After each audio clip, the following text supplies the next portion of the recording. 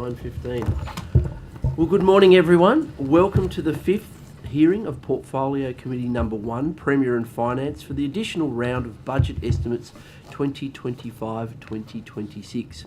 Firstly, I acknowledge the Gadigal people of the Eora Nation, the traditional custodians of the lands on which we are meeting today. I pay my respects to elders past and present and celebrate the diversity of Aboriginal peoples and their ongoing cultures and connections to the lands and waters of New South Wales. I also acknowledge and pay my respects to any Aboriginal and Torres Strait Islander people joining us today. My name is Jeremy Buckingham and I'm the chair of this committee. I welcome Minister Houssos and accompanying officials to this hearing. Today, the committee will examine the proposed expenditure for the portfolio's finance, domestic manufacturing and government procurement, and natural resources. I ask everyone in the room to please turn their mobile phones to silent. Parliamentary privilege applies to witnesses in relation to the evidence they give today. However, it does not apply to what witnesses say outside of the hearing. I urge witnesses to be careful about making comments to the media or to others after completing their evidence. In addition, the Legislative Council has adopted rules to provide procedural fairness for inquiry participants. I encourage committee members and witnesses to be mindful of these procedures. To the witnesses, again, welcome and thank you for making the time to give evidence. Minister, I remind you that you do not need to be sworn, as you have already sworn an oath to your office as a Member of Parliament. Ms Cable, as you did not attend the initial round of hearings, you will need to be sworn in prior to giving evidence. Could you please state your name and position title and swear either an oath or affirmation, please? Thank you. I, Rhonda Cable, swear that the evidence now about to be given by me shall be the truth, the whole truth, and nothing but the truth, so help me God. Thank you very much. For all other witnesses, I will remind you that you have already been sworn before this committee during this round of budget estimates and therefore do not need to be sworn again. Today's hearing will be conducted from 9:15am to 5:30pm.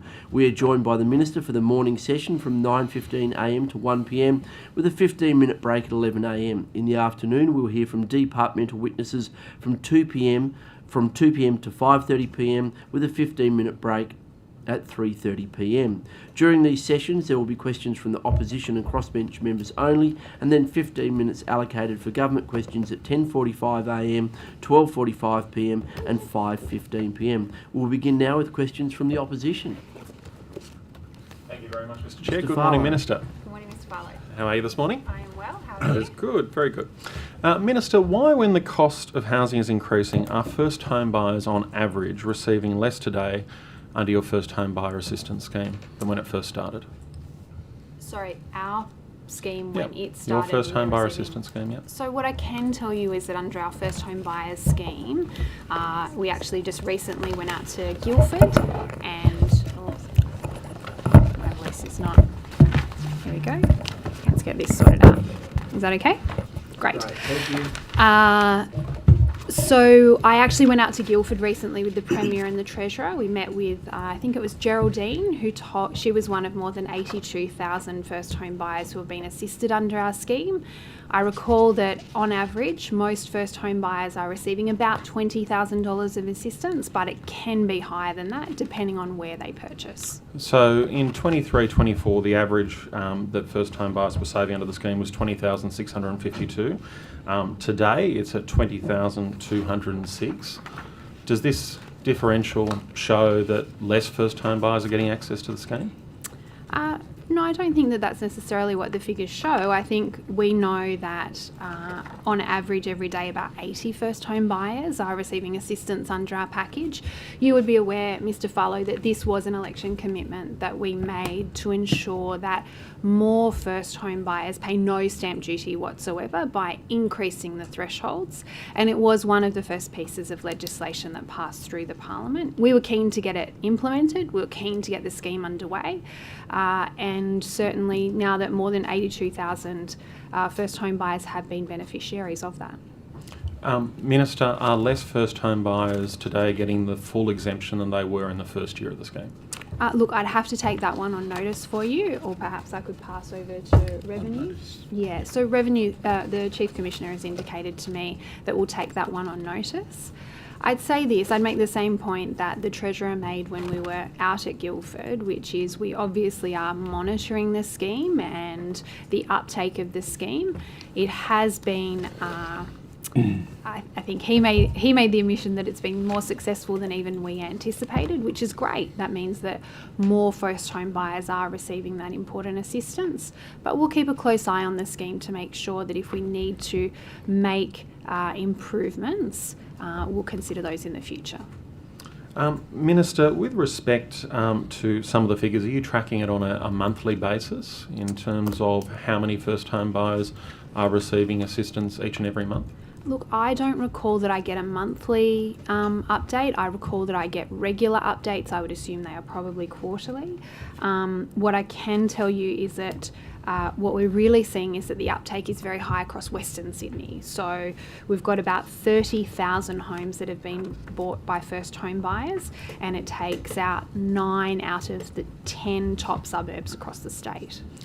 Minister, it's interesting that you raise Western Sydney, because Western Sydney's figures in terms of average value saved has gone from 20,688 to 20,049, a drop of 3% since the scheme first started. Is that of concern to you? Look, I think we will keep a close eye on the data. There is actually a live dashboard on the Revenue New South Wales website that provides real-time update. Which I'm appreciative of is where I've gotten this data from. Excellent. And we'd certainly keep an eye on it. But like I say, the fact that the scheme is actually assisting more first home buyers than we had anticipated when we were in opposition, when we announced the scheme, I think that shows that it's providing important support. The story of Geraldine was really interesting. She purchased her apartment with her fiance. The savings that they made allowed them, as they were saving for their wedding as well, as she told us, that they actually allowed her to do a minor renovation on the property with those savings. So actually putting that important savings back into the economy. And I think that's a great story to show why this scheme is so important. Minister, I'm glad to hear of Geraldine's story, but I'm concerned that there are others who may not share Geraldine's story and may be missing out. When we look at Western Sydney, we see that the numbers have dropped from 13,386 in the first year of the scheme to 11,138 in 24-25. Is that a result of less transactions occurring within the Western Sydney region, or is that a result of more first home buyers missing out? No, I think that what you would see is that there is a change in the numbers. We'll certainly consider that closely, but I wouldn't characterise this in the way that you are. I would say that this is a scheme that is providing important support to many first home buyers, particularly across Western and across regional New South Wales. That's an interesting point in terms of Western and regional New South Wales. Are we seeing that Sydney effectively is being priced out of access to this scheme? Well, no, I don't think that that's what the figures show. The figures show that 9 out of the 10 top suburbs are across Western Sydney, and I think what you would see there is that we are seeing a range of first home buyers right across Western Sydney being assisted. Minister, with respect to the thresholds in place, you outlined that the Treasurer said you're paying close attention to those. Minister, will you be increasing those thresholds at the next budget? Yeah, so I don't have an announcement in relation to that today, but we would certainly keep a close eye on it.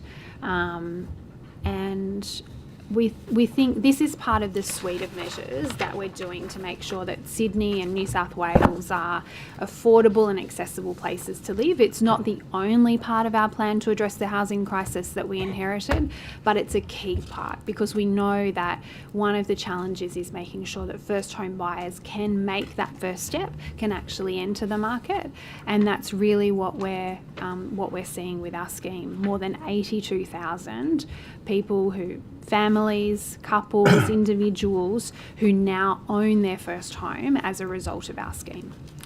Minister, with a threshold of $350,000 for a full exemption and $450,000 for a partial exemption on vacant land, is it impossible for anyone to get access to the scheme on vacant land for most of Sydney?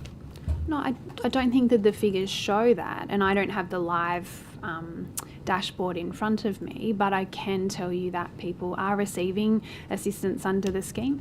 That was the threshold that we took to the last election. It was in contrast to the Liberals and the Nationals, who were advocating for a forever tax. We said we want to be able to see first home buyers enter the property market and pay no tax whatsoever. We think that's an important way that the government can partner with first home buyers.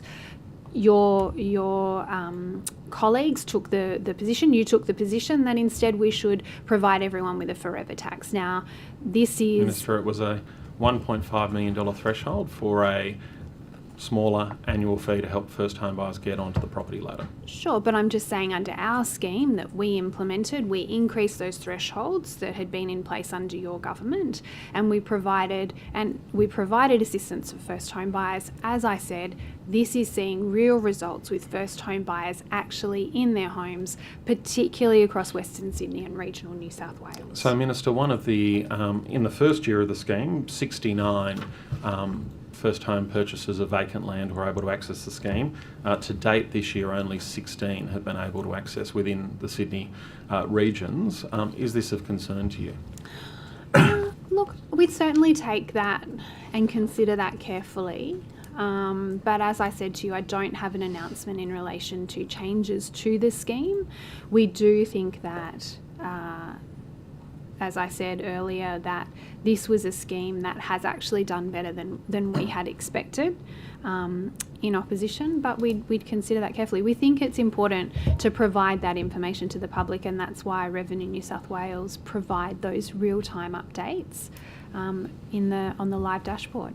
Thank you, Minister. Minister, when you look at the average value saved dropping in every Sydney region, with some dropping by $1,931 since 23-24, and the number of transactions dropping across the board, do you think that the thresholds simply don't work for Sydney anymore? No, I wouldn't accept the premise of your question. I would say that we are seeing first home buyers who are benefiting from this scheme. As I said to you, I shared I have to apologise. It wasn't Geraldine, it was Genevieve, who we met with at Guildford. I remember the alliteration. But I think this is part of, as I said, a suite of measures that we are doing to address the housing crisis. We absolutely understand the importance for first home buyers in purchasing their first property, and we know it can be difficult, and that's why we provide this important support. Minister, while Genevieve got access to the scheme, maybe Geraldine missed out. Is it of concern to you that when first home buyers are struggling to get into the property market, that your first home buyers assistance scheme is providing less support to first home buyers in Sydney? I would say that on average we're providing about $20,000 worth of support to first home buyers, like Genevieve, like so many others. And importantly, they can access this scheme, as Genevieve did, in conjunction with the federal government's support. This isn't something that we have one particular measure that is going to solve the problem. This is one part of those suite of measures, increasing supply, doing a range of other things that is going to allow first home buyers to be able to enter the property market. We know that Sydney has one of the most expensive, if not the most expensive real estate in the world, but this is important, an important investment by our government, but part of a range of measures we are doing. And Minister, that is the problem, isn't it? That property prices are escalating in Sydney, and that less people are able to get into their first home, and less people are able to receive support from this first home buyer assistance scheme, because with thresholds of $850,000 and $1 million, it really isn't suited to what is the Sydney property market at present. I would say this, that of course over time this is a historic thing. We've seen the Sydney market rise, and I'm certainly, like the Treasurer did when we were out in Guildford, not going to rule out further changes. I don't have an announcement in relation to that today. But what I can say to first home buyers is that we understand this is important support. We are partnering with you in order to be able to, for you to realise that dream of home ownership. And this is one of the ways that we are supporting you to be able to enter the property market. Minister, since you've come to government, stamp duty or transfer duty has risen by 45%. Sydney property prices have also increased. Are first home buyers going to be seeing any of these windfall gains from transfer duty? Sorry, stamp duty has increased by 45%. Where is that figure from? That's overall since the 22-23 budget, as to what is in the half-yearly review. Look, I would say this, that stamp duty, transfer duty, as you're right, is the correct terminology, plays a really important part of our state's finances.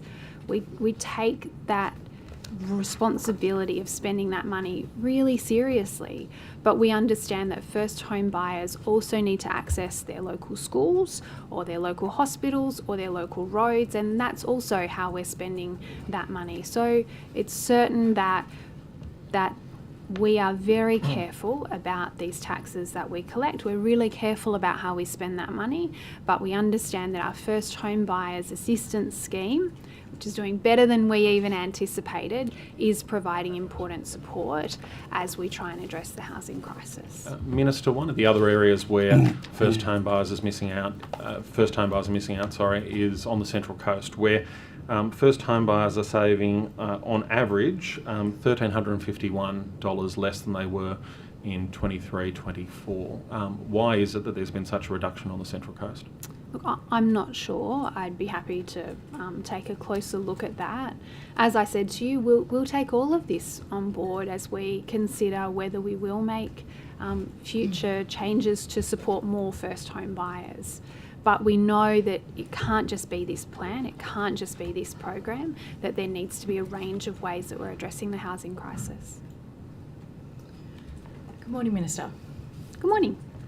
Referring to the exposure draft released for the Local Jobs First Bill 2025, what constitutes a New South Wales locally produced goods and service under the draft bill? Yeah, so you would be aware, Ms Munro, that this is a bill that we have released. We released that bill in December for public consultation, and consultation just closed in February. This is part of the suite of reforms that we're doing in relation to procurement. And under the bill, a locally produced item, and we've canvassed this here before with some of your colleagues, will need to be a good that is produced within Australia and New Zealand. Now, this is a result of our legal and our free trade obligations, our legal obligations as part of the Federation, and our free trade obligations that recognise the unique relationship we have with New Zealand. And but the way that we're counteracting that, Ms Munro... Can I just also ask, is it also that it is supplied from a business operating primarily in Australia or New Zealand? It's not just produced, it's also supplied from a business operating. Yeah, that's right. But what I was going to say to you, Ms Munro, is this will work in conjunction with our If Not, Why Not policy, which is already in place. Under our If Not, Why Not policy, before government agencies issue a tender of issue a contract, I should say, of $7.5 million or above, they need to look for a locally New South Wales local New South Wales business. Can I just ask on that, how many contracts are issued below $7.5 million and how many are issued above? Yeah, look, I don't have that figure right in front of me. Perhaps we might need to take that one on notice. We do keep a close eye on those quarterly.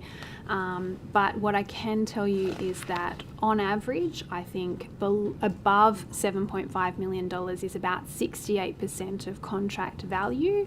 And so below is obviously... And how many businesses are tendered with contracts under $7.5 million and how many businesses constitute contracts over $7.5 million? Yeah, we'll have to come back to you on notice with that one. Yeah. What I can say... I guess what I'm trying to understand is there's a difference between the value in terms of the total contracts and the number of businesses that are contracted in those two buckets. Yeah, and I'm going to add another layer of complexity to it, which is there are businesses that contract for multiple contracts, both under 7.5 and over 7.5, and even businesses, multiple businesses that contract for each contract. So there's a range of different complexities as we try and break down the data. What I can tell you is that we are absolutely committed to spending more of our government procurement dollars here, and that's what our local Jobs First bill is designed to do. The thing is, though, that the draft bill treats a New Zealand or a Queensland or Victorian-based supplier the same as a New South Wales-based supplier. Yes. And if it is New South Wales Jobs First, how can you really, I mean, isn't it semantics to say that it's a New South Wales Jobs First bill given it treats Victoria and New Zealand and Queensland the same way as New South Wales? Well, as I said to you, it's because this works in conjunction with our if not, why not policy. And I've got to say, Ms. Monroe, I had the same approach when we started this. Why can't we do that? I have the reality of our legal obligations as part of the Federation, and of our free trade obligations means that we can't put that into legislation. That's why we've found a way around it with our if not, why not policy. I'd also make this point, calling Ms. it a Monroe. local Jobs First bill is really a misnomer, isn't it? No. Because it's not local jobs first, it's New Zealand jobs and Queensland and Victoria's jobs at the same level as New South Wales. No, I would completely reject the premise of your question, and I would also say, Ms. Munro, that I would remind you of the second ministerial direction that I had to issue, which was one that was in place from when your political party was in government, which explicitly outlawed local content requirements. Your minister at the time issued a direction to government and said you cannot issue any local content requirements. So we're trying to unpick that. We're trying to build a system that actually does prioritise local content, and we're doing that with a suite of measures, not just simply with the Jobs First bill. So, Minister, have you considered additional weightings in terms of the evaluation criteria, like Queensland's purposeful procurement policy employs? Yeah, so it's a good point to make. We've looked carefully at what is going on around the rest of the country. I would say we certainly don't have first mover advantage here. Victoria, Western Australia, Queensland have all structured their procurement systems to prioritise local content, and that's what we're doing with our Local Jobs First bill, but certainly with our if not, why not policy. So why can Queensland do that through their policy, but then we're giving the same preferential treatment to New Zealand and Victorian and indeed Queensland businesses under the Jobs First bill? So again, I would say that we are in a different situation to Queensland in that we are doing a suite of measures through both policy and legislation. I can't tell you about why the Queenslanders are taking a particular view, but what I can tell you is here in New South Wales, we have come up with, I should say, a nuanced and a sophisticated way to work within these legal requirements. Thank you, Minister. Ms. Boyd. Thank you You've very got much. 20 minutes. Oh, fantastic. Thanks, Chair. Good morning. Good morning, Ms. to Boyd. all of you. Okay, well, given I have lots of time, let's start with, are you able to tell me the actual tonnage of coal going through Newcastle Port? Each day, each year. Well, annually would be good. And the number of containers going through the port. Look, I don't have those figures in front of me. I don't know whether resources would have access to them. I don't have it right now, but we can get it in a couple of minutes. No problem. That would be We can check fantastic. it, can't Thank you. Okay, that was a nice quick one to start us off with. The 25-26 budget allocated additional funding of $744 million over 4 years for the Revenue New South Wales Tax Integrity Program. What specific tax avoidance behaviours or sectors are you targeting with that? compliance funding? Yeah, so I think, Ms. Boyd, you would agree with me that it's important we have integrity within our taxation system. We have a range of compliance programs that ensure that people are paying the tax that they should be required to pay. In New South Wales, most of our taxes are self-assessed taxes, payroll tax, land tax, and other taxes.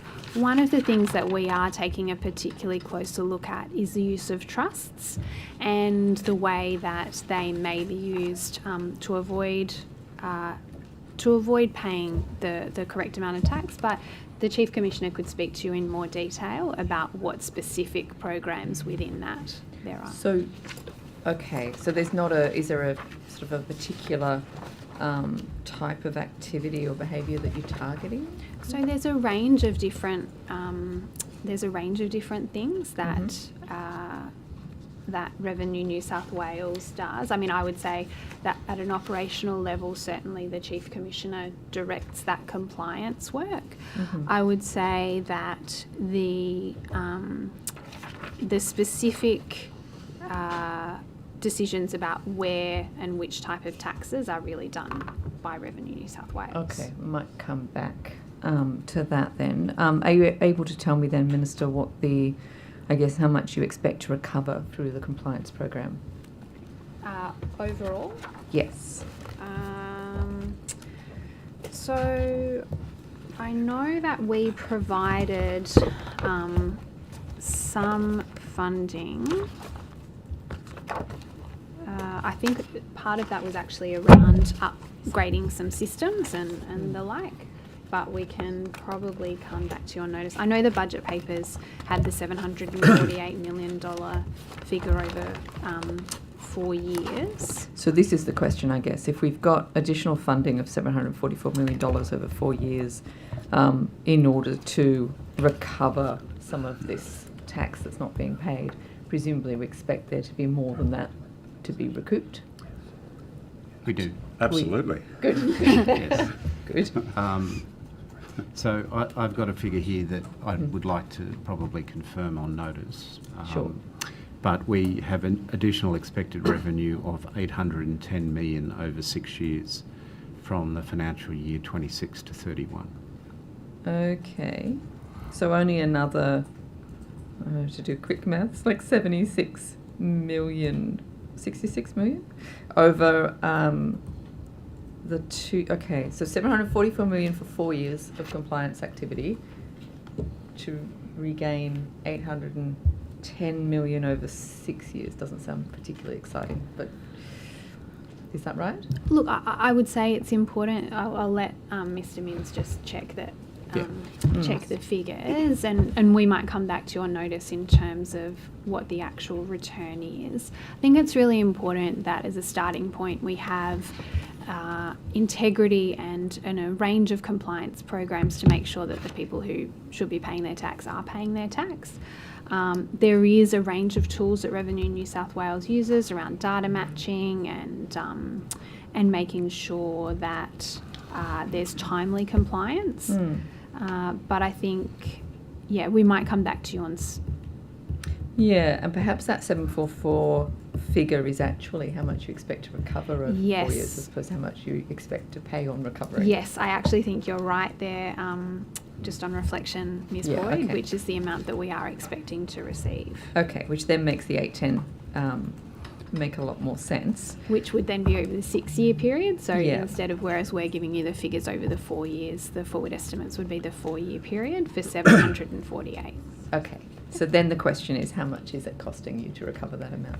Oh, sure, we can... So again, from the same data source, but when you strike a number in revenue matters a lot for how you compare it. So we'll come back to you comprehensively. But what I'm looking at here says investment of $111 million over 4 years and a subsequent 22.5 in the forward planning years. Okay. So we're in that 7 to 1 range of return. That's useful, thank you. And maybe you'll come back to me with which industries? We'll come back with a table. I'm not so certain that we'll be able to talk to industries. Okay. But we have sort of 6 program targets, and it's around themes of where we think we might have a lack of data, which doesn't assist us to do sort of intensive matching of data sources, and therefore we think we're experiencing taxation leakage. Yeah, okay. And one of the cases that I know will be in the mix is phoenixing activity, where it's a serious issue for us. Thank you. The 25-26 budget allocated $4 million for additional assurance activity on gambling operators. Which sector of the gambling industry was that providing assurance over? I'd need to take that on notice. Thank you. And also how much that's recovered so far would be very useful. Thank you. Okay. Minister, from the 1st of January 2025, the if not, why not direction mandates agencies engage with local New South Wales suppliers before going to tender for projects worth more than $7.5 million. But we heard last year that if not, why not procurement reforms hadn't really hit their stride yet, with only 3 contracts going to local suppliers in the first quarter of 2025. Can you give us an update on what the impact of that change has been now? I certainly. Yeah, I certainly can. So that was obviously the first quarter of data. That was 3 of the. I'd make the point it was 3 of the 4 procurements that were covered in that particular period. But the challenge with the quarterly reporting nature of the data is because the requirement is for contracts of $7.5 million and above. A lot of those don't get issued within 3 months. So we have seen a steady increase in that number. What I can tell you, in the last quarter last year, which is the most recent data that I have, 50 out of the 56 contracts that were issued went to local New South Wales-based suppliers. So that's 89% of those contracts were actually given to local New South Wales providers.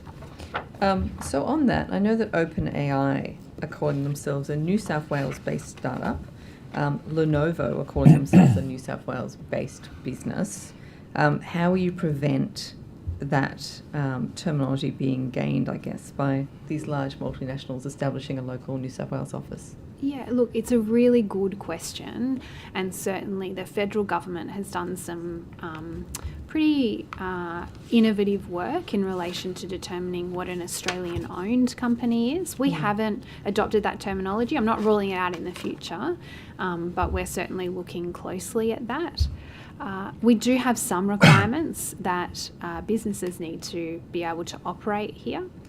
I can pass to the Treasury Secretary or perhaps the Deputy Secretary I think would be across the detail in a moment to give you the finer details of what the requirements are. I would say this, as we've structured it at the moment, we are saying that businesses need to have a presence in New South Wales. They don't necessarily have to be owned here in New South Wales. And I accept that that is a somewhat controversial decision, but we think the real focus of our procurement policy is supporting local jobs and local businesses. And we accept that that may mean that there are perhaps companies from interstate or overseas who come here and who do build local businesses that support local jobs. But we certainly may need to change that over time. I might pass to the Deputy Secretary to provide some more clarity. That would be useful. There's not a lot more to add except that it must be a business with its registered address within the borders of New South Wales to be considered New South Wales, or obviously for the purposes of the Jobs First legislation within Australia or New Zealand. Yeah. And it must operate primarily from that region in question, be it New South Wales in the first instance or Australia and New Zealand in the second. When you say operate primarily from, Yes. what does that mean? Well, the bulk of its business be located in the region. So generally I would say that the most obvious test of that would be its employment footprint. So we would expect the majority of its workers to reside in New South Wales. Okay, so if I'm a large... Or Australia and New Zealand. Yeah, so if I'm a large international company and I want to do business and get the 30% weighting under the Jobs First legislation, so that I can get, sort of a bit of a preference, I guess, then I would set up a subsidiary in New South Wales and have a couple of people in the office in order to do the work with New South Wales government. And even if I was then giving most of the work offshore to other people, other sister companies, that would still be treated as a New South Wales-based entity. Yeah, I think that would be something we'd consider as part of the procurement process. So, if there was another firm that was employing substantial people within New South Wales, we'd look at giving that a stronger weighting. Mm-hmm. But I think both would probably count as local businesses if it had set up a local entity and it did employ people locally. What if you were a local entity that then employed people by subcontract, so that you're just saying that all of that would then just be considered within the procurement process itself? Okay. Yes.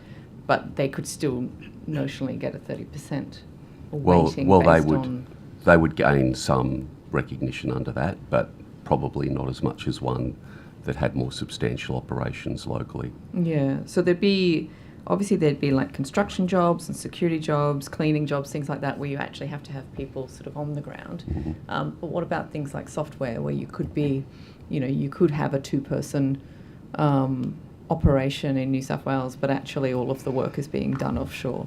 You could, but software's obviously an area that's challenging to get local providers in the first place.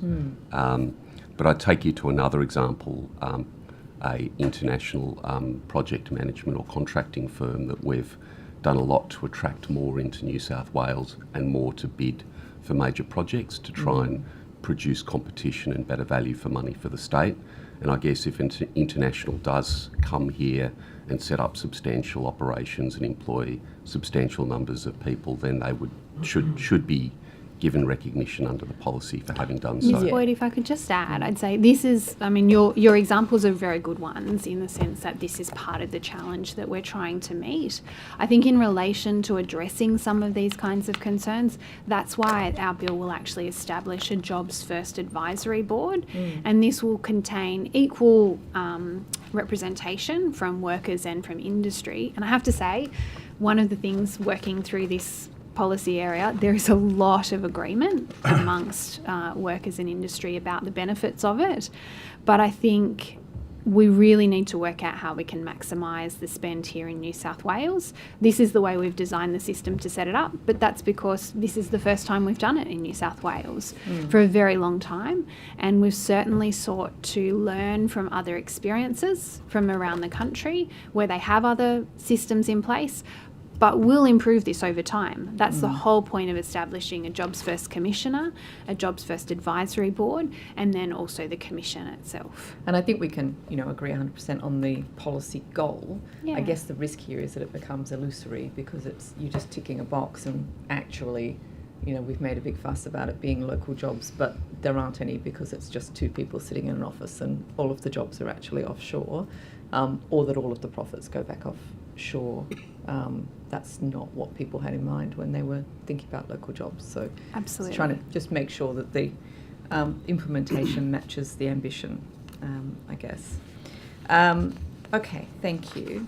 If I could turn to the Auditor General report into internal controls and governance for procurement and technology. The Auditor General found that 12 of the sample agencies don't have a policy or requirement to undertake formal checks of centralised conflict of interest registers before awarding contracts. What specific steps have you taken since that report came out last October to ensure that agencies, firstly, have a policy, and secondly, are actively checking conflicts of interest registers? Yeah, look, I would take this opportunity to thank the Auditor General for his work, and certainly one that our government has appointed. And we really appreciate the close working relationship that we have. I've had the opportunity to be briefed by the Auditor General in relation to this report and a number of other reports that he's done. But in terms of how we're actually putting that into practice, I might just pass to the Treasury Secretary to tell you about the steps that we're taking. Ms. Boyd, hello. So The Procurement Board will oversee the implementation by agencies of the recommendations from the Auditor General's report to support compliance by 30 June 26. So implicit in that is the expectation that the Auditor General will seek an accounting of progress at that point in time. So the board, through its Risk and Governance Subcommittee, will be keeping a really close eye on agencies' actions to meet those recommendations. From the centre, we are enhancing procurement frameworks, providing training, and generally trying to assist agencies to meet their responsibilities in a devolved procurement framework. Okay. So the leadership needs to come from agencies, but the support and to some extent the chivying along needs to come from us. Yeah, okay. I mean, a lot of this is just confirmation of what we were hearing during the procurement's inquiry, and also during our consultants' inquiry as well. Yeah. At one agency, the Auditor General found that 15 employees held roles as directors in external entities that had financial dealings with the agency through contracts and procurement, but none of those employees had submitted a conflict of interest declaration. The agency did not maintain a secondary employment register, and the agency does not actively monitor secondary employment arrangements. Do you know what agency that was? No. I'm not aware. I'm assuming the agency itself would be aware from communication with the Audit Office, but it's been a fairly long-standing practice, I think, of these kind of reports from the Audit Office that the public report doesn't name individual agencies, but the audit teams responsible for those agencies, of course, will know, as will the Audit and Risk Committee in the agency and indeed the leadership of the agency. Makes it very hard, though, for you to then be able to, I guess, keep track of bad performers. And this is one of the things we found in our consultants' inquiry, was that there was this pattern of agencies marking their own homework to say that they've done procurement properly, and then that the sort of procurement board made up of those secretaries saying, yep, that all seems fine. That was deeply problematic, and it's having, we're still having issues where these things aren't being done correctly. So if you don't know which agency it is, how are you supposed to sort of stamp out those poor procurement practices? Why don't we just take that one on notice and come back to you? We might be able to provide you with some more detail on notice about the steps that are being taken. I would say this, we certainly take the work of the Auditor General very seriously, and I would note that you are exactly right, Ms Boyd, that much of this evidence was received in the consultants' inquiry and also through the procurement inquiry. Thank you, Dr. Kane, as well, for that important inquiry. In terms of the reduction on contingent labour and consultants, we have seen significant reductions, and I can probably give you some exact figures in relation to how much we've actually reduced that spending. It doesn't mean that the work doesn't need to continue, and I know that the Auditor General pointed out some specific examples of long-term consultants and contingent labour contracts that were in place. We are keeping a close eye on those. We've reduced labour hire contract costs in the year 24-25 by a further $290 million, and that was on top of the $445 million reduction in 23-24. This is something that we're keeping a very close eye on. I would say I think there's always going to need to be there will be a need to find specific skills, specialist skills, and to allow them to come into government. But we don't want to see these kinds of contracts going on for years and years and years. We believe in rebuilding our public service, and I can see that your time has expired, so perhaps I can talk a little bit more about our expert advisory network and our core work policy next time we have some questions. Thank you, Minister. Your position. Thank you. Minister, going back to that exposure draft of the Local Jobs First bill, if you refer to Part 3, Section 6 of the regulations, the provisions effectively make the whole new local procurement policies optional for government agencies. They're given a broad ability to opt out if they deem it is not feasible or not in the public interest. Doesn't this undermine the whole point of the New South Wales Jobs First goal? No, I mean, I don't have a copy of that particular bill in front of me. I know that it's gone out for public consultation as part of the consultation process we've had. So are you comfortable then with that part of the bill? I'm not going to rule, Ms Munro, I'm not going to rule specific parts of the bill in and out today. What I will say is that we do need, we accept, as I just said to Ms Boyd, there will be some particular instances, some specialised technology perhaps, something that needs to be procured offshore. We recognise that. That's what we're allowing. But my understanding is that the bill will also require those agencies who seek to opt out to then report that essentially. One of the key challenges we have found, or I have found, in inheriting this devolved procurement framework from your particular party is that there is a lack of central reporting and central data coming back to the centre.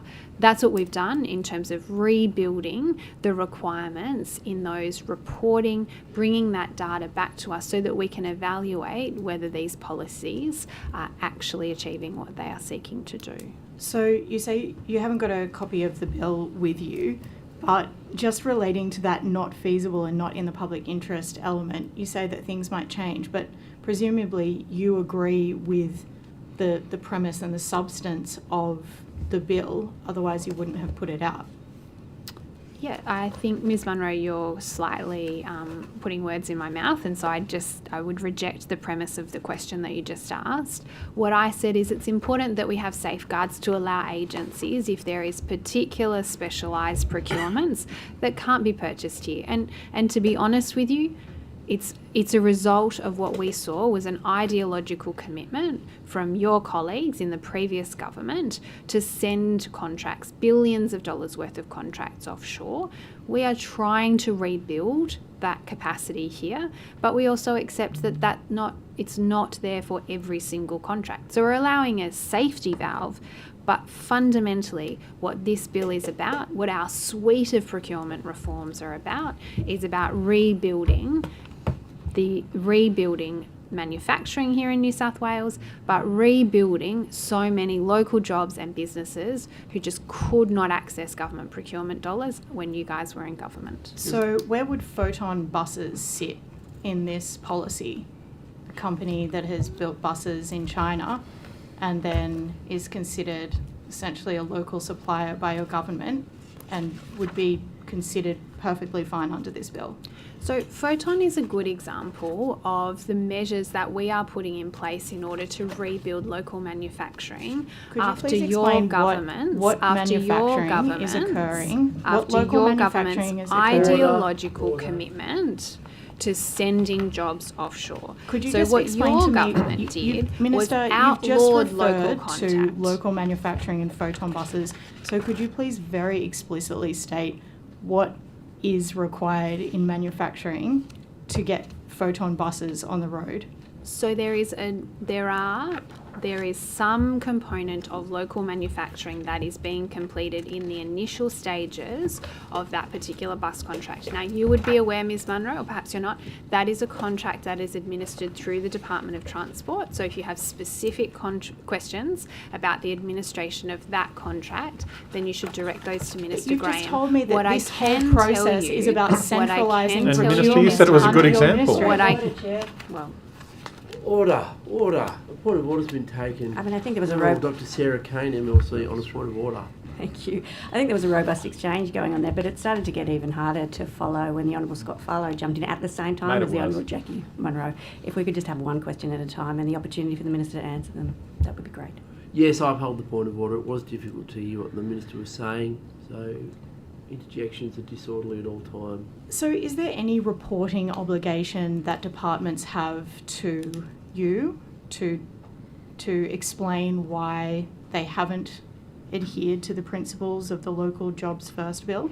There will be once the bill passes, but what I can tell you about the photon facility is that over a time, requirement in this bill. well, Ms. Munro, you asked me a series of questions about a particular contract, and I said if you have specific questions, it's best to direct those to the Minister for Transport. What I can tell you is that we are targeting a minimum 50% local content by 2027. Over time, the photon operation in Nowra will scale up to employing 100 people in a purpose-built manufacturing facility. But these kind of supply chains, this kind of capacity doesn't happen overnight. You can't just click your fingers. And when your government opted to send those contracts offshore for But this is your millions policy, of Minister. dollars, I'm actually asking hundreds about of your millions government's of dollars, policy, we need which is to not respond, which is to actually delivering what you said it will. rebuild those capabilities. And if you want to go take a little trip down to the South Coast, the local member down there, Liza Butler, will tell you that the supply chains that are being The built, manufacturing plant is being an empty paddock. rebuilt. Putting stickers on buses. A point of order, Mr. Primrose, on a point of order. If the member won't be courteous to the Minister, maybe consider being courteous to Hansard, who are trying to actually copy this down, this exchange. Yes, thank you, Mr. Primrose. Yes, it would help Hansard, Miss Munro, if you would desist from interjecting. You're asking good questions, the Minister's giving thorough answers. It doesn't help to interject, especially at the very beginning of the answer. So please desist from that. What I can tell you, Ms. Munro, is that the facility has received a development application approval, which will allow it to move to a new site. And once that site is up and running, it will reach 50% local content for the zero emissions buses. Minister, you may recall in 2021, the Labor Party introduced a New South Wales Jobs First bill. There is now a Local Jobs First bill. Obviously, this is because you're now defining local as Western Australia, Queensland, New Zealand, in addition to New South Wales. But this new bill excludes items that were included in that original 2021 bill, including the requirement to set local content for major projects.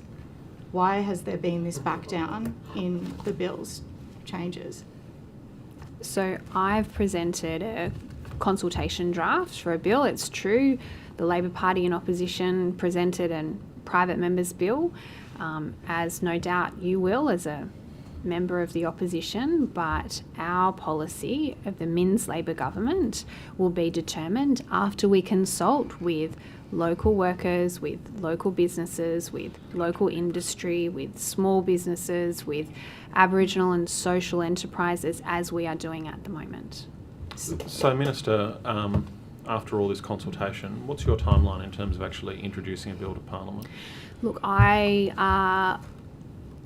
I'm not going to commit to a specific month while we're here. The work is certainly underway. The consultation concluded in February, and what I can tell, we had quite a large number of submissions. I've got a figure here somewhere. Perhaps the Deputy Secretary would have it. I think from memory it was like 84 submissions that we've had. I think that's right, Minister. So we'll certainly take those into account as we're drafting our legislation. So when you went to the election, were you familiar with your obligations, your constitutional obligations with local content before you took that policy to the people of New South Wales? So I wasn't the Shadow Minister that drafted this. So I'm talking about the commitment you took to the election. Yeah. So were you familiar with those constitutional requirements before you took on this role as the Minister for Finance? Was I personally familiar with our international obligations? I don't think so. I don't know. I couldn't give you a truthful who created answer. this policy? I'm sorry? So who created this policy that you took to the election, which was New South Wales Jobs First? It was an election commitment that our now government made. But the election commitment is not feasible in accordance with our constitutional legal obligations. No, I don't accept the premise of your question. But that's exactly what you've just given evidence to this committee of today. No, that's not correct. Well, why else is it called the local jobs first instead of New South Wales jobs first? Is that actually your question about the semantics of the bill? It is about your commitment, your government's commitment to the people of New South Wales that you are now backing down on. No, I completely reject the premise of your question. And to come from a member of a party that explicitly outlawed local content shows an extreme lack you're of in government, self-awareness. Minister. For This is about holding decades, your you got government to billions account. of dollars overseas. You sent This is billions Order. of This dollars isn't of about our major order. transport This has nothing projects to do with my over. question. Well, This we'll is see. grandstanding. We haven't heard from the Minister yet, Ms Munro. She's talking about our government. I'm asking this minister, Well, as she's a responsible minister, Order. You asked where did this come from. I think the Minister is providing some context in relation to that that inquiry from you, and so let's see what the Well, Minister has to say. to the point of order, Mr. Chair. I don't That think might have there been. was a- there wasn't a point of Okay. order, and so that's what I've ruled. So allow the Minister please to answer, and then we'll get some good answers, and Hansard will be able to hear what is being said. So Thank you, our Ms. Munro. election commitment was to establish a jobs first commission and to establish local content as part of tender weightings, and that's exactly what our bill will do.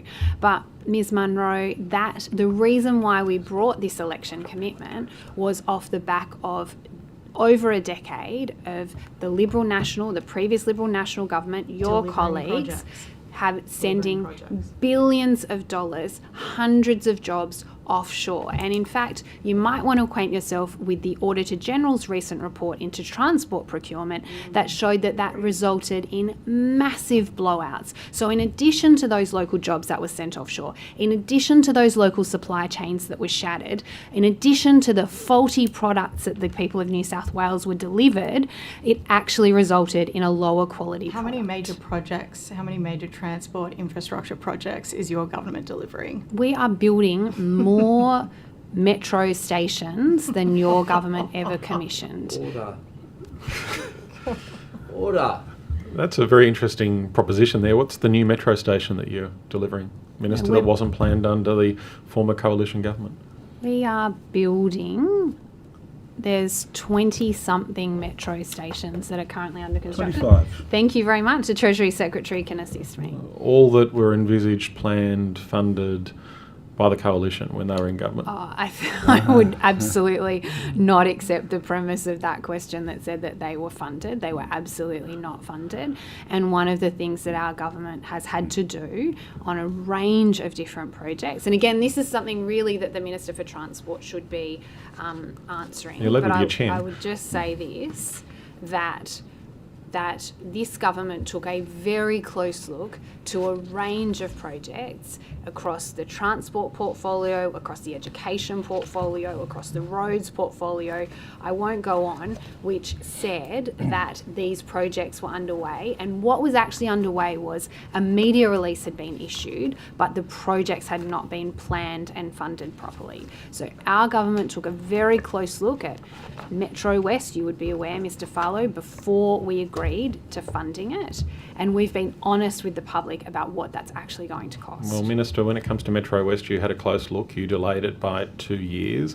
You put up tweets saying that there were going to be 2 extra stations to be delivered. Your government's delivering no extra stations. So what's been the benefit of those reviews?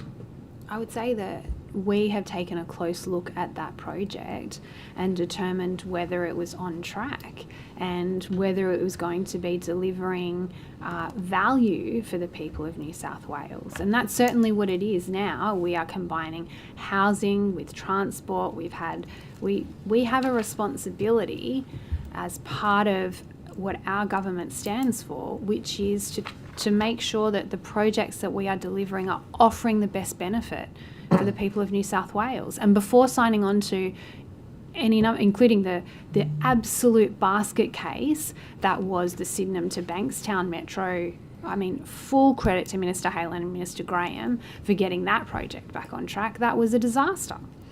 Minister, to some things more pertinent to your titles, rather than this interesting discussion that I'm sure we can continue all day in terms of infrastructure delivery. Has the 2020 strategic statement on coal exploration and mining in New South Wales been updated? That work is underway. And when do we expect to see that statement to be updated? Look, I don't have an announcement in relation to that. What I can tell you is that I have been consulting closely with industry, with workers, with our key trading partners, and a range of colleagues as we undertake that work. Thank you, Minister. So, Minister, if that is the case, does the 2020 statement remain intact and the government's policy? Look, I would say that we have, the Premier, the Treasurer, our government, we have a really clear indication to industry generally, and to the community that we want to be a stable investment environment. So it's true that does remain in place.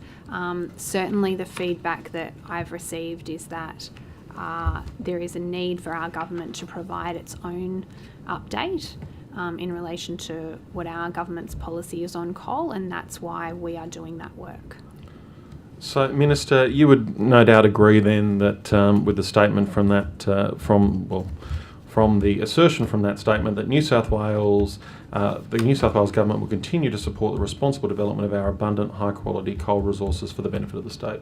Look, I would not necessarily get into sort of do you agree with this line or don't you agree with this line. What we are doing is... Why not? It's so much fun. Sure.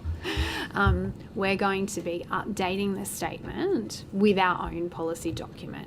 I would make a few sort of framing remarks to say that there is no doubt coal will continue to play an important role in the New South Wales economy for decades to come, and that the jobs that are supported, particularly across regional New South Wales as a result of the operation of these coal mines, are ones that we take seriously, and we know how important they are for local communities and for individual families.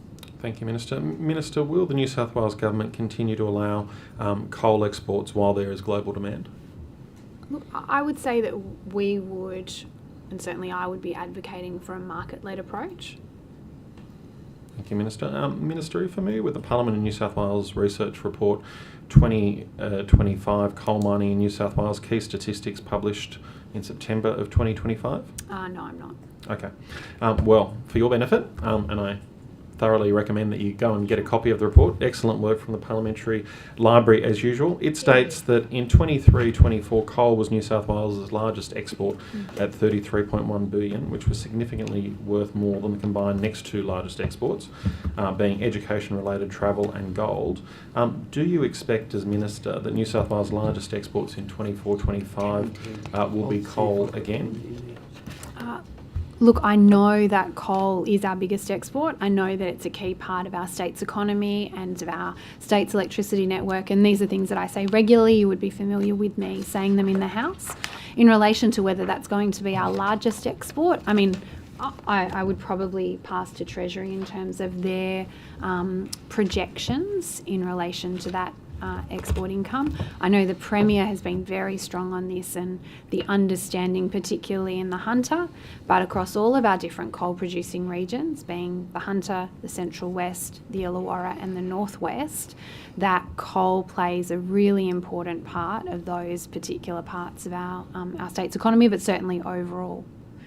Thank you, Minister. Minister, coal royalties were $2.95 billion in 2024-25, up from $2.74 billion in 23-24. What do you expect them to be in 25-26?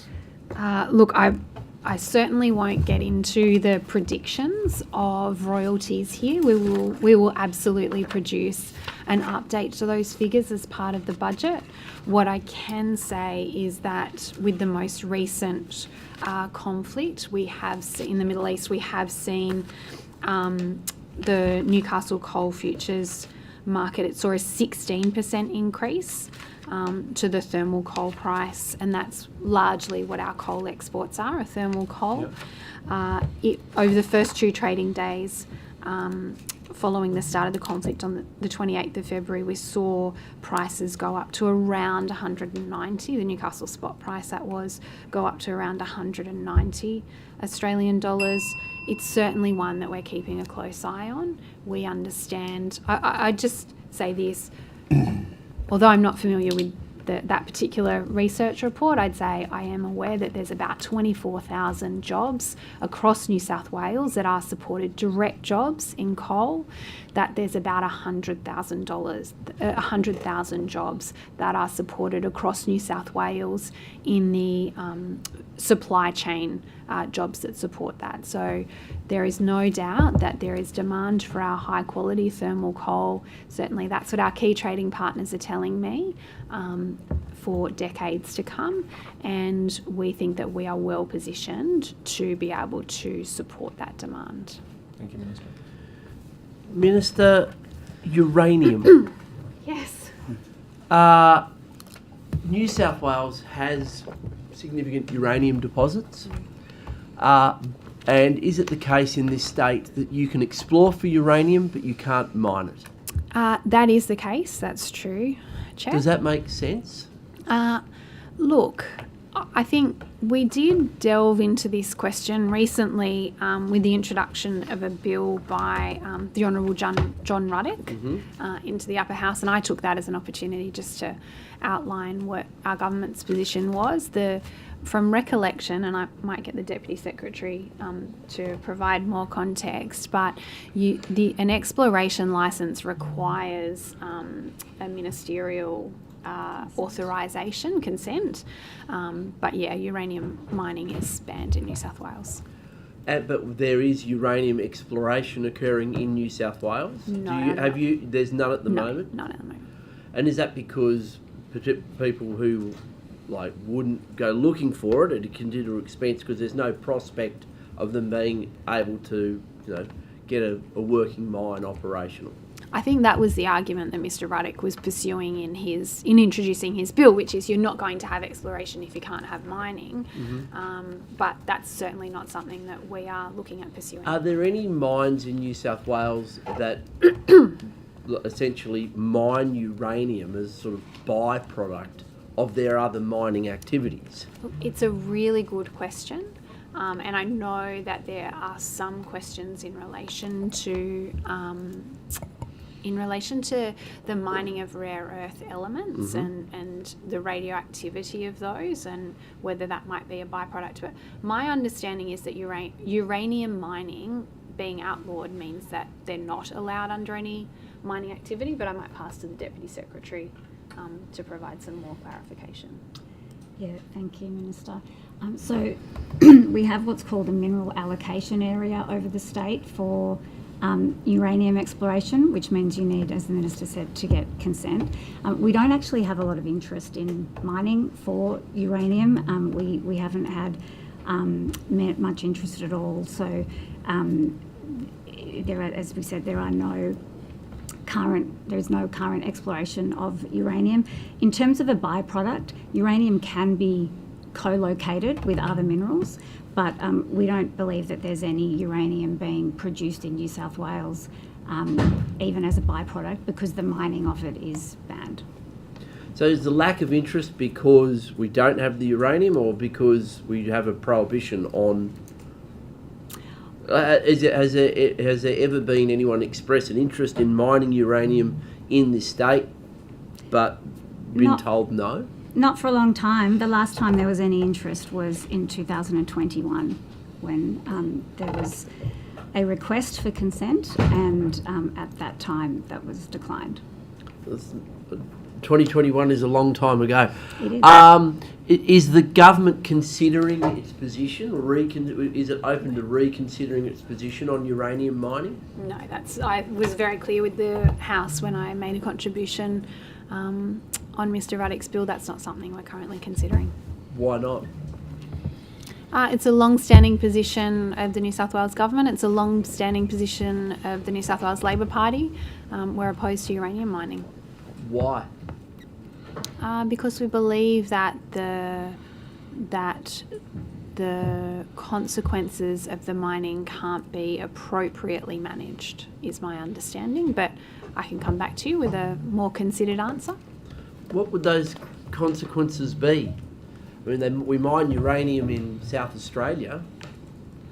Yeah, and that's a decision for the South Australian government that they allow that mining. My understanding is that has happened for quite a long time, and that predates interest in New South Wales. So there's no circumstance under which the government would reconsider its position on uranium mining. I'm just saying it's not something we are considering right now. I think I am very keen for us to look to the future of the mining industry being in critical minerals mining, to be finding opportunities to leverage those opportunities. That's not something that I'm considering as Minister. The federal government has signed some sort of MOU or understanding with the US government relating to rare earths in particular. Yeah. What's the status of that, your understanding of the status of that, and what does that mean for our critical mineral strategy and the prospect of rare earths and other minerals being developed in the state? So certainly I'm aware of the agreement that was signed, the historic agreement that was signed between the Prime Minister and President Trump. It actually occurred on the eve, or actually as the Premier and I were about to open the International Mining and Resources Conference, which happens in October, I think, every year here in New South Wales. And there's certainly a great amount of excitement about the opportunities that will have. One of the things that I'm really keen for us to do, and it's outlined in the critical minerals strategy that I released, I think it was in late 2024, is for us to get further down the processing pathway. And certainly given that the volume of mining materials in critical minerals mining are much smaller as opposed to in coal mining, I think that there's some real opportunities for us to do that. But this is something that we don't really have capacity, we don't have existing capability for.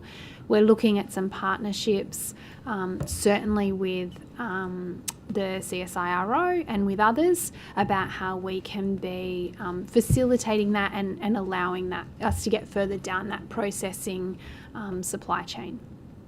So is it fair to say that the government's position on uranium mining is one that's embedded in being opposed to the development of nuclear power in this state? Yeah. So what's the government's attitude to nuclear power stations being parked in Sydney Harbour when the USS Enterprise or the US Navy parks at Garden Island?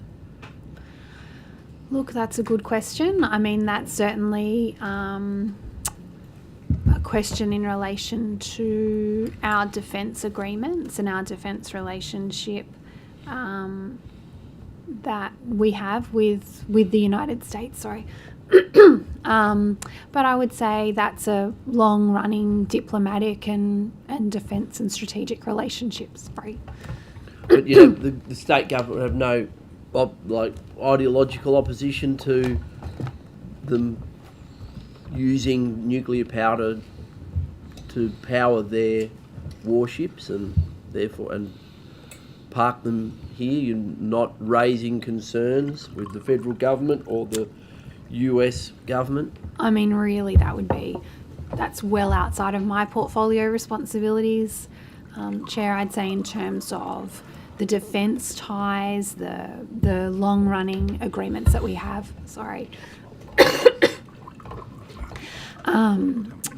I would say, I think that's really a question for the Premier.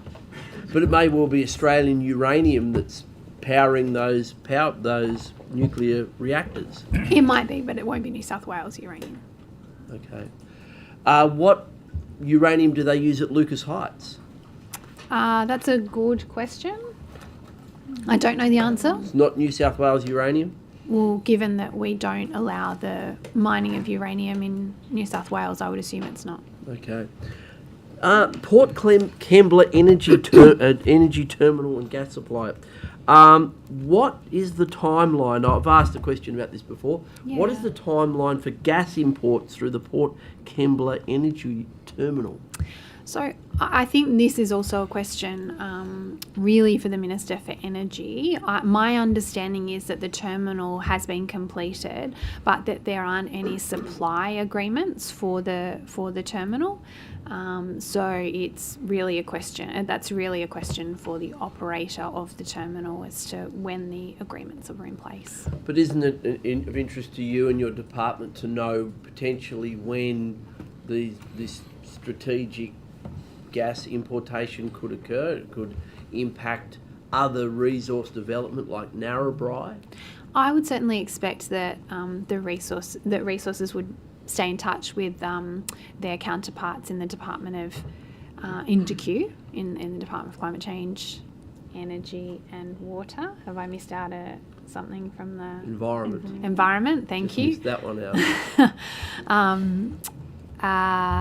There's lots of acronyms.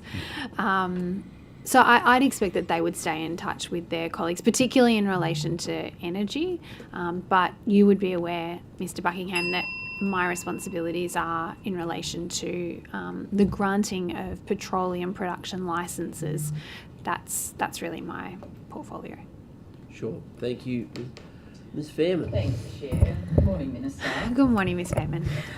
Minister, in January last year, there was an underground chemical fire at the Parillia mine in Broken Hill. The fire was ignited by polyurethane, or PUR. Yes. The use of PUR is heavily regulated Yes. in coal mines. It's not regulated, Yes. as I understand, in minerals mining. I also am aware that the Mining Energy Union has met with you about the fire and they were very concerned. Are you satisfied with the Resources Regulator's response to this fire? So, in terms of the response from the Resources Regulator, I can certainly pass to Ms Tripodi to give you more detail. It is true, the MEU has raised this with me and has met with me on several occasions in relation to this, and we are considering some changes. Ms Fairman, you might recall that I've spoken about this in the House. There are differing safety requirements depending on whether you are undertaking coal mining or metallurgical mining in New South Wales, and that's something certainly that we are taking a closer look at. We have a highly developed safety system as a result of over 100 years of, or actually it's longer, generations and generations of coal mining and tragedies that have occurred there, and we're certainly taking a close look at some of the differing requirements, because our primary responsibility is making sure that miners safely go to work and safely return home from work. Well, that's right. That is the primary responsibility. So why then, I mean, you're saying you're looking at it. Yeah. The government responded to the Portfolio Committee number 2, the mining, the inquiry Yeah. into impacts into metal mines, which I know you're well aware of. The government responded to that in March 2024, that's 2 years ago, saying in relation to the recommendation around the consideration of expanding the role of industry safety and health reps outlined in the World Health and Safety Act to metalliferous mine sites, responded saying that a majority of members of the Tripartite Mine Safety Advisory Council determined in December 2021 that based on assessment of the costs and benefits, there was insufficient justification to extend industry safety and health representative roles to non-coal mines. Given we've seen also the deaths of very tragic deaths of 2 workers at Endeavour Mine, which is another gold and lead mine, and this example, which the union was incredibly worried about, don't you think it's time to reconsider that, regardless of what the Minerals Council and other bodies think? So I don't have an announcement in relation to this today, but what I can say is it's under my active consideration. My understanding is that the Mine Safety Advisory Committee is actually undertaking some work in relation to the ISHPs, I think is the ISHRs. Sorry, see, there's so many acronyms, I'm going to get one wrong. The independent safety experts that operate within the coal mining industry. You are right to mention the tragedy that we saw in Cobar last year. That is the first time that we had not one but two deaths occur in many, many, many years, and we are certainly taking that seriously. There are multiple streams of work that are underway, but I certainly won't rule out making further changes, and that is one of the issues that's under my active consideration. You know, one of the issues, Minister, is that this company, and there are others which we'll get to, but this company is wanting to expand its operations in Broken Hill. The compliance history is taken into account. Parilium mine This you're one's talking Parilium. about now, Sorry, you're not Endeavour. talking about Endeavour. Parilium. Yes, I understand. Parilium and Broken Yeah. Hill. So the safety record is taken into account. The resources regulator, when they undertook an initial investigation, decided not to progress any further action against the company, which the union says they can't believe that there wasn't a far worse outcome to the workers and the community of Broken Hill, frankly. And the resources regulator, in making this initial investigation, saying that no further action will be taken against the company, was a very premature decision. Why would the resources regulator, again, have you looked at this issue and incident in detail and assured yourself that the resources regulator is acting as objectively as possible and in the interests of workers? Look, I would say I am taking a close look at this particular issue, but more broadly the issue of safety across metalliferous mining. I think certainly the MEU took the opportunity to raise the Parilium fire with me. In relation to the resources regulator's response, I can pass to Ms Tripodi to provide you with the reasons for that. What I am concerned about, or the responsibility of the regulator is to administer the rules that are in place at the moment. The consideration for me as the minister is, are those rules appropriate? Yeah. And that's, you noted in the government response to the Upper House inquiry, the Portfolio Committee 2 inquiry, noted that the Mine Safety Advisory Committee had last considered this in December 2021. I think that it's time, I considered that it was time for that committee to consider that more carefully. I went out to Cobar last year. No, it was in 2024 I went out to Cobar, and safety issues were raised with me then. Yeah. We are doing a body of work in relation to this. Listen, I want to get back to the Parilium fire. Now, there was a causal investigation that has been, the results of that have been published. There's various recommendations. However, in one of, as you know, I've done an extensive call for papers, and in this document there's a causal investigation, the one that didn't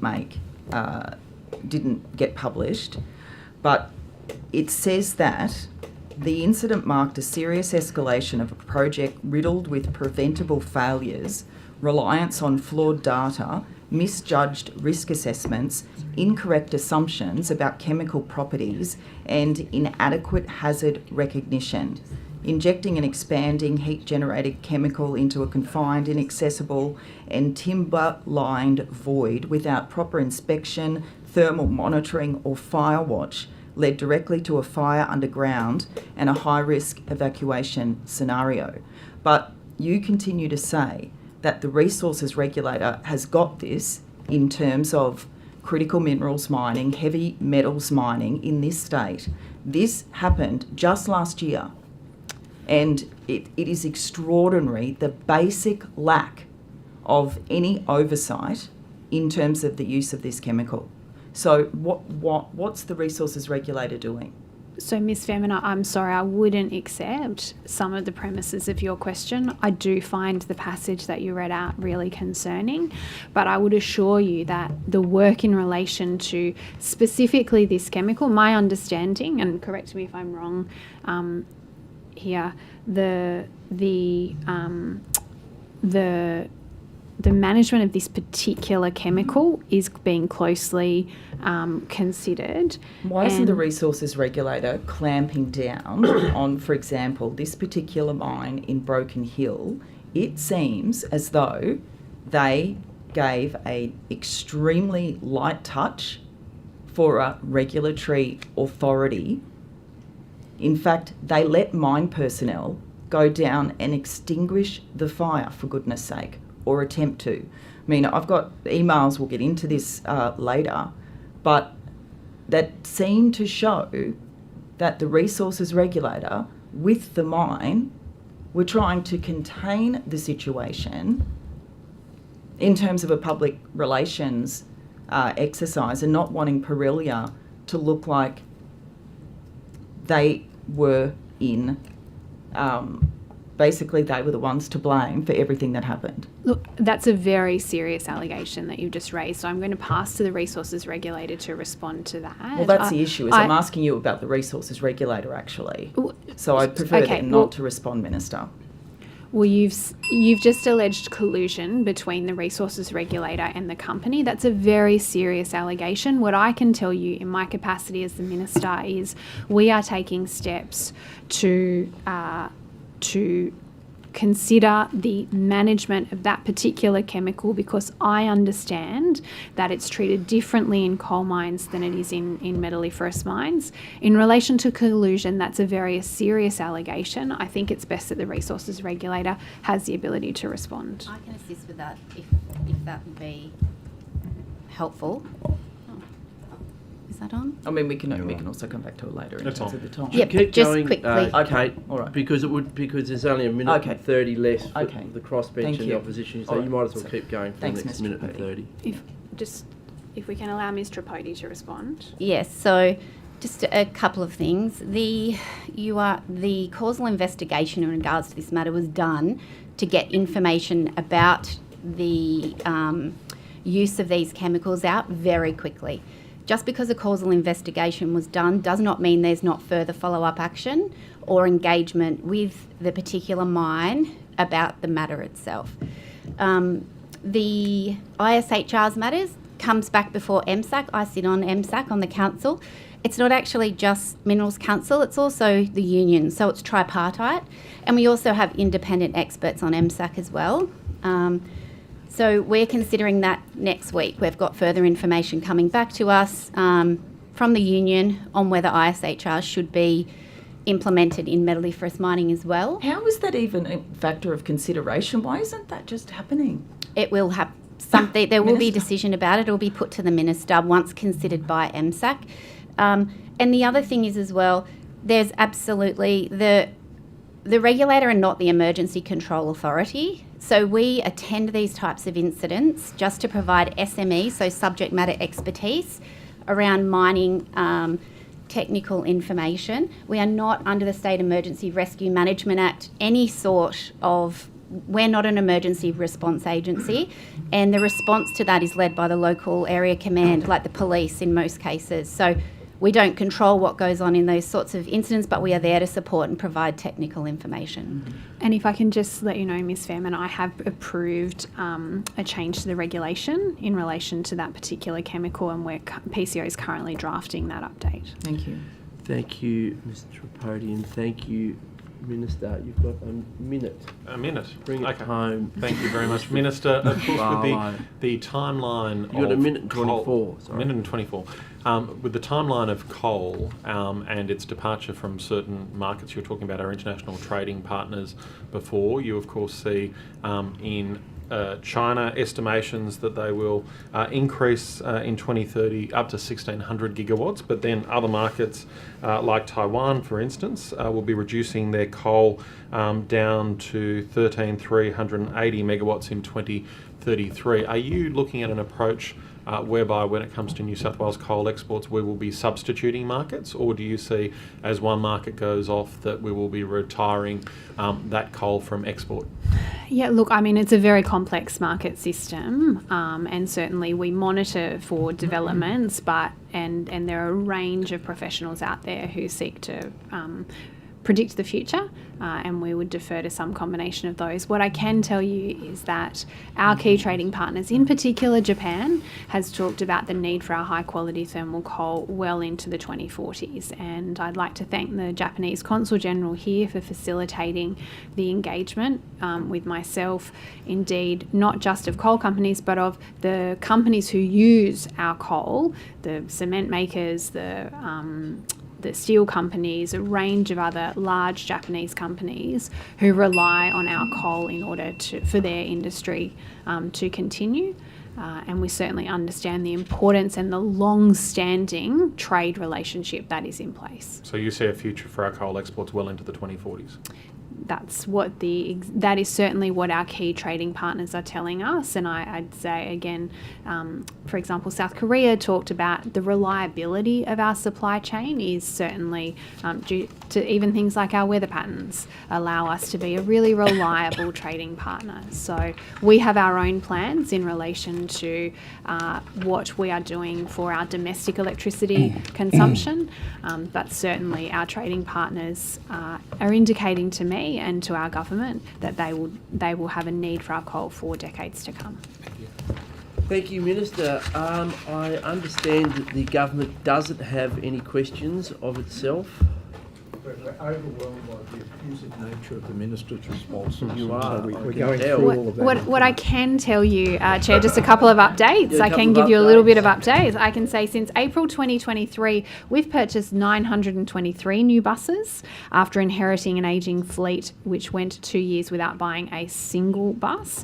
And in that time, 62% of the buses purchased by the New South Wales government have exceeded the 50% local content. In relation to Ms Boyd's question, I can also say that in 24-25, in New South Wales, we exported 145.8 megatons of coal. Million tonnes, not million tonnes. I am again getting stuck with the acronyms. Million tonnes. And so far to date in 25-26, we have exported 81.7 million tonnes. Thank you. Thank you for that, Minister. Colleagues, we'll be back at 11:15 a.m. to recommence. Thank you. We'll just have a recess for morning tea.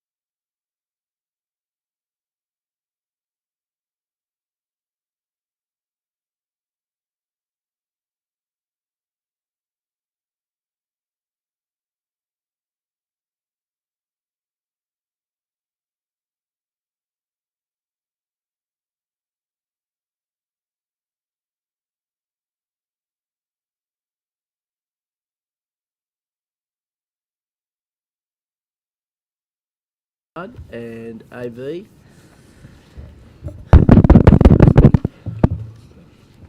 Welcome back, Minister. Welcome back, officials. Very much appreciate you returning after the morning tea. We'll recommence with questions from the Honourable Scott Farlow. Thank you very much, Mr. Chair. Minister, since your election, what have been the total number of savings to the budget that you've made? That's an excellent question.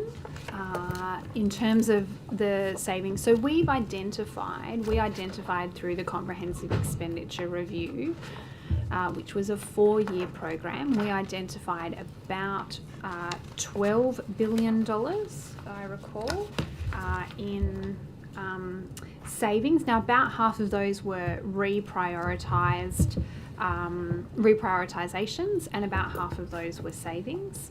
And that did include, actually, I'm just going to check with the Treasury Secretary whether that included, I think that was on top of our election commitments. So that, Minister, there was 13 billion all up, of which about 1.2, 1.3 was your consultant, contingent labour, travel, advertising savings that were explicit. SES freeze, SES reductions, all of those contributed to the, from memory, 1.3 billion of 13, and then the rest was broadly split between reprioritisation and actual savings. In the 2 years just gone, so what's been done, the growth in all operating expenses for the New South Wales Government was 5.7% over 2 years. When you look at the 8 other Australian governments, their average growth in expenditure over that period was 19%. 5.7% plays 19%. Thank you very much. And with respect to those savings, I take it you wouldn't have them on you at the moment, but would we be able to get an itemised list in terms of those savings, that 13 billion or thereabouts? Look, we'll take it on notice. Certainly what I can say is that I provided an update at the previous 2 budgets to say how we are progressing against those totals. It is a 4-year program, both the Comprehensive Expenditure Review savings and also the travel, advertising, legal and consultants savings, but we'll take that on notice and come back to you. Thank you. And also, with respect to the reprioritisations that you outlined, would you be able to outline for the committee any of those at this stage? Look, a number of those were in relation to, just trying to recall, because I think most of those were acquitted in our first budget. So we identified them in the Comprehensive Expenditure Review, and then a number of those were actually identified. But I might come back to you on notice if that's okay. Okay. Now, in terms of, and Mr. Coates-Trotter outlined the 5.7% on average increase in terms of expenditure. What's the quantum in terms of that figure? The quantum of our expenditure. Yeah, the increases in expenditure since that time as well. So at 5.7% per annum, what's the... No, not per annum, over 2 years. Okay, 5.7% over 2 years then. What's the quantum of that figure? Happy to take that on notice. Don't have a dollar figure. Okay. It's below the rate of inflation for the period. Okay. So with respect to the percentage then of the savings that you've made compared to the new expenditure, how does that sit? So that 13 billion, and I guess if we had the figure in terms of the new expenditure, we'd be able to see what that would sit. But is that a figure you track at all in terms of the savings versus new expenditure figure? I'm not sure that we track them against each other. We certainly track them closely. I would say that the expenses growth is something that the Treasurer and I have kept a very close eye on since we came to government. We understand that we need to deliver on our election commitments, but and rebuild those public services that we're elected to do, but do it in a fiscally disciplined way. And I think we've got the figures that the Treasury Secretary shared shows that we are doing that. We are providing workers with a real wage, or we did provide, I should say, workers with a real wage increase for the first time in more than a decade, but did keep those the expenditure growth under control, and that was a key priority of our government. Okay, thank you, Minister. And one of the areas that I think you outlined as well, which was an election commitment and something that you've, of course, implemented in the government, comes to the consultant spending. Yes. I think that was one of your highlighted savings there. Now, your latest media release refers to a reduction in consultant and contract spend. Is that correct? Yeah. I don't know if my latest media release. I don't know. One of your, sorry, I shouldn't say your latest, but one of your recent media releases. Yes. Let's say with the 6th of January. I'm sure you've done some since then. Now, what is that figure in terms of the savings from consultant spend?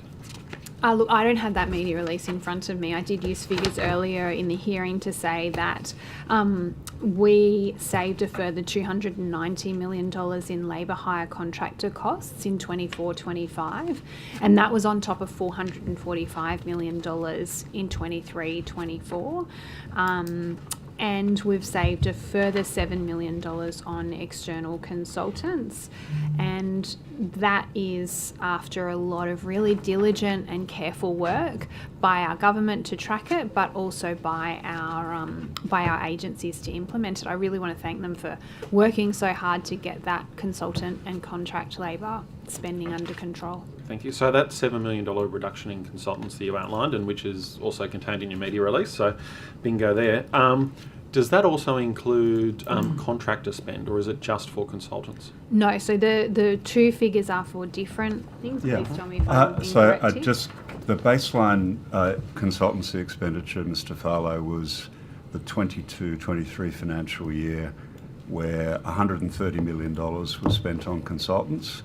That was reduced by $71 million to $58 million in 23-24, and reduced by a further $7 million to $51 million in 24-25. Okay. And so that's the consultant spend. What about the contractor spend? Have you got similar don't figures have for that to contractor hand, spend? but that was, again, significantly more than the 25% that the government committed to.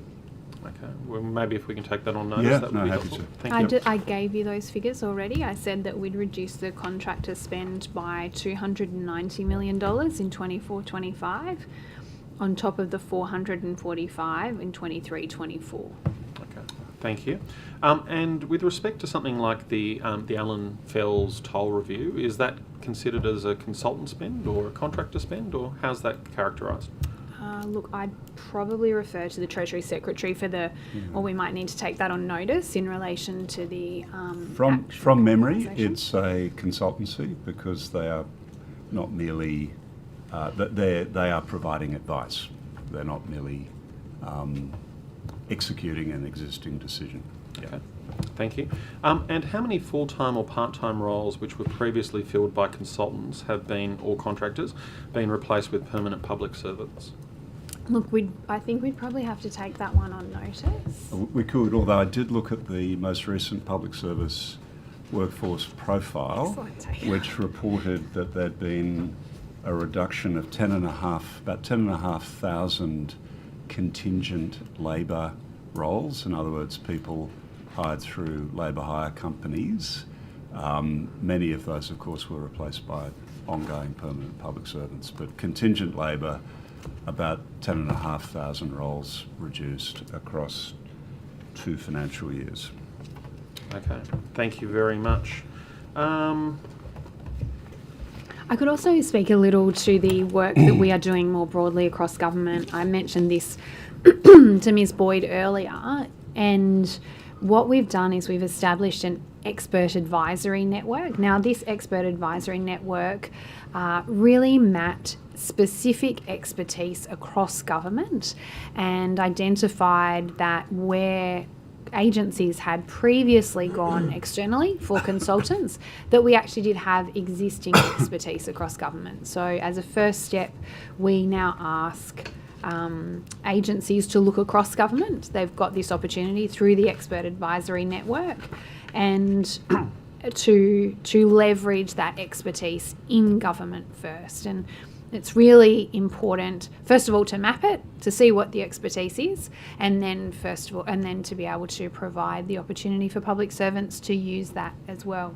We're also doing it in concert with establishing our core work policy, and that's a policy that we established to define the type of work that the New South Wales government must be able to deliver in-house, and the type of work that should be done, and the type of work that, and establishing clear criteria for when it's appropriate to procure non-government resources to deliver that. Thank you. Just turning now to land tax being applied to farming properties. In the last 3 years, has there been an increase on the compliance activity for land tax on farming properties? Look, I think the Chief Commissioner could provide you with a response in relation to the specifics. You may have heard him say earlier in response to questions from Ms. Boyd that it's not usually by sector, it's usually by tax type. But we're certainly aware that this is emerging as an issue. Is that, have I mischaracterised what you said, Chief Commissioner? Yes, no, Mr. Minns. No.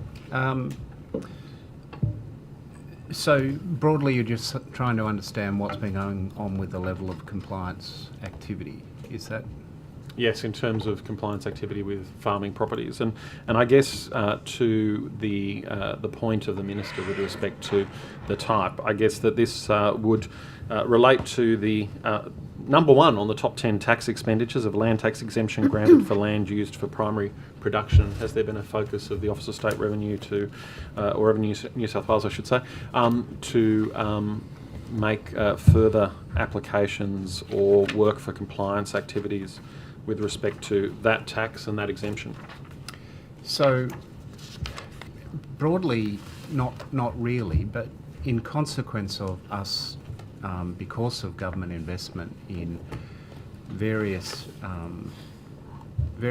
programs to improve the way we collect tax, streamline it, improve data linkages, in the process start to identify those areas of possible taxation leakage, as well as a core part of that is system modernisation. And so a project was funded some 4 or 5 years ago that we refer to in-house as Better Revenue Outcomes.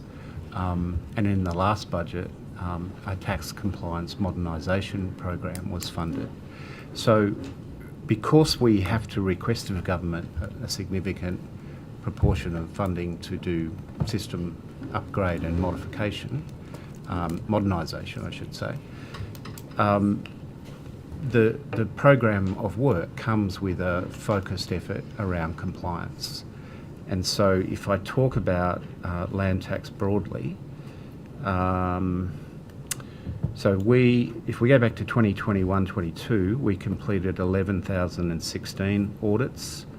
If we look at 23-24, we completed 21,836. Last year, 17,599.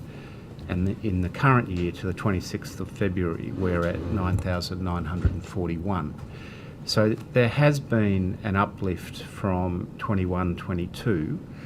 And when I seek to understand what that uplift is about, it's because we had a pause on compliance audit activity as a result of COVID. That pause ended, just let me confirm. Pretty sure it ended July of 21. But if I find the note that confirms that, I might need to correct the record. Okay. Thank you, Mr. Minns. If I can ask, Minister, is any work currently being done by Revenue New South Wales on the definition of primary production? Look, I have met with the wine producers. I met with the wine producers last year, and I met with New South Wales farmers recently. Certainly they are advocating for a change. And as a result of the advocacy of the wine producers last year, we certainly took a look around to see what were the comparable arrangements in place in other states. I think we want to be careful about considering if we were to make a policy change. I think the New South Wales farmers in their publication said that there hasn't been a change to the primary production exemption for about 20 years. And the Treasury Secretary just helpfully pointed out that in the budget papers, it lists out the top 10 tax expenditures, and land tax exemptions granted for primary production is now number one. You'll recall, Mr. Farlow, perhaps, that a couple of years ago, the item that's gone down to number 4, which was concessional taxes for gaming machines installed in clubs, was number 1. So these figures obviously move around a little. So to that point of it being number 1, is that why you have maybe more of a focus on it and perhaps trying to bring down that exemption at all? No. I want to be really clear. The wine producers came to see me last year. As a result of their advocacy work, we are taking a closer look at the exemption. The rules that are in place in New South Wales are that the purpose, in order to get the exemption, the dominant use of the land must be primary production. And I think this is something that we have historically had in New South Wales, an important exemption for farmers and for primary producers. And we're certainly considering it, and as I say, looking at other states at what their arrangements are to see if we need to make changes. And of course, Minister, when it comes to primary producers, there's often ebbs and flows in terms of that dominant use in terms of the land, the dominant use in terms of the revenue received. Are you looking at perhaps a way by which you average out, for instance, what the dominant use may be at any one time? So Revenue New South Wales has some, I'm not sure if it's a guideline that they have published. It's a revenue ruling? They do have a revenue ruling that gives context for how, excuse me, the dominant purpose is calculated. That can be around capital expenditure, that can be around income, and it's important that there's consistency. The one thing that I would say is that the overriding principle behind it has been that the primary purpose of the land needs to be for primary production, and I certainly took on board the feedback from wine producers in particular, who said that they felt some of their members had received these bills. It was really difficult for them, and so as a result we took a closer look at it. But I think when considering any changes, we just have to be careful about the unintended consequences, and that this is a historic exemption that's been provided really for where primary production is being used. So, Minister, you've said that you've had a look at it and you've outlined the caution. Has that look finished, or are you going to be proceeding to make any changes to that primary production exemption? Look, I don't have an announcement in relation to that today. I can say we are taking a closer look at it because of the advocacy of both the wine producers and the New South Wales farmers who are advocating for a change. We accept that advocacy. It's a very complex area of tax law, and we have to also weigh up the fairness comparison, which is that the exemption has been in place historically for landowners who the main use of their land has been for primary production. And I think we have to be really careful before we make any changes in relation to that. But the Chief Commissioner can tell you about how that dominant use is actually calculated. It's quite a technical. Okay, we might go back to that this afternoon. Sure. And spend a bit more time on that. Thank you, Minister. So with respect to some of these issues, and you've outlined, of course, the wine growers, and of course that's often cellar doors that are operating on a property. I've also anecdotally heard from farmers as well of cherry businesses where cherry boxing has actually caught them foul of this land tax exemption. Isn't something like cherry boxing an intrinsic part of primary production? Yeah, I posed that very same question to the Chief Commissioner, and he can provide you with a clarification. He would obviously provide that kind of guidance in relation to it. You would be aware that again, it goes to how the primary production exemption is calculated for the dominant use of the land, but I might just pass to the Chief Commissioner. So packing fruit is considered a part of the process of cultivation for the purpose of sale, as it is required for transport to sell the produce.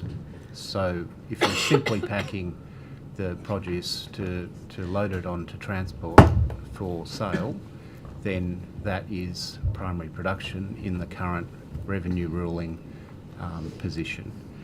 Where it becomes more complex is if there is a degree of secondary processing related to gift baskets, other hampers, So if they put cellophane across the top of it, that's problematic, isn't it? No, like we're not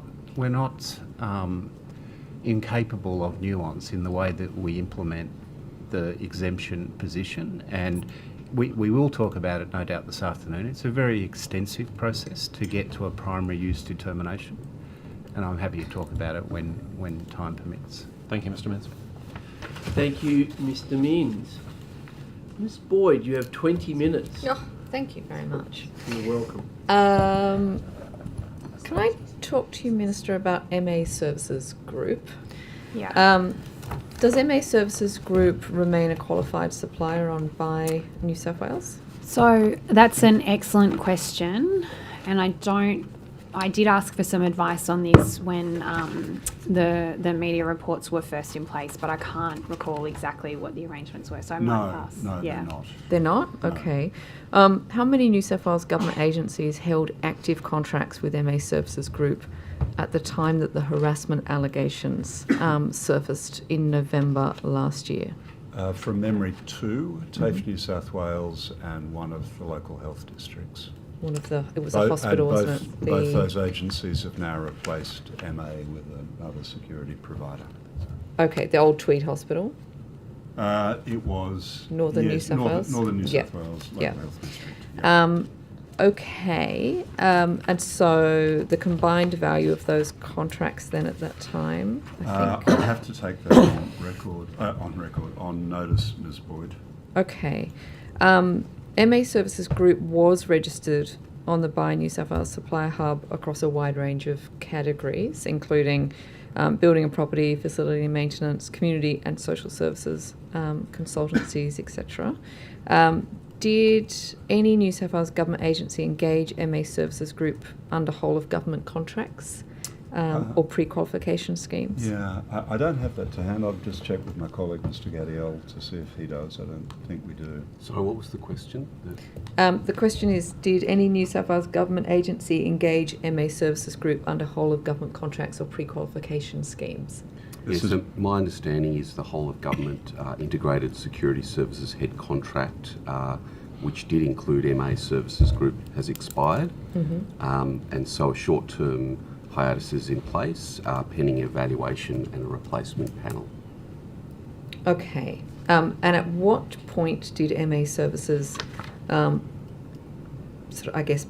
be taken off of the qualified supplier list on Buy New South Wales? So my understanding is it was on that panel, and it was on that panel until the panel expired. But the two agencies that had contracted to it terminated those agreements. On what day? We can take that on notice. Let's take it on notice. Yeah. That contract's managed by New South Wales Public Works. Yeah, okay. Yeah. If you could get back to me Yep. on when the panel expired as well, what that date was. That was the 7th of February. 7th of February this year. So, Ms. Boyd, you might be aware that the whole of government contracts, some of them are managed through Treasury and some of them are managed through individual agencies. Somewhat confusing nomenclature that we've inherited from our predecessors. So I forget the exact number of contracts that are managed through Treasury, but some of those, including this one, are managed through, say, for example, Public Works or other individual agencies, which is very confusing in the way, in the understanding of it. All right, But they do operate in the same way, which allow individual agencies to opt in to that whole of government contract. so why were they not removed back in November when the allegations first arose and the media were first talking about this last November? Yeah, look, that's an excellent question in relation to how we might have to come back to you on notice. All suppliers are subject to the Supplier Code of Conduct, and so that I would expect that there would be a process that would have to go through, but yes, we can come back to you on notice in relation to that one. Okay, because presumably they were in breach of the Supplier Code of Conduct. I would expect that that would be the case, but I just don't want to mislead you, Ms. Boyd. But how does it work then? So if there's, I understand that there's contracts entered into in different parts of government, but if there is, if information comes to the government's attention that there is a supplier who now should no longer be, or who has breached the Code of Conduct or whatever, how does that then get filtered through to all of those areas? Whose responsibility is that? Yeah, so again, this is part of the challenge that we have, which is some whole of government contracts are administered through the through the Treasury. Some of them are administered through individual agencies. The terminology makes it really difficult and quite confusing. You would be aware, Ms. Boyd, that part of what our Local Jobs First bill is looking to do is to establish a debarment scheme, which would mean that there would be some suppliers, upon being found guilty, particularly of serious criminal convictions, that would then be debarred from engaging with any government agency. So it is difficult at the moment in terms of getting clarity about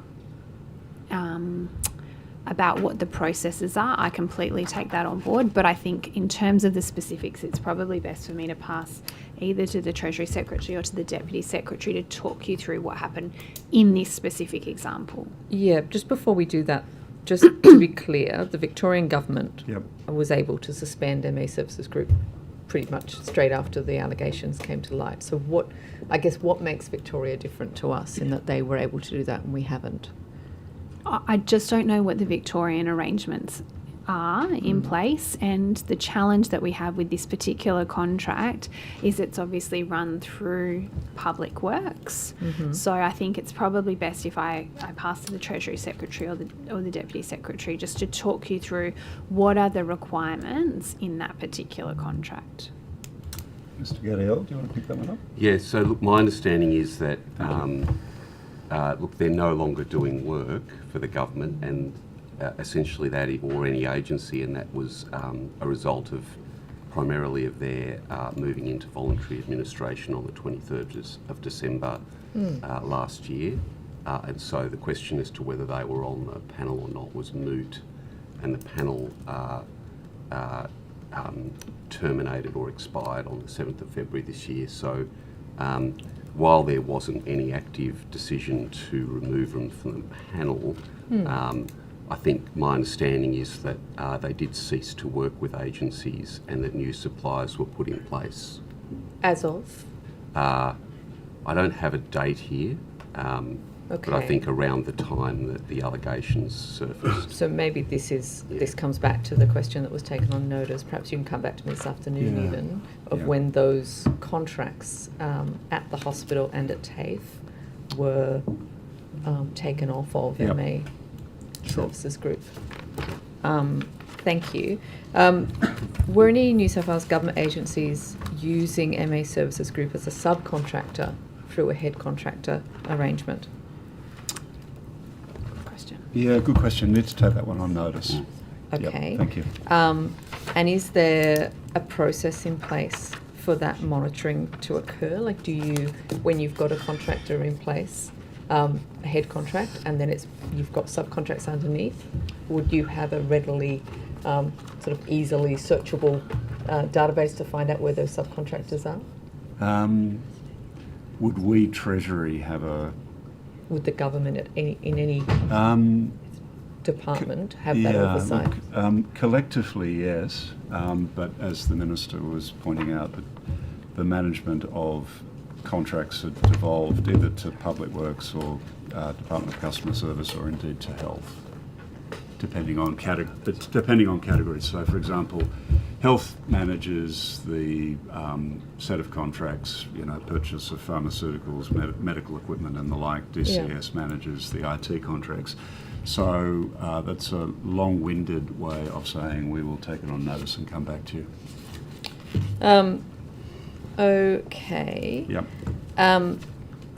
There's been concerns raised in relation to MA Services' systemic wage underpayment for a number of years. There were reports of security guards being paid up to $10 an hour below award wages. And concerns were raised around security guard outsourcing at TAFE a number of years ago. The MA Services Group ended up getting the TAFE contract. Yeah. There seems to be some systemic issues here in terms of the way in which we're responding to stories and allegations and incidences of wrongdoing by contractors. I guess what is the learning that the government's taking from MA Services Group? Look, I think I'd probably just make a couple of comments first, and then maybe the Treasury Secretary could provide some reflections as well. This was a panel that was in place under the previous government. I have to say I've received representations on a number of the people who are on that panel. We are taking a look at how whole of government contracts are managed, because the terminology would suggest that there is some kind of central oversight to those. A decision taken under the previous government was to retain some of them within Treasury, and some of them were then given out to different agencies, including the Department of Public Work, or including Public Works, which is within the Department of Regional Development, and again I'm going to get deferred, thank you, which again doesn't report directly to me. So I think this is one that we are certainly taking a closer look at, but it's also the need for us to establish clear frameworks from the centre, and I'd make it clear that no government agency should be contracting with a company that is having illegal or unethical behaviour. How are you getting comfortable, Minister, that there was no underpayments and breach of award happening on the contracts that the government had given to MA Services Group? It's a great question, and it's certainly one that I don't have a clear answer to right at the moment. One of the things that we are considering as we establish our new Local Jobs First Commission is the way that it would work in with other bodies and their existing regulatory functions. I've been really clear we don't want to duplicate the work of other agencies or other departments.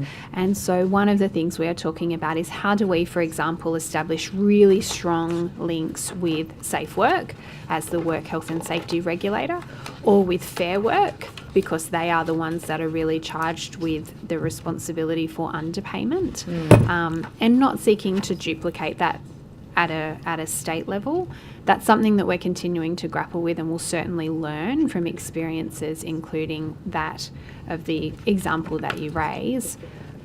I think this is also why we are wanting to establish a debarment scheme. A debarment scheme is a very significant step for the government to say that no government agency or department will be procuring with an individual supplier. It would be easier just to insource, wouldn't it, for a lot of this this work? Yeah, look, and that certainly the government has done that in relation to cleaning in the Hunter and the Central Coast. It's certainly not something that we could do immediately across so many different industries. But I also think that one of the things that I've been really encouraged by in relation to the work that's happening there is just the strengthening of the contracts that are in place. I was horrified by the lack of accountability that was under the existing cleaning contracts and the lack of information. So as I've said earlier, that need for data to come back to the centre is really important for us. Yeah. The Anti-Slavery Commissioner identified both cleaning and security as key modern slavery risks, and noted that the government had brought some of the school cleaning contracts back in-house, and commented on that as being, sort of part of protecting workers from risks of exploitation and slavery. So, should we be applying that same logic to security contracts? I'm not going to commit to that today, Ms. Boyd, but what I can say is I'm certainly aware of the recommendations that were made by the procurement inquiry in relation to vulnerable industries. It's something we are considering. There's a whole lot of work that we're doing in this space, and I'd really thank the Anti-Slavery Commissioner for his important work and advice that he provides to the government. We, as I say, we can't fix all the problems all at once, and this is clear that as we work through the different challenges that, as identified by the committee, this is a particularly vulnerable.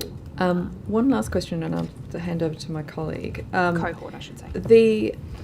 So my office, as you know, we get a lot of people coming to us for help and asking for a lot of different types of assistance. And one of the things that we're getting a bit of now is people who have been hard done by contractors of the government, individuals who have been caught up in what looks to be schemes, and we're sort of working through that and trying to get a bit more information on that.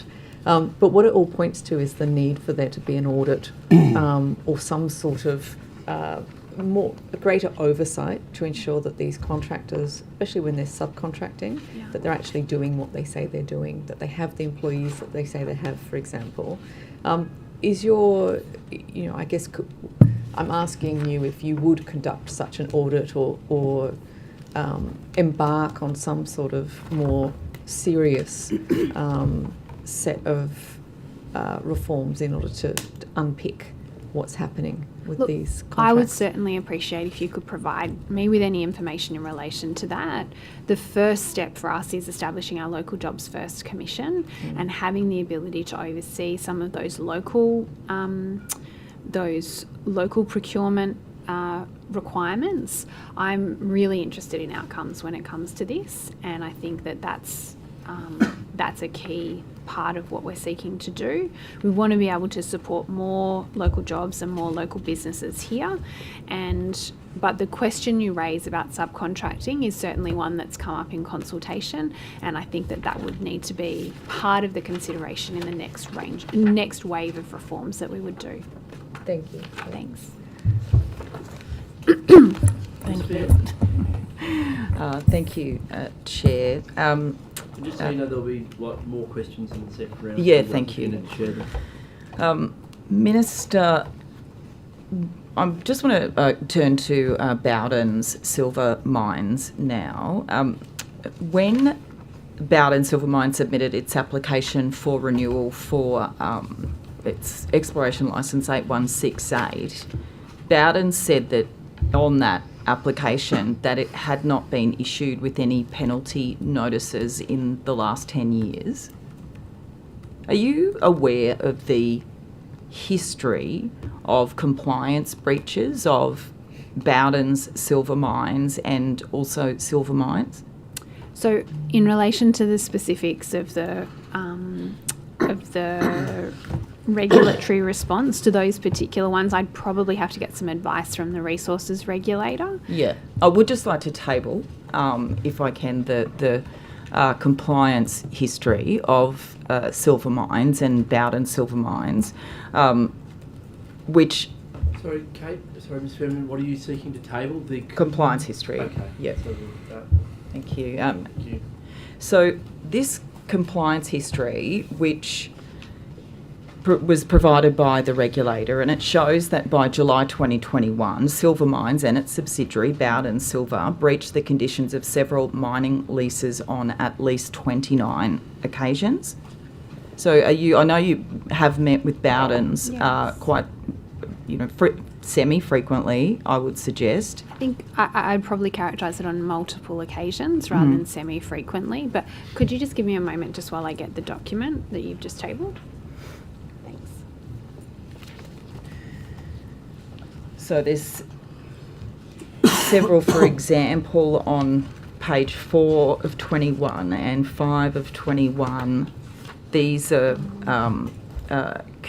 breaching condition 11, environmental harm, where an inspection of drilling pads revealed sediment and erosion controls, that with bags occurring at a number of drilling pads and access tracks leading to potential lead contamination. It's very detailed there, but that's what the resources regulator and inspectors found, that they failed to comply with that condition, and it goes on. There's more and further examples of failing to, for example, abide by conditions or meet conditions applicable to exploration licence holders, that they do everything practicable to prevent or minimise any harm to the environment. So are you aware of this compliance history of Bowden's, firstly? No, so I'm not. This is the first time that I've seen this document. I understand it. Have you asked for their compliance history before? I'm not sure if I have. I might have to take that one on notice. In relation to your specific concerns about the finer points, you can see on this document that it's produced by the resources regulator. It's probably best for me to pass to Ms. Tripodi or to Ms. Beattie in order to provide you with I guess, a response to what you're saying. I will come back in the afternoon to go through it in more detail, that's for sure. I would just make it really clear, Ms. Fairman, my expectation is that we have a robust regulatory framework in place and that our companies adhere to that, to their obligations under that regulatory environment. I'll come back, thank you. Thank you. The opposition. Ms. Munro. Thank you. Minister, I just wanted to clarify your comments before relating to the Local Jobs First bill. Is it optional by virtue of the broad exemptions in the regulations for departments to adhere to?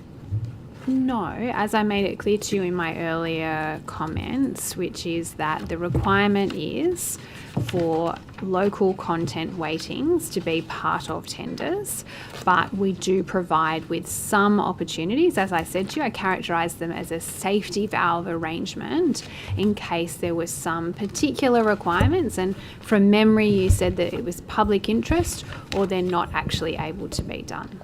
So are they required by the bill, by the legislation, to report on those matters to you?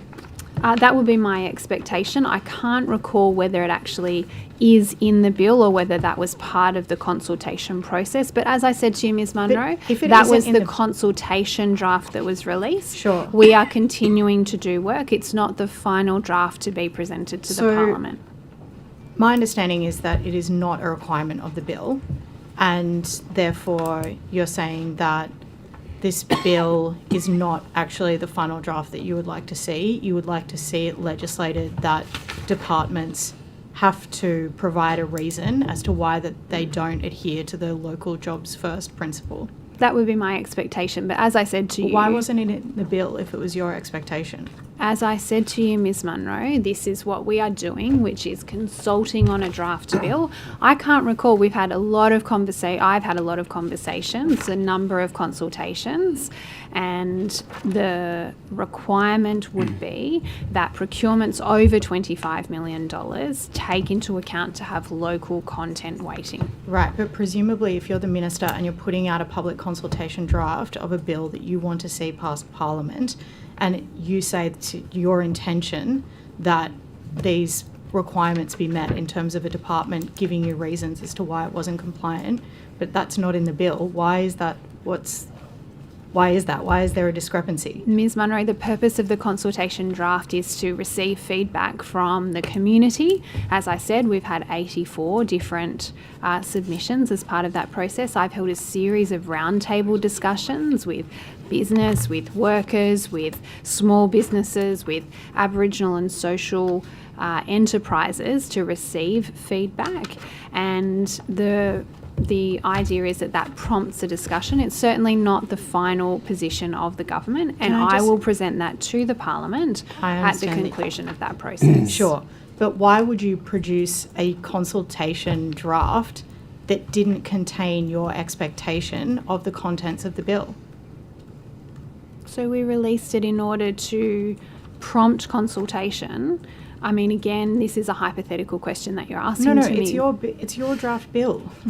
You have put a draft bill, and I'm just trying to ascertain why your intention is not reflected in a public consultation draft. Well, no, that's your interpretation of a public consultation draft, and I'm not going to let you put words in my mouth but about you've said that you don't know if it's in the bill at all.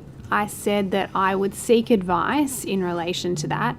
My expectation is that this is the legislation and the policy that is in place that government agencies adhere to. But Ms Munro, this is not the final say from the government in this space. This is the way consultation actually works, which is you release something, you prompt discussion, and then it comes back, and then the government will introduce its final bill into the Parliament. Sure. I think the Treasury Secretary is very keen to jump in with a contribution here. Well, as I understand it, the consultation draft, including the draft reg, contains the requirements that agencies must notify the Jobs First Commissioner if they exercise the limited ability to exempt a procurement between $7.5 and $25 million in value, either on public interest grounds or grounds of infeasibility. Okay, I won't get into the details of why I think that is...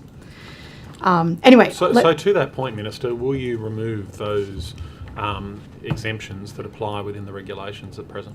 I'm not going to make any commitments about what's going to be in the final bill today. What I will say is that we are having an extensive consultation process in order to formulate the government's final position, and I will present that bill to the Parliament. So just in relation to submissions that were made on the bill, the Civil Contractors Federation recommended that the Commissioner's role be clearly facilitative rather than punitive, warning that public naming of alleged non-compliance could cause significant reputational harm, project disruption and loss of tender opportunities. So the question is, why is the government enabling businesses to be named and shamed in the annual report? Yeah, so that's, again, one of the proposals that is in the bill as it stands. I take on board the feedback from the National Civil Constructors Federation. I thank them for that I had the opportunity to meet with their national executive recently. And one of the things that they made clear to me is that there is a need for more local businesses to be able to access government procurement dollars. Now, we want to be able to hold businesses to account if they do make local content commitments, and I think that is a perfectly reasonable position. So will you be ensuring that the Commissioner's reporting and information gathering powers are exercised in a way that supports compliance but doesn't actually deter small and medium businesses for contracting and participating in public tenders? Yeah, and again, as I said to Mr. Farlow, I'm not going to make any specific announcements in relation to government policy today. What I made clear is that we released a consultation draft of the bill in order to facilitate feedback, including from the National Civil Constructors Federation, which was quite helpful. And we take that on board, and we will take all of that feedback on board as we draft our final position. Minister, one of the things I'm sure you're hearing, as I no doubt am, that businesses are struggling with high energy prices at the moment. Business New South Wales, of course, in its New South Wales pre-budget submission, warned that high energy prices are eroding margins, undermining competitiveness and delaying investment. What measures are the government taking to address sector-wide vulnerabilities affecting energy-intensive manufacturers in particular? Yeah, so that's correct. I think certainly the feedback that I receive from businesses, and I take the opportunity to thank Business New South Wales for their regular and comprehensive engagement with the government and certainly with me personally.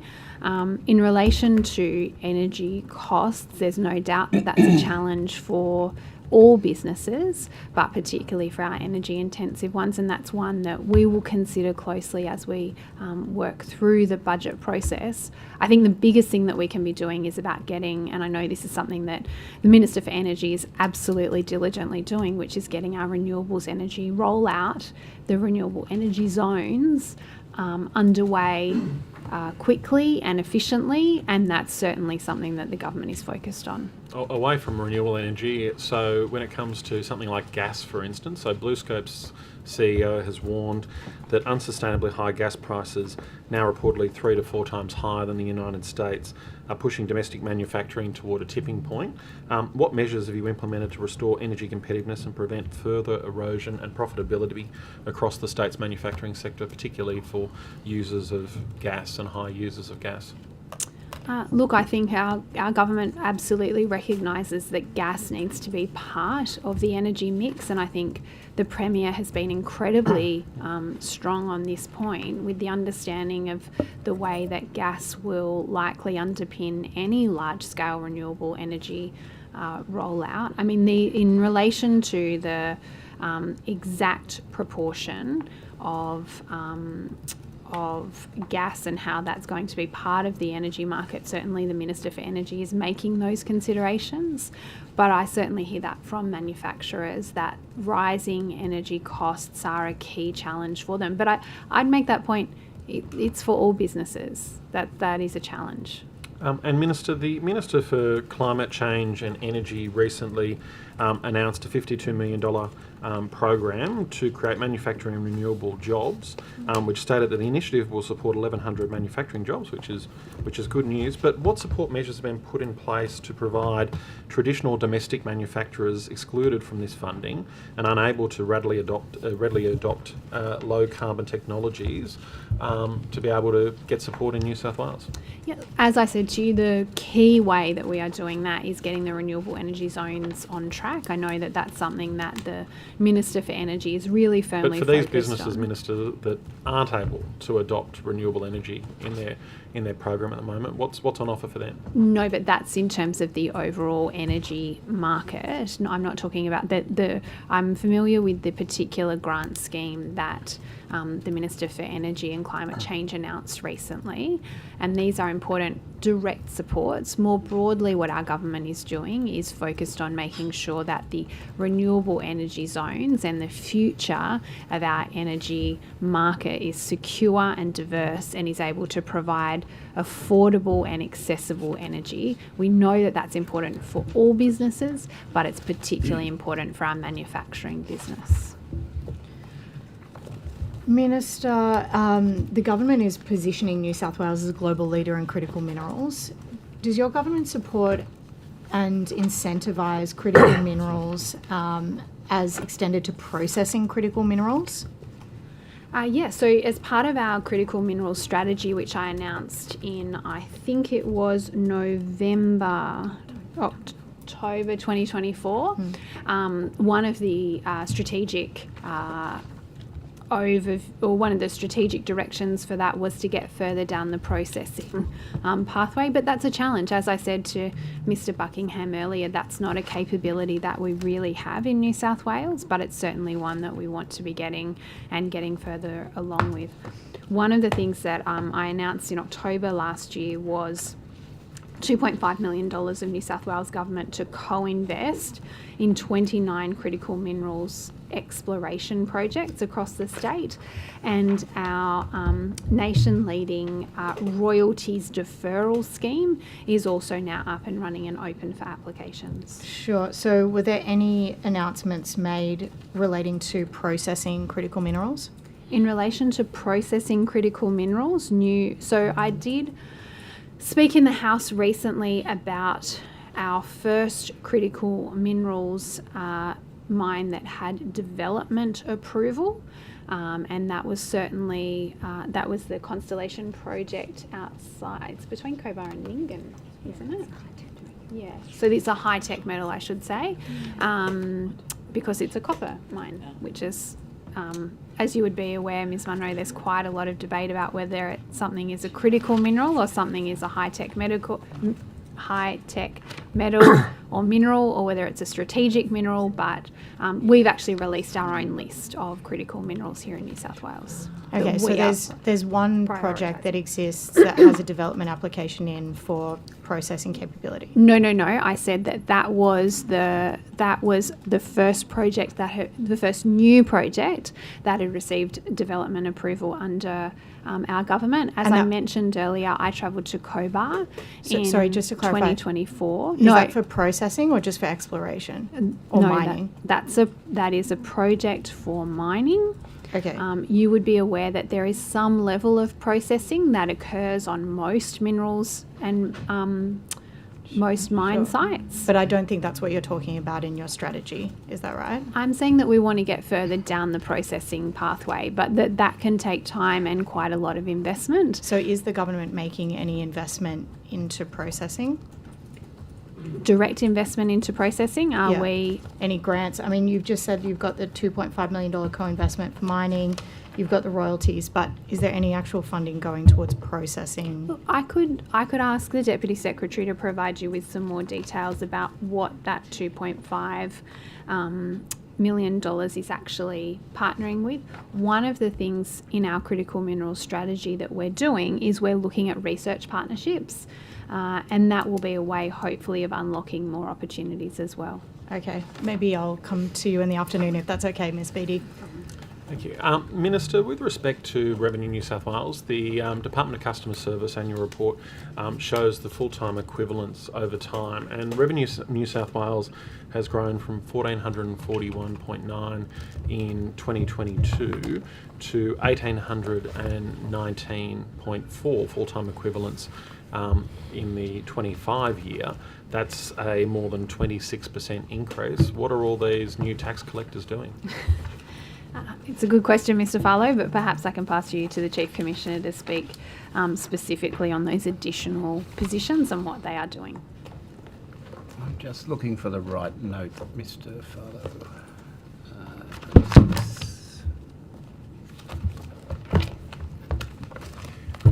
In essence, they are related to the funding I referred to earlier, so better revenue outcomes.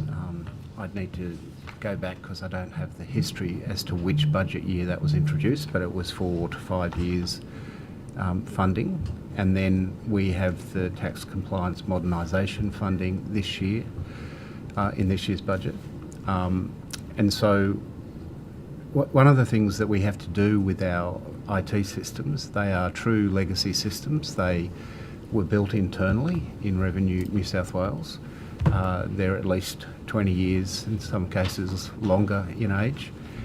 And they are not, it's not like we've got 4 core systems and they weren't built in the same logic flow, so each of them is distinct and different. So as we try to upgrade them, particularly to deal with cyber risk, privacy, etc., it's quite a significant technical effort.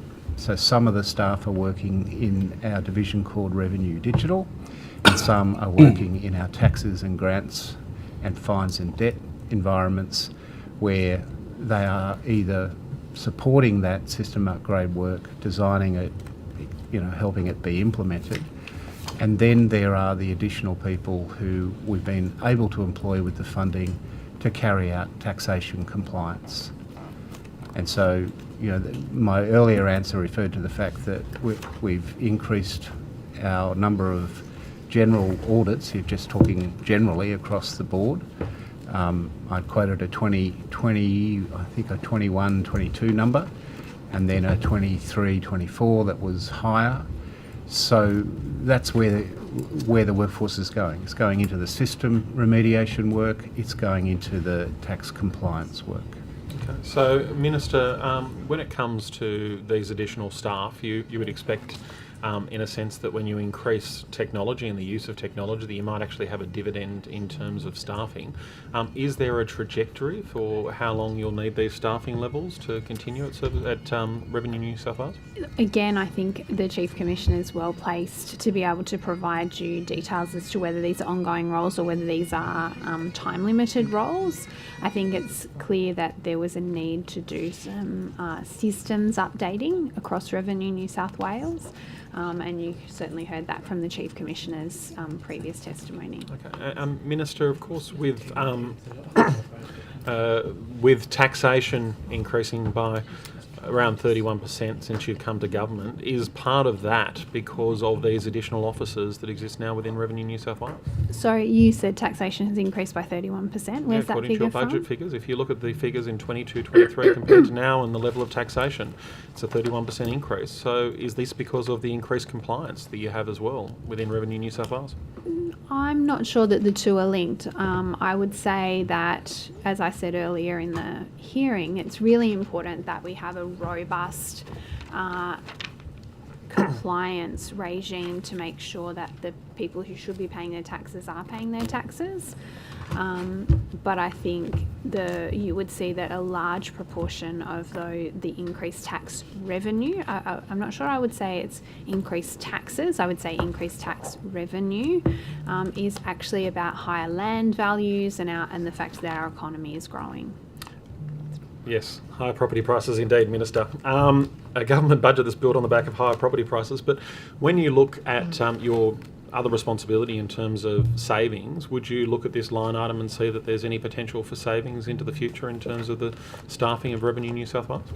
Look, I mean, we are really careful about how we spend taxpayers' money, and so I certainly would say we will be careful about what are the potential savings measures. As I said to you, it's really on a question for Revenue New South Wales in relation to those specific roles, whether they're ongoing or whether they're time limited, linked to specific compliance programs, or whether there is an ongoing role for them. But every year we take a close look at how departments are spending their money across the board. We take fiscal prudence and discipline seriously right across all of our government agencies. So, Minister, does New South Wales need another 400 tax collectors? I think the way that the Chief Commissioner showed that the number of different roles, I'm not sure I would agree with your characterisation. I would just make the point again, it's really important that we have a robust system of compliance in relation to taxes, because it's only fair to the people who pay their taxes in good faith that we have a system that ensures that people who should be paying their taxes are paying their taxes. Thank you, Minister. Ms Fairman, I'll split it up 10 and 10. Yeah, thanks, Chair. No worries. Ms Tripodi, is it standard for mining companies to be able to edit their statement of compliance, environmental performance and financial history before it goes onto the portal? No. No? Not part of a standard process. It depends at what part it goes on to, at what stage of the process you're referring to. If they've left something off, or the regulator picks up that there is something omitted, we may contact them. Okay. We also do have, on occasion, people that partially fill out forms and things, and then if we don't have enough information to make a decision, we will contact them. Okay. And won't process it until we have the completed information, so it may be to do with that. Thank you. This is, and I'll table this in a second, an email from on 20th of September 2024 to Bowden's Silver from the regulator. please find attached the Statement of Compliance, Environmental Performance and Financial History, which summarises your statement. You can edit it prior to its submission via the portal. And that seems unusual, don't you think, Minister? I mean, I think like allowing, this is a statement around compliance, obviously, and then allowing the mining company to edit something before it's published? Yeah, look, I want to be able to read the specifics of the that's document basically how I that read it were out. It's very simple. But, yeah. provided. Yeah, I think the characterisation that Ms. Tripodi showed in terms of making basic additions of information would seem reasonable to me, but you're right, they need to be robust statements. Thanks. We've also got in the recent return from your office, the department, on the Resources Regulator and Minerals Mining Order for Documents. What's been produced, firstly, it's incredibly difficult to read. There's like tiny, tiny, tiny little ants across a piece of paper. But we have been able to work and gobble the computer programming words as well. So it's strange in the way it's been produced. However, we have been able to work out, deciphering code almost, but the words are here, that in one of them, that Bowden Silver was, the application was actually first flagged for a high risk probity assessment by the Resources Regulator. And then this application has been reviewed and the regulator has reclassified the application as medium risk. That again seems very unusual. Why would you think that? I've just tabled the compliance breaches, 29 compliance breaches,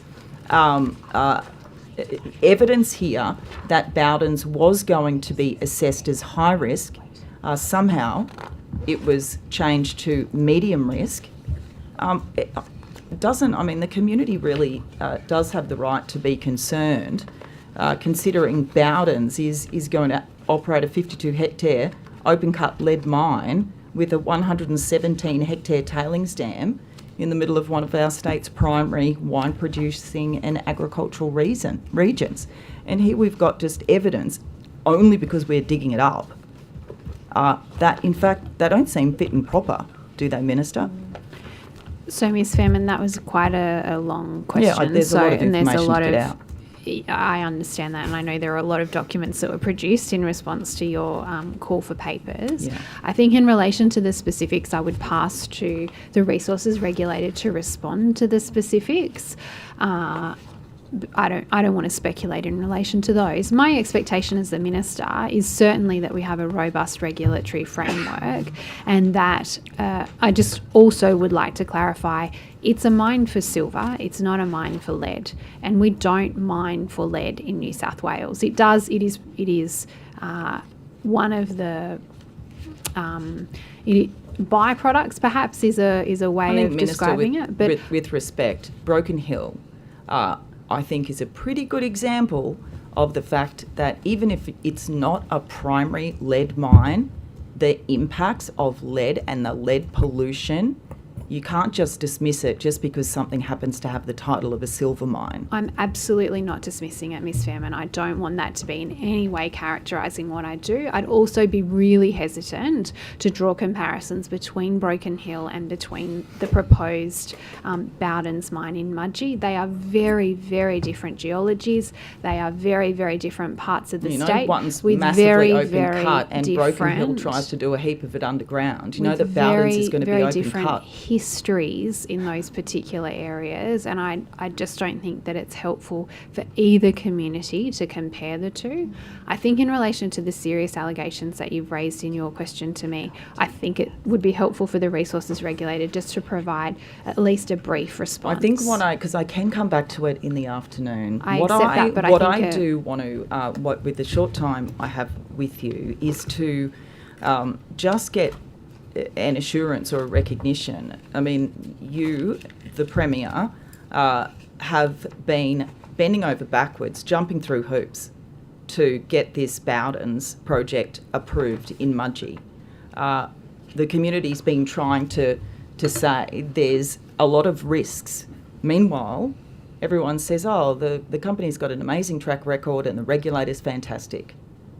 I put to you evidence this morning that, in fact, neither of those two things are true in terms of regulating metals mining. Okay, before I accept the characterisation that you've been putting forward, I would like to hear from the resources regulator in response to it. I accept there are community concerns in relation to the mine at the Bowdens project, but I expect as the Minister that there is a robust regulatory framework that we are dealing with, and this is expected to be in place for particularly new mining projects. Can I just ask for one while we're going there then, just in relation to Bowdens? I understand that in January 2025, and this is in relation to upcoming drilling activities, exploration drilling by Bowdens at the site in Louis, that on the 20th, Bowdens issued a letter to landowners saying that's what they were going to undertake. Now, the community and their legal representatives have been asking for the approvals for that. They still haven't been able to get confirmation that there was an approval in place. And the correspondence I've seen have essentially said apply for it through the GIPA process. I mean, goodness sake, if Bowdens had an approval in place for that drilling activity, why aren't you producing it? And will you today? So I think you're referring to in regards to the drilling, accessible prospecting That's right. operations. So they're an application that come in, you've got an exploration licence, but if you need to do anything above sort of desktop, anything that will affect or disturb land, basically. The accessible prospecting yes, operations. Yes, that's right. So there's a large number of those on exploration licences in different locations. I will take on notice regarding that specific landholder, if you could provide me the information, because there are a number of landholders that would be to be honest, the landholder isn't the question. The question is Bowdens, and the question is the approvals, what approvals were in place for them to undertake that prospecting work that they were undertaking. And it's very suspicious that nothing has been able to be produced. And I say here, I mean, again, the company, the public need to know that the regulator and the government have got their, crap together, frankly, in terms of ensuring all the approvals are in place. They're doing everything they can to reduce harm on the environment. But it doesn't seem that way. And this one in particular, it seems that they went in without approvals. Because if they didn't, then please produce, and you know well, Ms. Tripodi, what I'm talking about, produce those approvals. So I know the approvals that you're referring to in regards to APOs. That specific site and which APO it is, because I think there's about 17 odd that have been approved since April 2025 for that area, but they are not able to drill if they don't have an APO approval. So that element and that landholder request is the part that I'm not able to answer, but I will take on notice if you provide me the information around the landholders. But we also do have a really rigorous framework for community consultation and affected landholder consultation in relation to exploration. Any APO application we receive, we assess, including in a lot of circumstances a Part 5 assessment under the EP&A Act. Yeah, it's a question when you don't receive it. But in relation to the movement of from a high to a medium, it's a staged assessment. It goes through a bit of an automatic review, as you said. It looked 29 odd non-compliances will flag it's a high number of compliances. You then look at the compliances in relation to the significance of them, how serious are they, were they repeated, did they comply straight away? So they may be 29, and I'm not saying a single one is acceptable, but sometimes they're things such as a late submission of a piece of reporting by 15 days. Some of them, as you did flag, were higher level ones. It was overdue letters looking at this report. So, and that's the compliance history that's not only assessed when we get an application for a new title, but upon renewal. And at the end of the day, if we get complaints, the regulator doesn't need any specific time frame in that framework to intervene. We can intervene and do intervene and visit these sites regularly. We were out at... Thank you. We can keep going. I'm conscious of taking up other people's time. Thanks. Great. Thank you, Ms. Fairman. Ms. Boyd. Thank you very much, Chair. If we could go back, Minister, earlier you said that there was now a focus on trusts as a vehicle for tax avoidance. What does the compliance activity in that area consist of, and how much revenue do you expect it to bring Yes. in? Unlike you, I am not a lawyer, but I have been briefed on this by Revenue New South Wales, so I might pass over to them to talk you through some of the different trust arrangements that are in place and that we're keeping an eye on. Thank you. Yeah, just sort of what the compliance activity looks like in particular. Going to ask Ms. Cable to address that. I can provide some information, but we may need to provide a little bit back to the committee on notice. There are a number of trust arrangements that will go through from a stamping point of view through Revenue New South Wales. Because our duties arrangements, and for most of our tax bases, it's based on the information that's provided by the taxpayer at the time. Often we do receive trusts that will intend to be operated in a particular way, and that trust may, or the taxpayer may believe that they're entitled to an exemption because of it, or that there could be a different outcome from the duty that may be payable. We will accept that. It will then be stamped at the time. What the compliance activity is allowing us to do is to go back and review some of these trust documents that may have been put through and then stamped to ensure that they're actually meeting the requirements to have a different treatment under the duties regime. So it's a process that we need to go through and look at all of the detail that's available in it to ensure that the information that's being provided is correct and that the taxpayer would be eligible for some form of an exemption because of the contents of the trust. So I guess then the question is, how much of that are you finding where they have incorrectly claimed for something, and how much do you expect to receive in revenue from that work? I can offer a broad response, and we may need to take the rest on notice. But if we look at duties and the audit process, we've typically done somewhere between 5,000 and 8,000 audits around duties in the last 5 years. And the audits with a tax liability, the lowest number is 2,123. The highest is 4,401. So if I give you the revenue raised in each of those cases, value of the tax identified for 2021-22, which was the first number, the 2123, 124 million.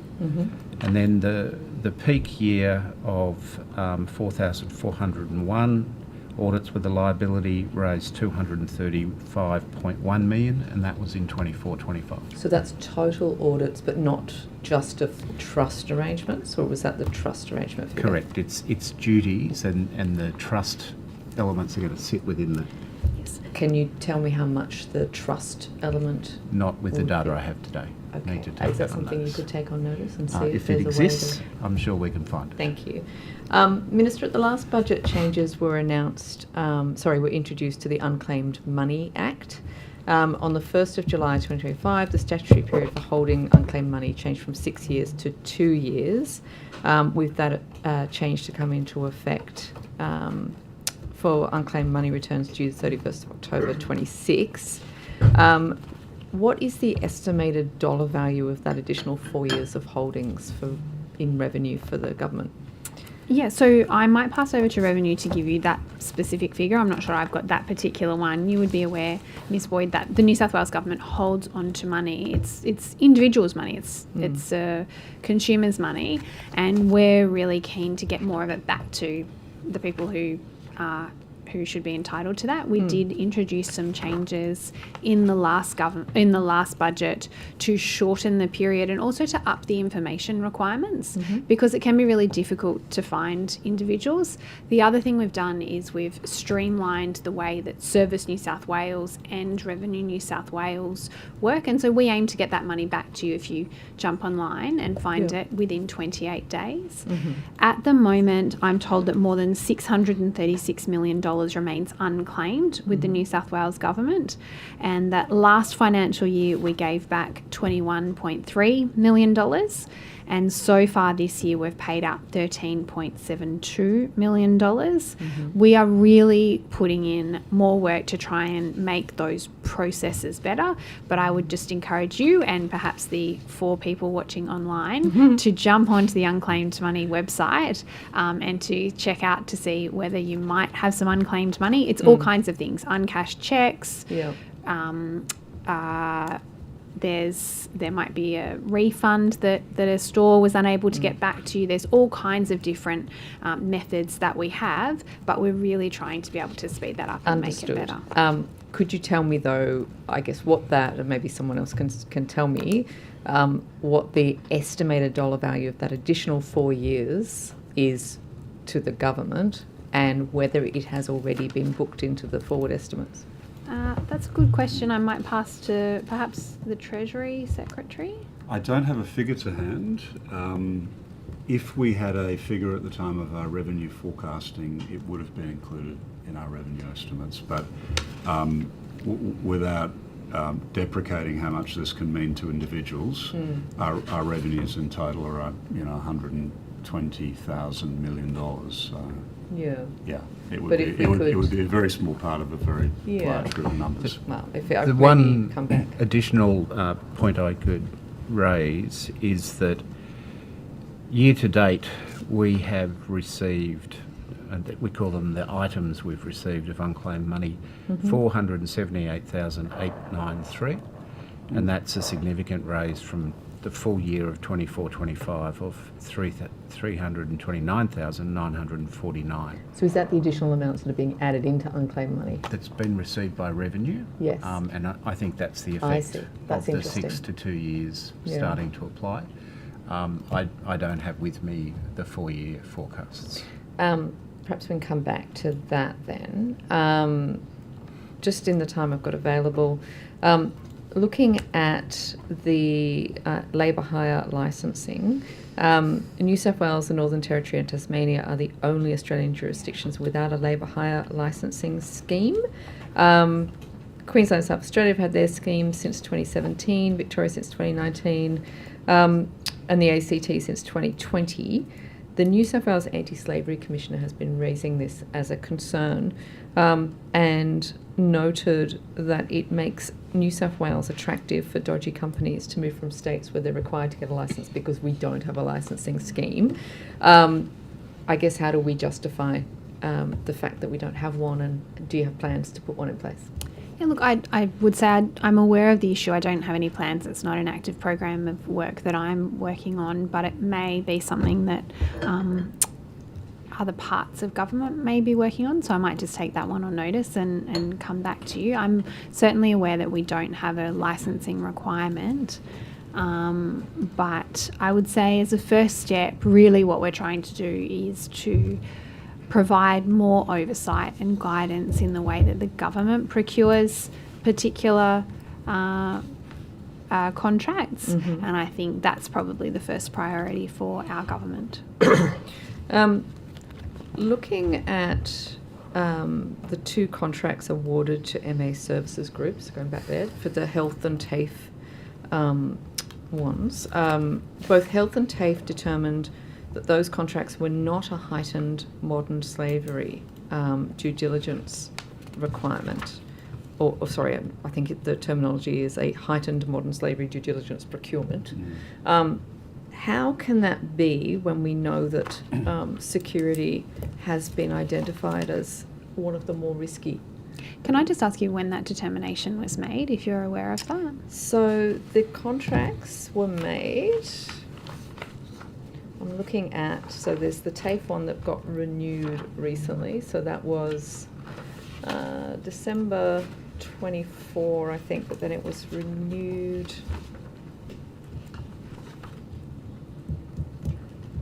Yeah, I'm not sure, but December 24 for TAFE was when they first entered into that. And then it was December 25 for the old Tweed Hospital. So certainly one thing I would say in relation to the work that we're doing through the procurement board about how to address the risks of modern slavery through supply chains.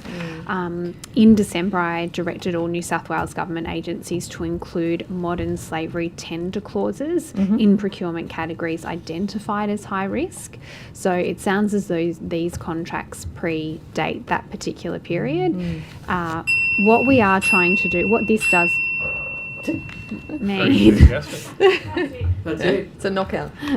What that does mean is that any supplier bidding for a high-risk government contract will need to clearly demonstrate the steps that they are taking to prevent modern slavery in their operations and supply chains. And the high-risk categories do include cleaning, medical consumables and textiles, and security services. But these are new requirements that commenced on the 1st of January this year. We'll certainly take on board the concerns that you've raised today, Ms. Boyd. I think they go to the reason why we are requiring government agencies to have increased scrutiny, particularly in these areas of high risk procurements. And from the 1st of July in 2026, agencies must include modern slavery tender clauses in their contracts when procuring high risk goods and services. It might just be worth adding that the panel contract was established in 2020 by Public Works and Services. Okay, but there's two things in here. It's not a requirement yet, though, is it? What you were just referring to? It actually starts in July. I issued the ministerial direction in December. Yeah. The transition period. There's a 6-month transition period from the 1st of January until the 1st of July. But from the 1st of July, agencies must include modern slavery tender clauses in contracts when procuring high-risk goods and services. This security services at the old Tweed Hospital that was granted to MA Services, the tender record I have says it's effective on the 15th of December just last year. Okay. Why were we making contracts with MA Services Group in December? It seems unlikely, but we'll have to follow up and check. Yeah, I mean, they went into administration on the 23rd of December. Right. And presumably if we had entered into, if we'd put these requirements in place earlier, Minister, we wouldn't have entered into any contracts with MA Services Group. That's a fair question. Okay. Yes, if you could get back to me on this tender document, because either it's wrong or we entered into a contract with MA Services Group in mid-December last year, well after the stink had already spread. And I think, Ms. Boyd, the point that you make about having some level of whole of government oversight over contracts is a point well made, and it's certainly something that we are trying to rectify. Thank you. Okay. Now, Minister, just to the work of some of your 400 additional tax collectors. In the last 3 financial years, how many businesses in New South Wales have been found to have employees and not contractors because of audits undertaken by Revenue New South Wales? I'll have to take that one on notice. Okay. But I'd make this point, Mr. Fallow, you'd be aware that the contractor provisions have been in place since you and I were in primary school, or perhaps even before that. But, Minister, as you would no doubt be aware because of correspondence to you, there seems to be a different interpretation which has been taken now, which is leading to enforcement action occurring to a number of companies across New South Wales. No, I would not accept the premise of two premises that I would explicitly reject, which is the number of additional tax collectors and the fact that there is a new interpretation of the contractor provisions. The contractor provisions are the same. They've remained in place, as I say, since I believe it's the 1980s, and that it's true there are new business models, but the contractor provisions themselves remain in place. They are the same. And Minister, what preparations, if any, has the department made in anticipation of the High Court decision in the Uber case? I would expect that they'd be making a number of preparations, but I can't really speak to those. I think the Chief Commissioner is best placed. I think there's a hearing commencing in April. Yeah. And we're represented by the Crown Solicitor's Office. And that's the limit of what I can say, I think. No guessing as to your chances of success at this stage? Well, it was a very comprehensive judgment in the Court of Appeal. Unanimous, I think, 5 judges. Now, with respect to the additional tax revenue that's been collected in the last 3 financial years, how much of that is a result of payroll tax audits? I'm sorry, can you say that question again? In terms of additional tax revenue that's been collected, how much has been as a result of payroll tax audits? We'd have to come back to you on that one. Okay. And how does Revenue New South Wales determine which businesses are audited? Is it just a random inspection, or is it due to some factors that are alerted to Revenue New South Wales? Yeah, so there's a range of factors that are taken into consideration, but the Chief Commissioner can provide you with more detail. So this was a question that I found fascinating when I joined last year. So most of our compliance programs commence with a list of possible use cases for us to review that come from our analytics division. So cases get generated to that possible list whenever there's a data inconsistency that we can see in the data sets. So an example would be someone claiming a principal private residence exemption claim, but there's also an active rental bond for the same property. So we've got the capacity to have our systems inquire into those things and present an anomaly. So the analytics team focus on looking at indicators that are flagged for possible non-compliance. They compare multiple internal and external data sets that they have access to. Key factors include the one I've already mentioned, plus foreign ownership and actual land use, which goes to the land exemption, primary production land exemption. So we end up with a kind of list of potential areas that we think might need to be audited. That potential list is then reviewed by an assessor in every case before it gets to the point of a notice of investigation. Thank you, Mr. Mintz. We might explore that later this afternoon as well. Sure. The government.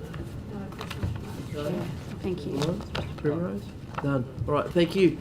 Well, thank you very much, Minister, for your attendance. Thank you to officials who we will see after the break.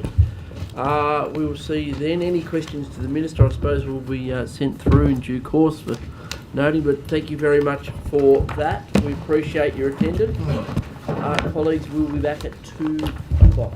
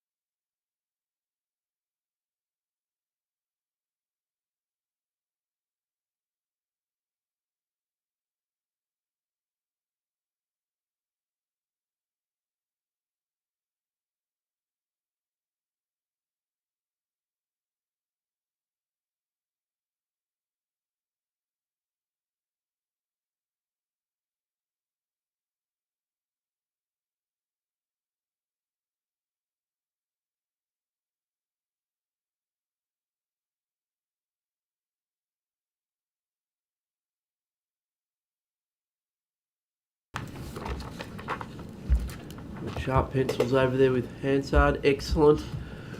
Well, good afternoon, officials. Welcome back to this part of the Portfolio Committee number 1 inquiry into the budget estimates. Let us return to questions from the opposition. Ms. Munro. Chair. I was curious about, okay, we've lost Mr. Cootes-Trotter, but I am keen to ask some questions about this public consultation draft of the Local Jobs First bill. Who is the best person to speak to about that? Yes. Is it Gadiel or Gadiel? The first. Gadiel, thank you. Mr. Gadiel, I was wondering about this. So, in the regulations, the proposed regulations or the draft regulations, my understanding is that the requirement for a department to report on the outcome of the satisfaction of the legislation is required only by ministerial direction. It's not actually contained in the regulations themselves. Is that right? Like a further order has to be made for the department to have something to comply with? So I think the regulation provides for notification of the Commissioner where an exemption is sought to the local requirements in the 7.5 to 25 million range. Yeah. I think reporting beyond that, from memory, would fall either into the local procurement policy that would be issued under the Act or a separate direction of the board. Okay, so it's just a notification. It's not a requirement to submit any reasoning. I'm not sure about that because I noticed that exemption is also subject to the local procurement policy as well. Yeah. So it would depend on the contents of that policy what the notification requirements were. They may, they're not drafted, so we don't know what's in them, but they could potentially require additional reasoning. Yeah. Okay, so the policy hasn't been drafted yet. No. And is there a timeline on that drafting of policy? Is it intended that that would go out to public consultation before it's issued? Well, that would be a matter for the Minister, but I imagine there would be some consultation, most definitely. Okay, so has the Minister asked you to draft anything up to commence that process? Well, the main focus for me and my team has been to support the Minister through the public consultation for the exposure bill and the regulation. The next thing we'll get onto is the local policy once we've got some capacity off the back of this process. Okay, so without the policy, there isn't a requirement for a department at this stage to provide any particular reasoning as to why they have sought an exemption. Let me just check the wording before I I say that for certain. So the wording says, it just says and must notify the Commissioner. So there's no specification as to what form that notification takes there. Okay, thank you. The other question that I had about that was around the 30% metric, where it's a 30% metric that relates to supply chains, ethical supply chain practices, and local production. Yes. But my understanding is that there isn't actually a breakdown of what component makes up whatever proportion of the weighting. Is that accurate? Yeah, that's not set out in the legislation or in the reg, sorry. It just simply says that these will be the things considered as part of the 30%. So has any work been done to actually determine what component of the 30% relates to ethical supply chain, for example, versus local jobs? Well, we've certainly done work on looking at how we might assess value for money in the context of a 30% weighting, but we haven't made any specific assumptions around what will be what, how heavily different components will be weighted within the 30%. I expect that will be a decision of the Minister or the Government. Okay, and would it be your expectation then that each department would be governed by the same rules related to that? I mean, I guess I'm trying to understand how a department is expected to make a decision with this requirement of the regulations without further guidance. I think further guidance will be required. Yeah. Yeah. So, I mean, this will need, we'll need to complete the local procurement policy framework and other guidance material to support the implementation. Okay, and has your work on that so far, from your earlier answer, my understanding is that that particular work hasn't commenced yet. Well, not in the sense of drafting a local procurement policy and, making it available to stakeholders, but certainly there are lots of strands of work stemming from the parliamentary inquiries that cross over into this space, particularly around the assessment of value for money. Okay. All right. Yeah. Okay. Thank you. Mr. Gadiel, we'll stick with you. Under the Procurement Board direction, increasing opportunities for local suppliers to supply to government, what was the total number of procurements valued $7.5 million or more conducted in calendar year 2025? And can that be broken down by procurement category? So this is the same question as this morning, and I've asked the team to gather those numbers. So I would preface it by saying that we have low visibility on procurements valued under 100,000, of which there would be many. So we draw on the New South Wales, by New South Wales data set, and as you would be aware, reporting of contracts is a requirement above the 100,000 threshold and at the discretion of the agency below it. But with that caveat, in financial year 2025, there are around 10,000 procurements or contracts, and of which around 260 were over 7.5 million. Okay.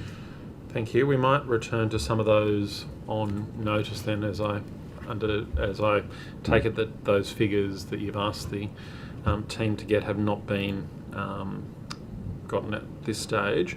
I just don't know. We probably wouldn't. We just don't collect data in any systematic way on procurements worth under 100,000. Although, so I would say that the 10,000 would be a lower limit. Yep. And there may be upward of that if the lower value contracts were considered. Okay. Now, what were the main and common reasons that local suppliers were not awarded procurements in 2025 in a more general sense? Reasons provided in the if not, why not data collection range from no local provider available for that particular service, and that's very often the case for, say, for example, a IT contract such as SAP or Oracle,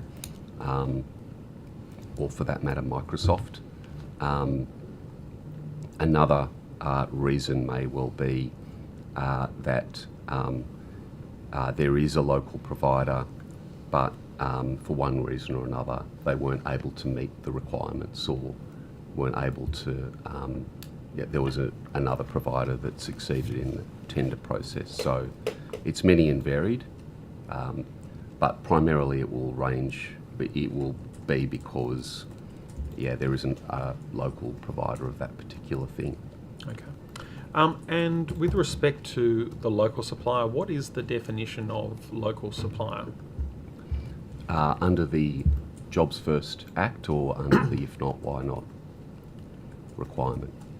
under the if not right, why not requirement? If not, why not? If the business is registered in the borders of New South Wales and primarily operates from within the state.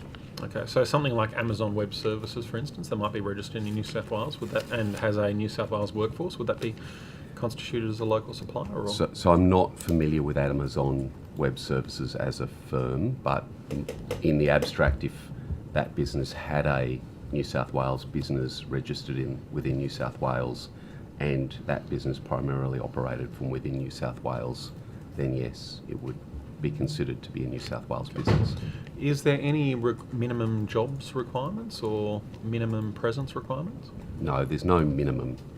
Okay, thank you. So a single office or small representative would be sufficient to qualify in that regard? Well, it wouldn't necessarily disqualify them, but there may be other competing tenders that were able to demonstrate a more significant local presence. Okay. Thank you very much, Mr. Gadiel. I might just now turn, I think, to you, Mr. Minns, with respect to the First Home Buyers Assistance Package and the dashboard in particular. So I note the dashboard is updated on a monthly basis and subject to change. And the most recent one was updated on the 5th of March. So I take it that we can say that that includes figures for February. Is that correct? That would be my guess, Yep. Mr. Butler. Okay, thank you. Now, just wanting to reconcile some of the costs of the budget of the First Home Buyer Assistance Scheme. So on the dashboard, it showed that there was $723.6 million in value saved under the First Home Buyer Assistance Scheme in 23-24. However, in the budget papers on table C.4, it says for 23-24, this is under the transfer duty major tax expenditure, the cost to government was $698 million. So why is there that discrepancy between the $723.6 million saved and then the budget paper figures that show a $698 million tax expenditure? I'd need to resolve that offline with Treasury officials. Okay, thank you. If you can, and similarly, if you would be able to take an inspection of that figure for 24-25, which was $701 million in the budget papers and $668 million according to the dashboard as well. I will do so. I think it's quite possibly related to the impact of reversal of concessions and exemptions arising from compliance activity, but to be certain, we will seek to reconcile. Appreciate that. And in terms of that tax expenditure, which is outlined in the budget, is that just a reflection in terms of that value saved figure, or is there other costs attached to that as well, like staffing, for instance, within the Revenue New South Wales team? I don't think I can answer that today. Okay. If you could take that on notice, that'd be appreciated. Thank you. Now, the figure that's contained for 25-26, this is in the budget papers, was for $799 million for this financial year. As a result of the half-yearly review, were there any revisions to that figure at all that you're aware of? Not that I'm aware of, no. Okay. Would you be able to take that on notice at all in consultation with the Treasury team? Yes. And is there any estimate for the cost of the budget of the First Home Buyer Assistance Scheme for the forward years? Not that I'm aware of, but we will take it on notice. Okay, thank you. Now, do you track figures for the number of first home buyers who don't qualify for the First Home Buyer Assistance Scheme? Don't believe so. Okay.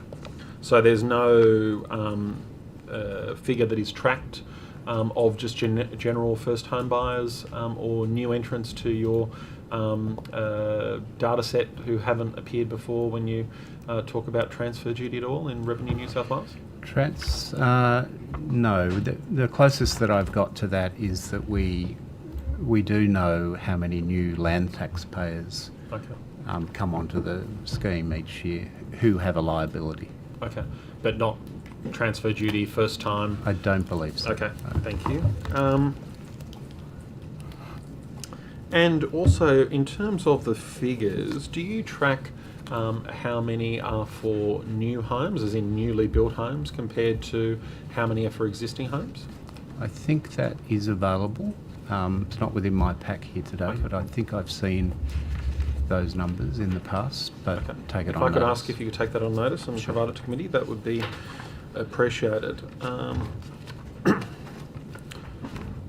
Now, as you've indicated, it wasn't on my question list, but I may as well ask it. With respect to land tax and new land tax entries, do you have those figures for how many people are first-time land tax entrants to paying land tax in New South Wales? Okay, so these are new customers with a liability. 2021, there were 18,486. 2022, there were 17,139. 2023, there were 15,898. 2024, there were 14,555. In 2025, there were 21,703. Okay, thank you. And that 2025 figure on the 21,703, do you have any breakdown in terms of how many of those were as a result of the changes to indexation and the thresholds remaining the same? No? No real way to conclusively provide that data. There's a range of things that give rise to new customers. Land values, particularly in regional areas, also the 3-year averaging effect, so people who might have been landholders who might have experienced the benefit of price rises, but they hadn't had an average taking them over the threshold.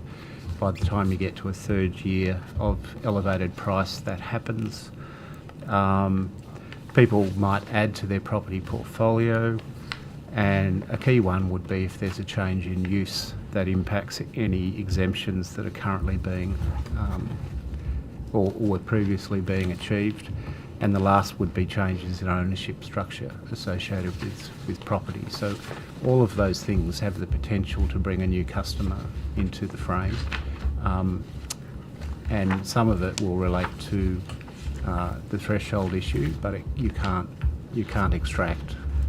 And do you keep any tracking in terms of those exemptions, for instance, and when somebody loses that exemption and coming onto the system? Is that something? So, for instance, let's say that somebody had a land tax exemption previously because that was their primary residence, and then it flips to being a rental property. Is that something, for instance, you track or not? I don't know. I'd have to ask the question. Okay, if you could take that on notice, that would be appreciated.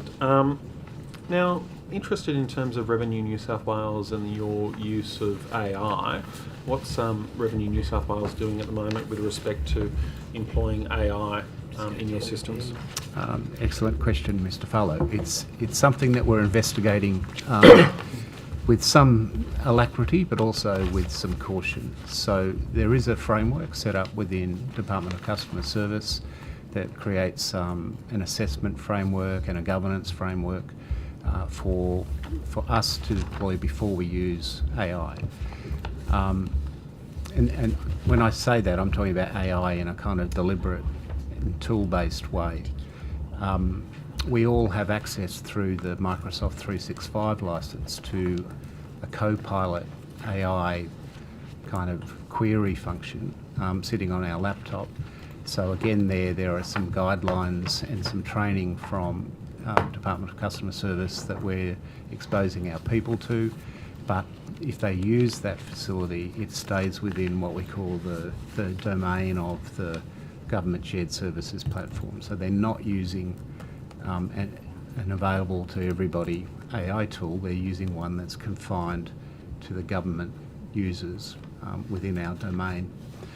In terms of more particular use, we have spent the last 6 months looking at about 6 to 7 possible use cases for us to have a crack at using AI. We know that Revenue Victoria is deploying AI in a couple of domain areas. A good example of where we have worked through the process and already achieved approval through the DCS governance framework is a tool that helps us to document new software code and information. So as we work through upgrading the Mars system, one of the 4 legacy systems, we can deploy an AI tool that accompanies the work of the software team to document the new code that's been written. And I'm told by the technical team that it's very impressive the way it does that, and that it saves a great deal of time and probably generates an outcome that would be better than our people doing it themselves. But that's, most of our use cases at the moment are internally focused around our productivity, not so much on applications that might impact a customer, where we'd have to be very careful to stay within the guardrails given to us by the Ombudsman about having a human at the end before any decisions get taken. Thank you, Mr. Minns. Thank you, Ms. Fairman. Thank you, Chair. Ms. Tripodi, I just wanted to ask a little bit more about the Perilia underground fire that occurred on Sunday, or started, I should say, on Sunday, January the 12th last year. So when was the resources regulator notified about that incident? There are time frame. I'd have to take on notice the actual date and time. I'm sorry, I don't have that in front of me. I can check with my team though whilst we're progressing through today and come back to you. But there are requirements to report straight away, particularly a significant incident. Yeah. So the causal investigation, or at least the detailed notes to the public became the public document, says that it, by about, let's say 2300, it's 2334 hours. Yes. That's on the evening of the Sunday, the 12th. CCTV footage started showing visible smoke from multiple shaft levels. Then 4 minutes later, an emergency was declared and all underground personnel were ordered to evacuate or move to fresh air bases. So you'd think that, so the resources regulator would have been contacted fairly soon after that? Yes. So I've got here that the General Manager of Southern Operations contacted the Resources Regulator incident reporting hotline at 12:40 a.m. to notify that the mine site had sent their workers to fresh air bases due to fumes coming off a grouting chemical, but that this was unconfirmed. Do you have any details then of what the Resources Regulator did at that point? Well, they are required to notify us, but as explained before, in that case, because of the impact underground, the mine subplan would have been activated, or was activated. What that does is set out the emergency protocols, so emergency response, which is usually, and in this case, was the local area command for police. So the regulator was notified. It was, my understanding was it was timely, and then depending on the, we receive updates on what's happening on the site, regular updates, and then we would have deployed an inspector out there, but we're not a part of that initial emergency response. So at that point, was the mining company told, Perilia told to call the police? Did they call the police? Is that what the Resources Regulator would have said?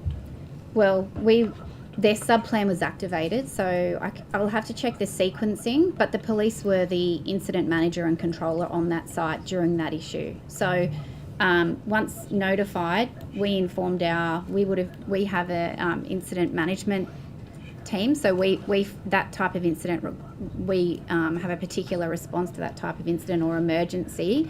Once we realise it's significant, we ensure that emergency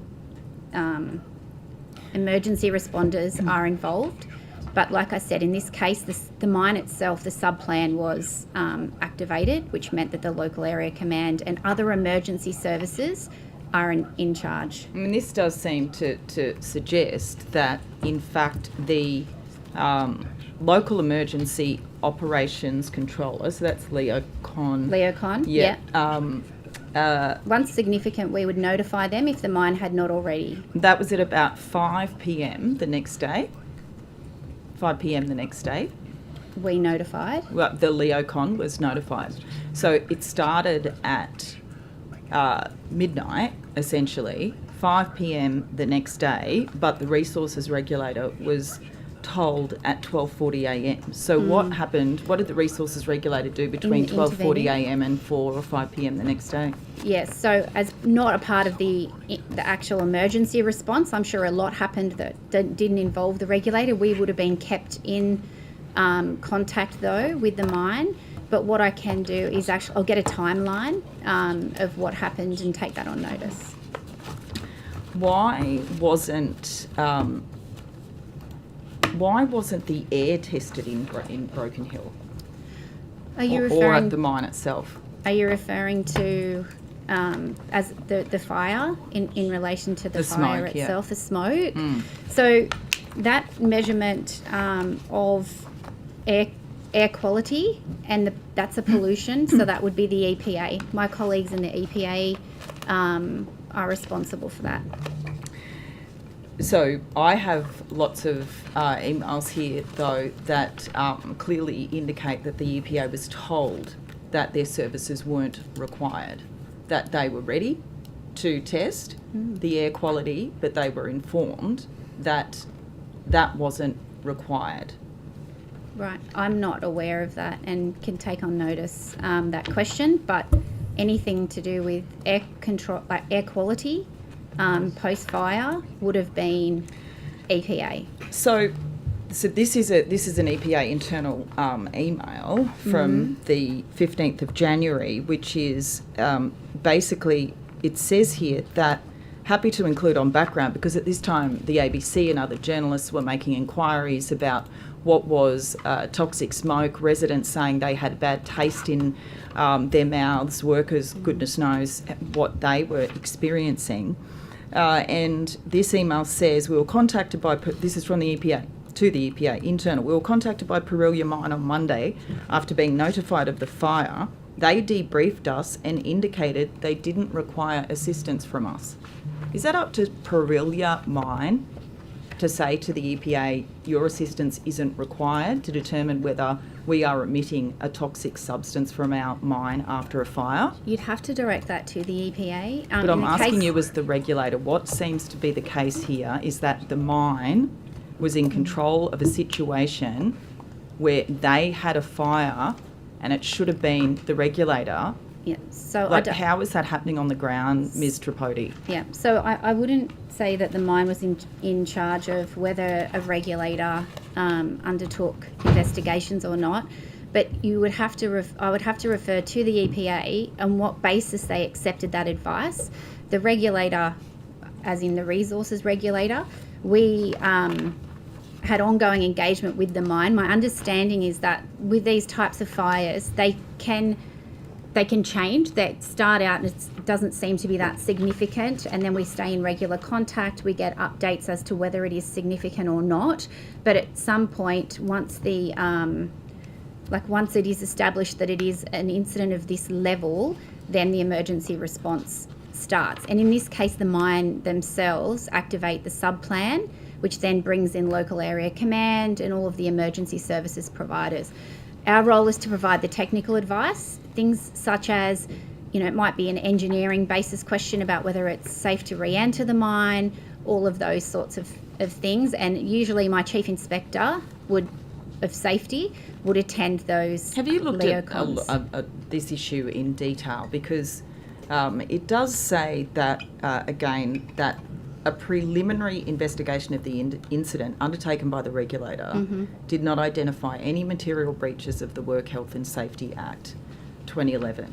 But when you look at the various reports into it, It certainly looked like those workers were very, very lucky to get out unharmed, relatively, although no tests were done on them in terms of toxic fumes. How on earth could the regulator have made that decision? The fire was still burning. So almost, at when that you time. say make that decision, in regards to this matter, like I explained before, a causal was done very quickly. So because I know what a causal is. Yes, good, that's great. So that the information is out early, and then there is still now work going on to establish what else could have been done, as well as But what didn't happen was like the workers being interviewed, for example. Like there were key, if this was investigated in the way it should have been, the workers would have been interviewed. In fact, I think Perilia Mine had a rep on the investigation team, and in fact, the person who did the investigation may have been paid by Perilia. It does seem as though it's the resources regulator and the mine just doing this investigation together. No, there's a certain level of cooperation required in any investigation, including across the different agencies that are involved and the different frameworks. But absolutely, that's not correct. If I may just, Ms. Fairman, you're suggesting quite serious allegations around collusion between the resources regulator and the industry. Yes. If I'm happy to admit that. Please, the resources regulator is the Secretary of the Department of Primary Industries and Regional Development. I think, if there are those concerns and you have evidence... When you look at this, it's we'll keep going. There's more questions. Well, I think, Ms. Tripodi's got views and can provide and has offered to provide on notice a detailed scheduling, and it is complex in terms of who the incident management team is, with the involvement of police, the regulator, and then the EPA in relation to pollution. But I think, suggestions that there is untoward engagement, I think, need to be Certainly seriously what it looks like, Ms. investigated, and the Beattie-Fine. Secretary should be asked to consider how best to do that. But one key, just thinking with the timing, Ms. Furman, if I may, the fire was not still burning when the decision was made to do a causal investigation. The critical nature of the use of those products in metalliferous mines and getting that information out quickly was, that was the basis of that decision. Thank you. Yeah. Thank you, Mr. Tripodi. Ms. Boyd. Thank you, Chair. And good afternoon. Just on the AI issue, so the Auditor General in that report I was citing earlier from October found that most New South Wales government agencies do not have dedicated AI policies in place, despite there being around 350 known deployments of it. Does finance have a dedicated AI policy in place? So we respond or work under the DCS framework, which is it's a policy position and it's an assessment framework before you use any AI. And there's a steering committee for review of serious potential uses. So revenue, which I forgot the word for a moment ago and said finance, but for revenue, so you're saying that then everything that you do is under Department of Customer Service. Does the Department of Customer Service have dedicated AI policies? Yes. Okay. All right. I'll go and check. Can I ask you how many applications have been received under the Critical Minerals Royalty Deferral Scheme since it was launched on the 1st of July? Sorry, Ms. Boyd, how was the question? How many applications have been received? Well, I'm very pleased to say we do have an application, which was only received last week, I believe. So one at this stage. We are expecting a couple more to come through, but that one is under assessment, and we'll be reviewing others we're expecting a few more in the next few months. Okay. There was a bit of sort of industry chatter that really this scheme was going to provide a windfall to projects that would have proceeded anyway, rather than stimulating a new investment. So I was going to ask kind of what the data showed, but if you've only got one, then it's not going to really tell us much at all. We only have one. Look, I guess what I would say is that this is an emerging sector, and one of the challenges with critical minerals the sector faced in New South Wales, but also in other jurisdictions right around the world, is challenging getting access to finance. Yep. So the purpose of the royalty deferral scheme is really to bring forward some of those proposals, and if they can happen, and we know that even just the existence of having the scheme has supported companies in their engagement with financial companies, but also investors overseas, and that is a good thing, because what we're wanting is these projects to be up and running in New South Wales, and if they can happen sooner, and if they can secure finance because they have the confidence that the royalty deferral scheme is in place, then that is a positive thing for investment in New South Wales. So, okay, but how do you then ensure that those deferred royalties are collected, particularly if commodity prices fall or a company goes into administration? What's the process for ensuring that you can still collect those royalties afterwards? So there are guidelines that accompany the scheme, and so the assessment of the applications will review and consider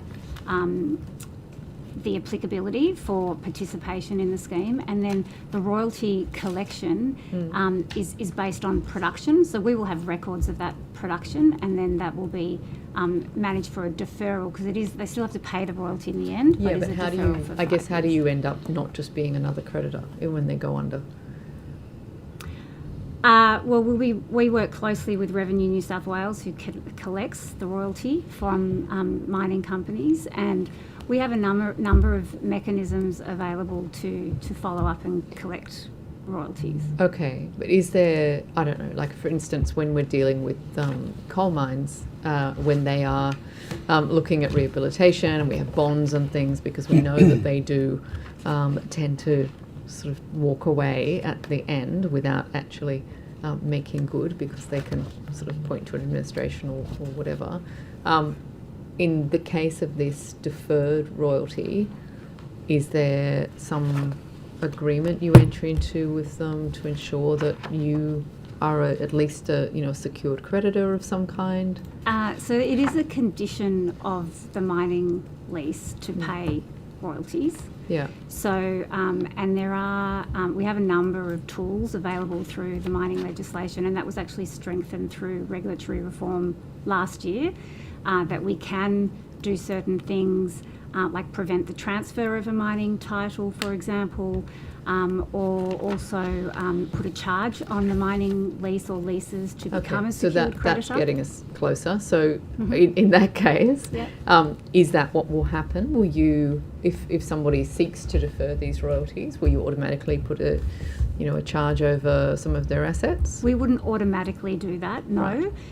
I think once a mine is operating, it is a valuable asset, and the resource and the mining lease is the valuable asset.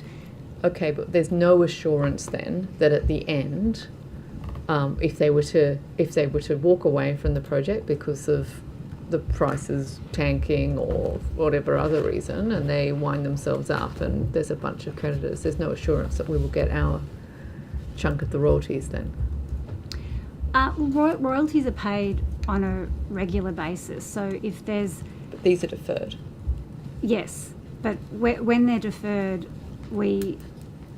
depending on the production, we would be monitoring that, and we are monitoring and talking with these companies all the time. So if there was any sign that there was financial distress of for the company, we have the option to place a charge on the leases. I wouldn't want to say that we would automatically place a charge on the leases at the beginning of the royalty deferral, but that is an option available to us, and I think when the scheme is up and running and we have people, companies committed to the scheme, we would be monitoring closely to see how they're tracking. If the production is there and they're employing and there's no sign of financial distress, I wouldn't say we would automatically place a charge on that. Okay, but why wouldn't you sort of build that in from the beginning? We can have a look at that. it is something that absolutely we should be looking at, because it is a deferral only, and the state, should receive the full payment at the end of the scheme. Okay. Can I go back to asking a question about MA services? I don't know who's best to... Yes, great. What is the value of New South Wales Government's exposure as a creditor to MA Services Group now? Is there any money that was owed for services that the government paid for before they were provided, for instance? So I'm just referring to my notes. I do have some material on MA that relates to this.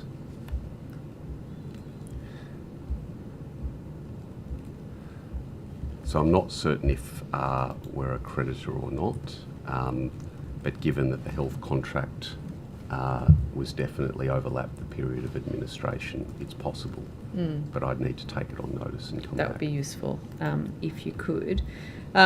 I was trying to sort of get to the bottom of the process that gets employed, I guess, when this sort of thing happens. So are there contingency plans, or, how do you... This can't be the first time this has happened. So I guess what is the process, or should be the process, for when a company goes into administration like this, when it's got these outstanding contracts? So it's up to agencies to manage things, but in this case, the primary focus of the agencies was to ensure continuity of services through the administration process, and I understand that agencies were able to maintain services through the administration of MA services. All right, I might come back to that. Can I just quickly ask about another thing from the Auditor General's report? Was a finding that Revenue New South Wales's administration of hardship assistance had found that Revenue New South Wales has not evaluated whether hardship assistance is being delivered to people efficiently and effectively, and that they haven't done that in a manner that achieves the intent of the hardship policy.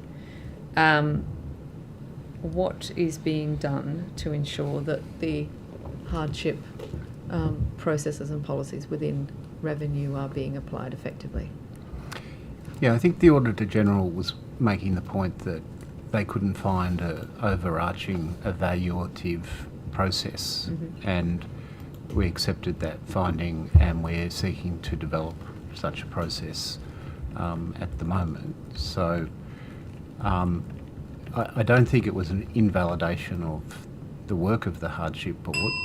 It was just a comment on, when asked to provide a proof to the success of how it's working, we didn't have a body of evidence to do that other than the outcomes of individual matters and whether they succeeded or failed. Thank you. Thank you. Ms Munro. Thank you, Chair. I have some questions about Revenue New South Wales' use of AI also. I was wondering, is AI being used in mobile speed detection or the improper use of seatbelt wearing?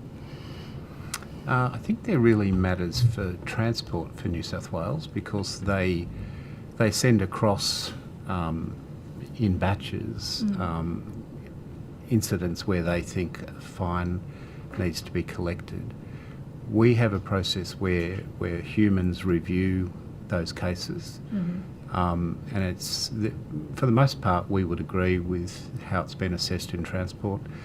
I don't quite know how they do it, but in our case it's people, and there are occasions where we will go back to transport and suggest that we think the photographic footage is not consistent or not clear enough, or for some other reason. But I think most of the time our people are concurring with the transport decision to say a fine should be imposed here.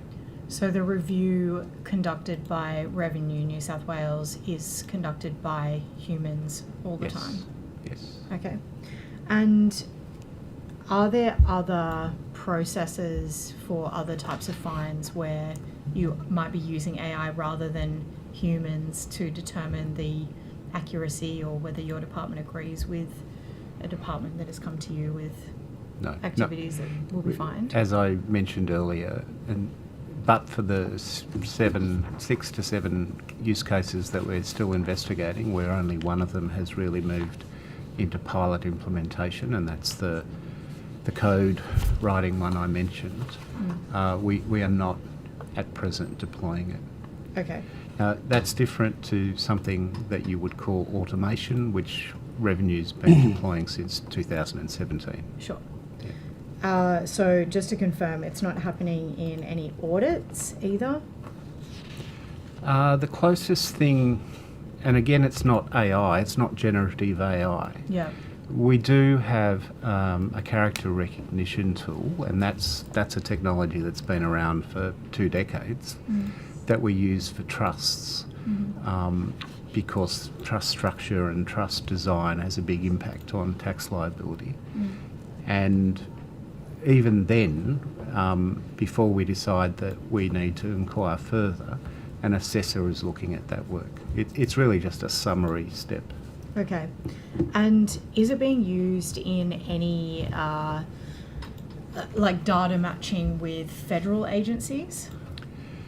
No, we do data matching. Yeah. But we do it through algorithms and code that, we've written ourselves as a way of asking computers to review 2 data sets and pull out either consistencies or inconsistencies. So that may be used then in relation to other state agencies as well? I'm not certainly Commonwealth. I'm not quite so sure that we're doing it with states. I'd need to take it on notice. Okay. But there might be some areas around licences and so on. Do you do work with federal agencies around what might be called something like data harmonisation? I'd need to know what the definition of that was. I guess in terms of, if you're using tools to data match, you need data sets that speak to each other or are comparable. Obviously, you would write relevant code for the data sets that you're seeking to match, but to improve efficiency when it comes to comparing and analysing data, just wondering if there are any projects that are being undertaken between you and perhaps the ATO to ensure that data sets are harmonised. So if you look at payroll tax, we would make considerable use of ATO data, ASIC data, CIRA data, iCare data, all to try and see if we think there's an anomalous position with what someone has declared as their payroll tax liability that is based on their payroll value. Yeah. And if we get a different prospective value out of those other data sources, that's when it goes on to a kind of watch list, and then an officer reviews that to see if they're going to issue a notice of investigation. Yeah, okay. So there may or may not be, at this point, projects being conducted. Most of the use cases that I've referred to are quite technical and they're internal in their nature. Yeah. I don't think any of the 7 have a direct bearing on trying to identify someone's tax liability. Okay. How much additional revenue is being collected because of improvements in what would be considered, I guess, data harmonisation and the improvement of analysis between data sets? I think it's really difficult to answer because it's been a long-term project. This has been running probably for a decade plus. The Better Revenue Outcomes budget initiative was funded in the 2021-22 budget year, and I think that's probably when we, but it's certainly not the start, but it's a direct program of work to try and improve system issues, generate better capacity for that data matching and reconciliation, and in the process enable us to reduce what we call revenue leakage. Yeah. But But we, related to, I think it was Ms Boyd's question earlier in the day, we're going to produce a table for the committee on notice, which is what did Bro, what was the investment and what was the return of it, and because Bro's largely completed now. And then we've got forecasts of what we're seeking to get from the tax modernisation project as well. So we'll provide that to the committee, but that will not be the whole extent of what we've been able to reduce as leakage since, 15 years ago when we started getting serious about analytics. Okay. Well before my time. So the Audit Office identified that you had developed a risk and opportunity assessment for use of automation and AI across Revenue New South Wales. Are we able to get a copy of that document on notice? I don't see why not, but it might be something that's currently in reconstruction, because the Department of Customer Service produced its governance framework towards the end of last year for AI, and so we are now kind of trying to reverse engineer any of our thinking to be consistent with that. So it might be the case that I request the committee allow us to finish that work so that you get our considered current thinking. It would be good if you could please take that on notice. Given the DCS have produced their work, what ways have there been discrepancies in the way that you've been thinking about the use of AI? I don't think I'd agree that we've had any discrepancies. I think I would say that after 3.5 decades as a public servant, or on and off, I've sort of been in the private sector as well, AI looks like it's got tremendous opportunities for government, but it's also got tremendous potential to be a catastrophic failure, and I don't want to be the architect of that. So we are being very cautious. We keep reading about how if you think AI is moving fast today, this is the slowest it will ever move. We still don't want to rush out off a cliff and create unintended and unfortunate consequences for citizens and taxpayers. So what's your timeline for producing that document in relation to the DCS requirements? I'd have to check, but we've been working on it. As an executive team, we started having strategic workshops on AI and our possible use of it in October last year.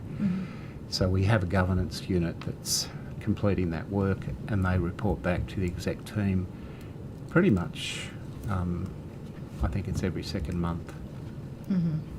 Okay. Was that action taken after the Audit Office's report last year in October? I think they were probably contemporaneous. Okay. That we because we have a very skilled and competent technical workforce in Revenue Digital, a lot of those team members are engaged on their own private account with AI tools outside of the workplace because they are so technically focused on what opportunities does it bring. So we had to sort of move to develop consistent governance approaches and some guidance. And so we'd started to do that, I think, even before the OMBO report was out. Okay. And was there any action taken in response to that report? I don't think any additional new action was needed. I think it was a case of continue the course. All right. Thank you. I can keep going. Yep. I was wondering how many taxpayers have had their information given to another taxpayer accidentally, either a business or an individual. So that's an instance of a data breach. I do have that. It's a small number. I just need to check which number it is.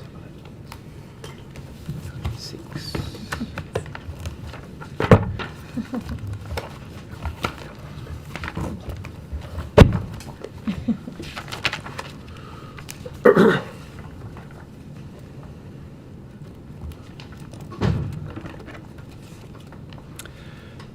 So in 25-26, as at the end of January this year, we had one eligible data breach reported to the IPC and to the affected individuals. We had conducted 4 privacy internal reviews. We had 2 requests from people to access their personal information under the Privacy Protection Act, and we had 1 request for correction of personal information under Section 15 of that Act. So they're very low numbers. Okay, so with the eligible data breach, was there an estimated cost reported to the IPC? I'm not aware of that, no. Okay. Could you just take that on notice, please, so whether there was one and how much that was, please? Mm-hmm. And the other question I had was how many people were affected by that data breach? Well, I think I'd need to take that on notice, but it's a small number. Okay. And I know that when we contacted people, I don't think there was any request for follow-up action. And was it related to a breach of public servants' data, or was it a private citizen? I believe database? it was a private citizen issue. Okay. Would you mind please taking on notice the number of people affected? Yep. Thank you. And also the number of people contacted. That will be the same number. Do you keep records of how successful contact has been with people who have been the subject of a data breach? Because Well- obviously, and perhaps in your answer you could explain how that happens, how that contact occurs. Yeah. When I reviewed the information that came through on this, I posed the question of, when you said there was no follow-up action, what does that mean? And that meant there was no, if you like, unfinished business from the perspective of the Privacy Commissioner or the individuals. So it would be a case of our governance team making contact. Okay, but do they make contact by sending an email or making a phone call, or? I think they do whatever it takes to make contact. Okay. And we do both. We email people, we call people. Yeah. Is there a register for, is there a register for people who haven't been able to be contacted or haven't been proactively engaged with, or I guess whether they have demonstrated that they have received contact? I think it's, given the small numbers, I think it's less likely to be a register than a to-do list item for the Director of Governance. Okay. Are you able to take on notice, please, that question, whether there is information and what that information reveals about how people are contacted, and if there is a record of people who have demonstrated that they understand the situation versus, like, obviously you can send a text message, but if they don't reply because it's a wrong number or whatever, just understanding that situation. Can do. Thank you. And were there any data breaches that occurred that did not meet the threshold for an eligible data breach? I don't know. I don't think so, but I don't know. Could you please take that on notice? Thank you. And in terms of mitigation measures for data breaches, could you please outline what Revenue New South Wales has in place to protect individuals from data breaches? Obviously, Revenue holds extensive personal information, and I can imagine that's a key concern that you have. I can go through that. Thank you. I'd also just reiterate the point I've made a couple of times today, that the investment that goes on with our core legacy systems is often motivated by concerns about cyber risk and privacy. I understand. So when a data breach occurs, we report it to the relevant authorities, and we seek to contain it. We do an assessment through investigation. we consider notification because there is a kind of threshold about what you notify Yes. in the Act, and then we review and follow up and monitor. We have a governance framework and systems and processes in place to manage risks. This includes a Revenue New South Wales privacy policy and a privacy management plan that's published on our website. We also adhere to the DCS data breach policy, and there is a Revenue New South Wales data breach response procedure.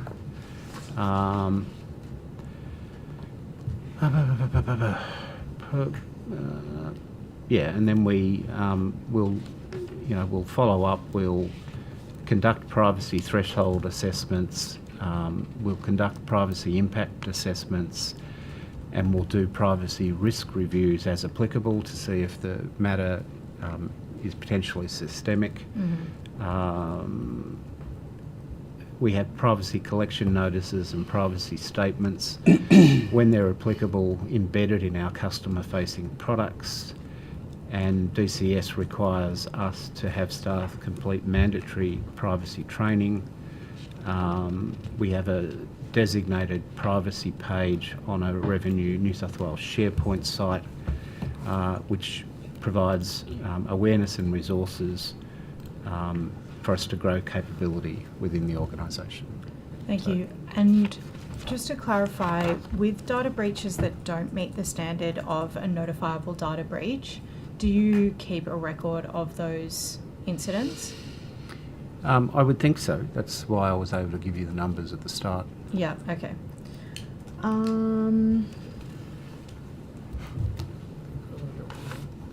Just quickly, how many audits does Revenue New South Wales conduct in a year on average? So, which kind of audits? Are you meaning audits for tax to do products? with your, to do with your security systems. Okay, well, we derive our audit services, our internal audit services, from DCS. It's a shared service model. And I think in the last couple of years it's been 2 to 3 audits a year. And is this an increase to previous years? Is it a fairly standard number? I haven't been here long enough to know that one. But, you know, as with all audit activity, internal audit activity, it's risk-driven, and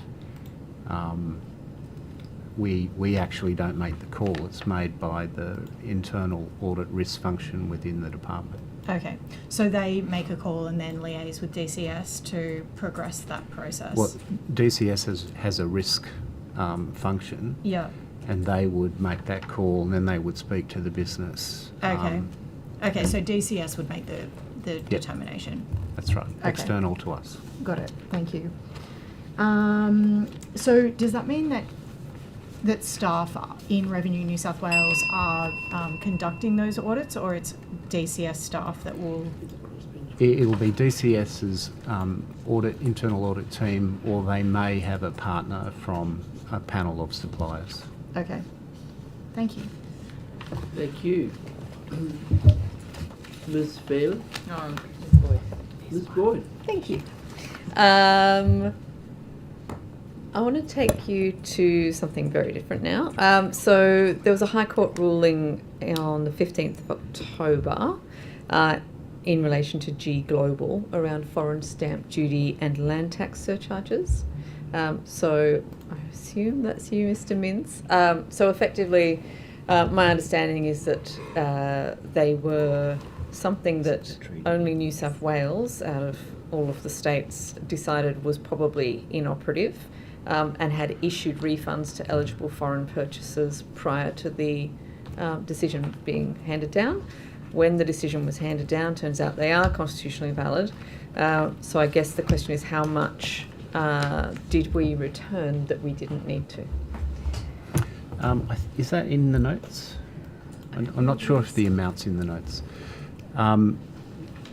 The position that was reached by the then Commissioner was, or the then Chief Commissioner was, that it wasn't, I think, reasonable to seek to recoup those refunded amounts. So this goes back to, it's about Australia's international treaties. and how they are treated, and there was an initial view that the fact that we were charging surcharge land tax for 8 countries wasn't allowed within the treaties with those eight countries. The Commonwealth indicated that they were going to legislate to avoid what they called a windfall gain, and that was challenged in the High Court, and it was found that it was a legitimate act of the Commonwealth Parliament. So, but as to the amount, have we got that there? I don't think we have the amount, but if I can add though, when the federal legislation was passed, Revenue started to charge people again for surcharge from those 8 countries. So we didn't wait for the challenge in the High Court. Okay. We conducted the administration under the federal law at the time. And so maybe take on notice how much we did return in that period of time. But also, is it possible to now recoup that money that we gave back to people? Can it come back to us again? I think the decision of the previous Chief Commissioner was that it wasn't reasonable, and therefore he decided that we weren't going to do it, and I have not interfered with that previous decision. Okay. I think I might have the number somewhere. Do you know what page it's on? That's 14.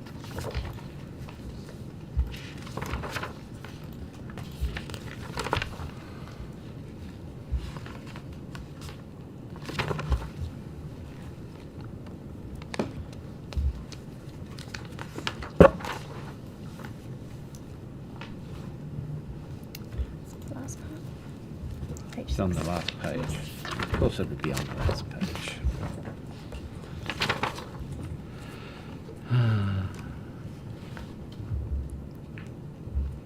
So in total, $57,178,209 was refunded.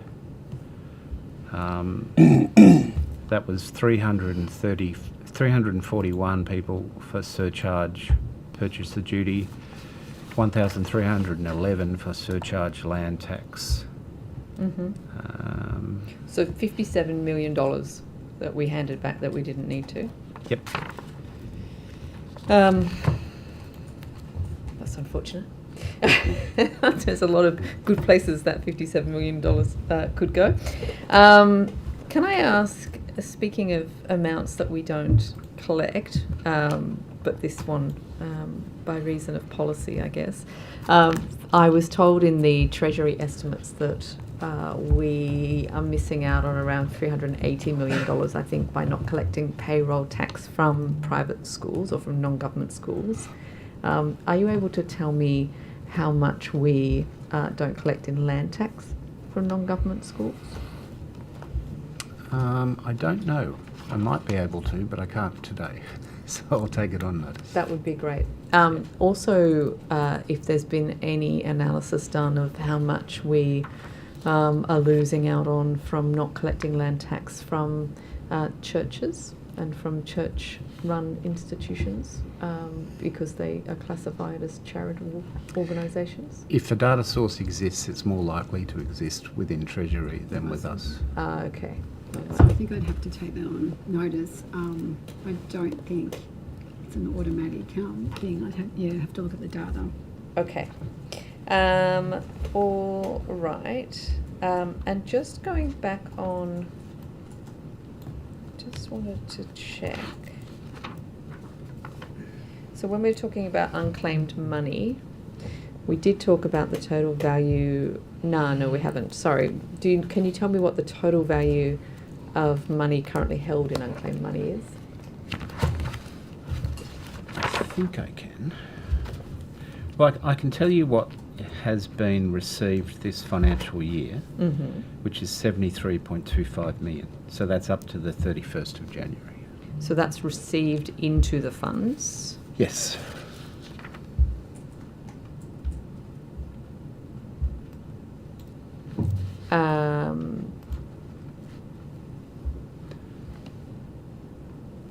Yep. Oh, okay. Is that one? One below. So as at 31 January, our website is reporting that there are 805,208 items that total 297.5 million. Okay. All right. I think that's it from me, if you wanted to. Okay. Thank you. Thank you. I wanted to just turn to, well, we'll go back to Bowden's silver mines. How many times has the department, that includes the resources regulator, but the department probably more so, met with Bowden's or their lawyers or lobbyists since the Court of Appeal finding made their approval null?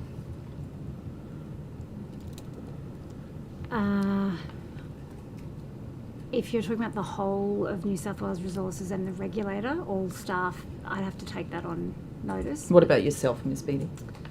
I think I've met with them once. And then if you could take on notice the number of times that your staff have met with Bowden. This is like since the Court of Appeal decision. Would it be fair to say that the department has worked very hard to find a solution and, well, a legislative fix really to the issue of the Court of Appeal findings? Actually, I wouldn't say that. The Court of Appeal findings and any resolution to that is something that is under the Environmental Planning and Assessment Act. It's not related to the remit of New South Wales Resources. We oversee the Mining Act and safety of mine workers. But we do engage with companies on a range of different matters related to their operations regularly. So the resources regulator talks with companies about, through their inspections, any investigations, and also just generally around compliance matters. Our titles team engage regularly with companies, and Bowden's would be included in that, around titles assessments, whether it's renewals of titles or yeah, but I mean, this applications. is specifically in relation to the Court of Appeal decision and the workarounds. Okay, let's see what we can do. Let's get in the room together and nut out how we get your approval back on track. I'm quite confident we haven't done that. And the regulator definitely has not. Yeah, probably not. It probably isn't so much the regulator's remit at this point. So we have a mining concierge team, and so that team would meet regularly with, again, multiple companies around where they are up to with various proposals for assessment, and they would understand where they're up to with the any proposal to seek approval following that court decision. But in terms of finding workarounds, that's under different legislation, and that's not something that we would be doing. are you aware of the Minister or indeed the Premier requiring regular updates on Bowden's and McPhillamys, different to other mining approvals, but a kind of dedicated updates, if you like, to the Premier about where things are up to? I mean, we provide information if there's meetings. We're often requested to provide information as background for many meetings that are occurring. We update notes about the current status of various projects. So I would say that is in the course of ordinary business. No, you don't think, just to be clear, that so what you're saying is there hasn't been a request or a requirement to provide the information for updates or briefings to the Minister and or Premier on McPhillamys and Bowden's over, say, the last 12 months since the various legal hurdles have... There would have been updates. So there would have been updates, and I think the Premier has made it quite clear the support for critical minerals and high-tech metals projects, and that's been very public. In terms of the number of requests, and I'm not sure exactly that question, but I can I can come back to you with the number of specific briefings, but I guess the point I'm making is that we provide updates on a range of projects when there's various meetings or requests, and both of those projects, they're both really through the planning, being assessed through the planning framework. Thank you. Now, I wanted to turn to the Cadia mine and some reports recently to, I think, I'll find that one in a second. Reports in relation to a decrease in the expected gold, what they're expecting to make in terms of their forecast for gold because of geotechnical kind of failure in terms of the northern tailings dam. The open cut pit, which has the tailings in it. So this line of questioning is around how these modifications were approved and what goes into approving something like this. So you're both aware of what I'm talking about in terms of the very not great situation at Cadia in terms of, firstly, the tailings dam wall and where they have had to put the tailings now, which is an open pit, and that continues to be approved. So my question firstly is, because the tailings are now put in this big open cut pit, there's huge issues with that. Who was it who first approved to allow Newmont or Cadia to deposit the tailings in that open cut pit? Who makes that approval? So I'm aware of the issue from the regulator's safety perspective, and we are currently still investigating this issue since it come up.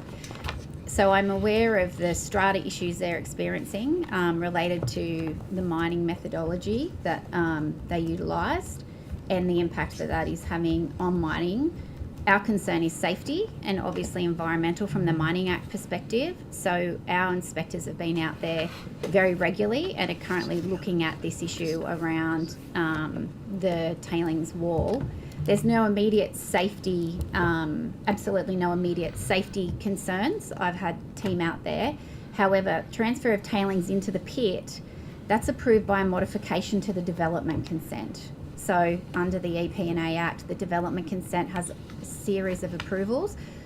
A modification to that was approved by the Department of Planning. And I'm assuming, yes, the modification is approved by Department of Planning. The department would have provided an assessment and their advice as to whether to approve or not. We get referenced. You'd hope so. We get referenced in regards to a lot of development consent, including some modifications. Yes, we provide input into that. And also the EPA does, because a lot of the environmental management on site is, particularly for large mines, as you'd be aware, is part of their EPL, so their licence that the EPA oversight. So anything to do with that, they would have been referenced as well. So the regulator provides information as part of an assessment, but also we provide economic information as part of an assessment. But we don't recommend approval or otherwise. We provide information in terms of our remit, and then the assessment is done by the Department of Planning. And often with, that we would need, for example, to come back to us in certain circumstances for conditions to be imposed and things like that. So it depends on the type of modification request, but we do get referenced, yes. Because there's been various modifications. The first Mod 11, April 2018, and that was to deposit tailings to 420 metres. And then Modification 12, September 2018, same year, approval to deposit tailings to 560 metres. And then Modification 13, a year later, approval to deposit tailings to 713 metres. This is quite extraordinary and really not best practice for tailings, particularly in an open pit of that size, is the regulator going to continue to approve the regulator this does extraordinary not, situation? We don't approve that. That's what we're saying. It's actually what we do is, and yes, but it comes what to us. advice are you providing as the regulator? You know, in terms of rehabilitation, you are the Yes, agency. we are. What advice or cautionary advice, really, hopefully, are you providing to the department? And do you think this situation is concerning and these approvals actually need to stop? From the regulator's perspective, the input that we provide refers to our remit, which, yes, is the Mining Act, and any considerations we have about that. A lot of the advice we provide, Ms. Berman, goes towards as well the achievement of rehab obligations. So it's extensive review of these applications gets undertaken by planning. We are referenced in regards to any considerations under the Mining Act. We also always provide feedback about safety, that, you know, we need to be looped in safety, and also, and only if those safety concerns have not been addressed do we provide comment on safety, obviously. But my Mining Act inspectorate's responsibility in providing advice as well pertains to that final achievement of rehabilitation obligations, to make sure that tailings are placed in a manner where sustainable rehab can still be achieved. How are they going to sustainably rehab 500 metres of toxic tailings dams at the bottom of a tailings dam?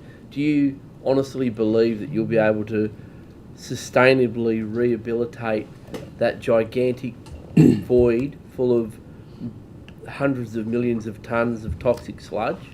So my understanding is that they can move the tailings, the actual contents of tailings when required, or in some circumstances on sites, but we provide that sort of input about rehab requirements. So what are the current rehab requirements on that site? Any feedback about what should happen? Sometimes it's to do with conditions that need to be considered, but ultimately that ability and that assessment that's undertaken is by planning through the MOD process with the development consent. I mean, even Newmont, in its kind of advice to its shareholders, are talking about this geotechnical instability. I'm trying to find the exact phrase, which was quite interesting. I'll find it and in the break and come back with it. But they're even concerned. I mean, indeed, they're thinking that they can't mine as much gold now because of this, and in fact, it's sterilised the gold underneath the pit, and there is also a potential risk of, if the mine, if there's a risk of inrush to the Cadia East mine, surely, with a tailings in the pit now at, you know, what is it, 713 metres.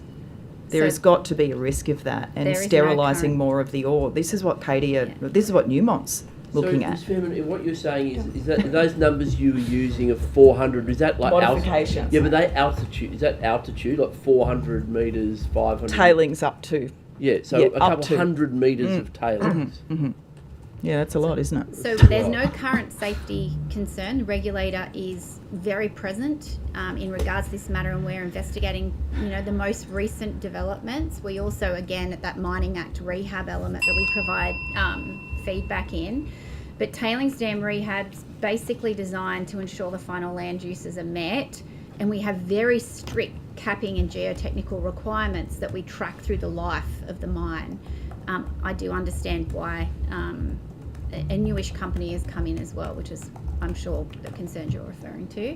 But in regards to the regulator, there's no current safety concern. We are investigating some more recent changes out there and what that means, but at the moment, and we are referenced during the development consent mod process. I might just add, these are very large, complex operations, and when there are operational challenges that are presented, the company needs to work through those, but they must abide with their conditions in the development consent, their conditions in the mining lease. There are various regulators, including the EPA from the Environment Protection Licence, but in terms of the modification, that is a matter for the the planning portfolio. And I mean, it's they'll good just that keep they've improving. changed. It is good they've changed the mine design. They've identified a risk to safety potentially, and so they have changed the mine design. So, in that context, What was the risk to safety?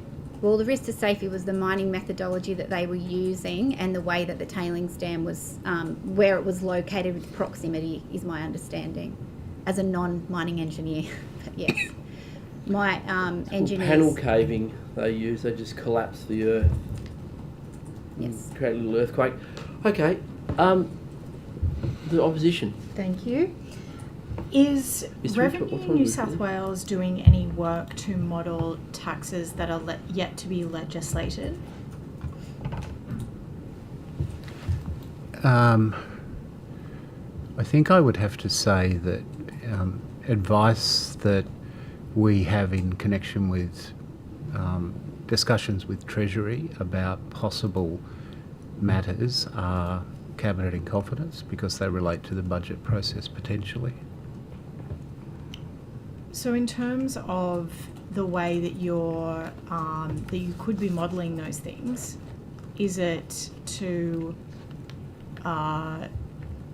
engage in a process of understanding how taxes might be collected, or is it so you've got the process of collecting taxes as well as the actual quantum of money that you might be expected to take on? So is it to do with the process of collecting I don't think I taxes? can answer because it's the No, budget process. Yeah, usually, I mean, I would say, Treasury and Revenue would often be asked questions by government on existing tax policies or potential ones, but it would be a consideration of government and those things will go to cabinet. So, yeah, I can't comment. So do you ever conduct modelling that has not been requested by a minister?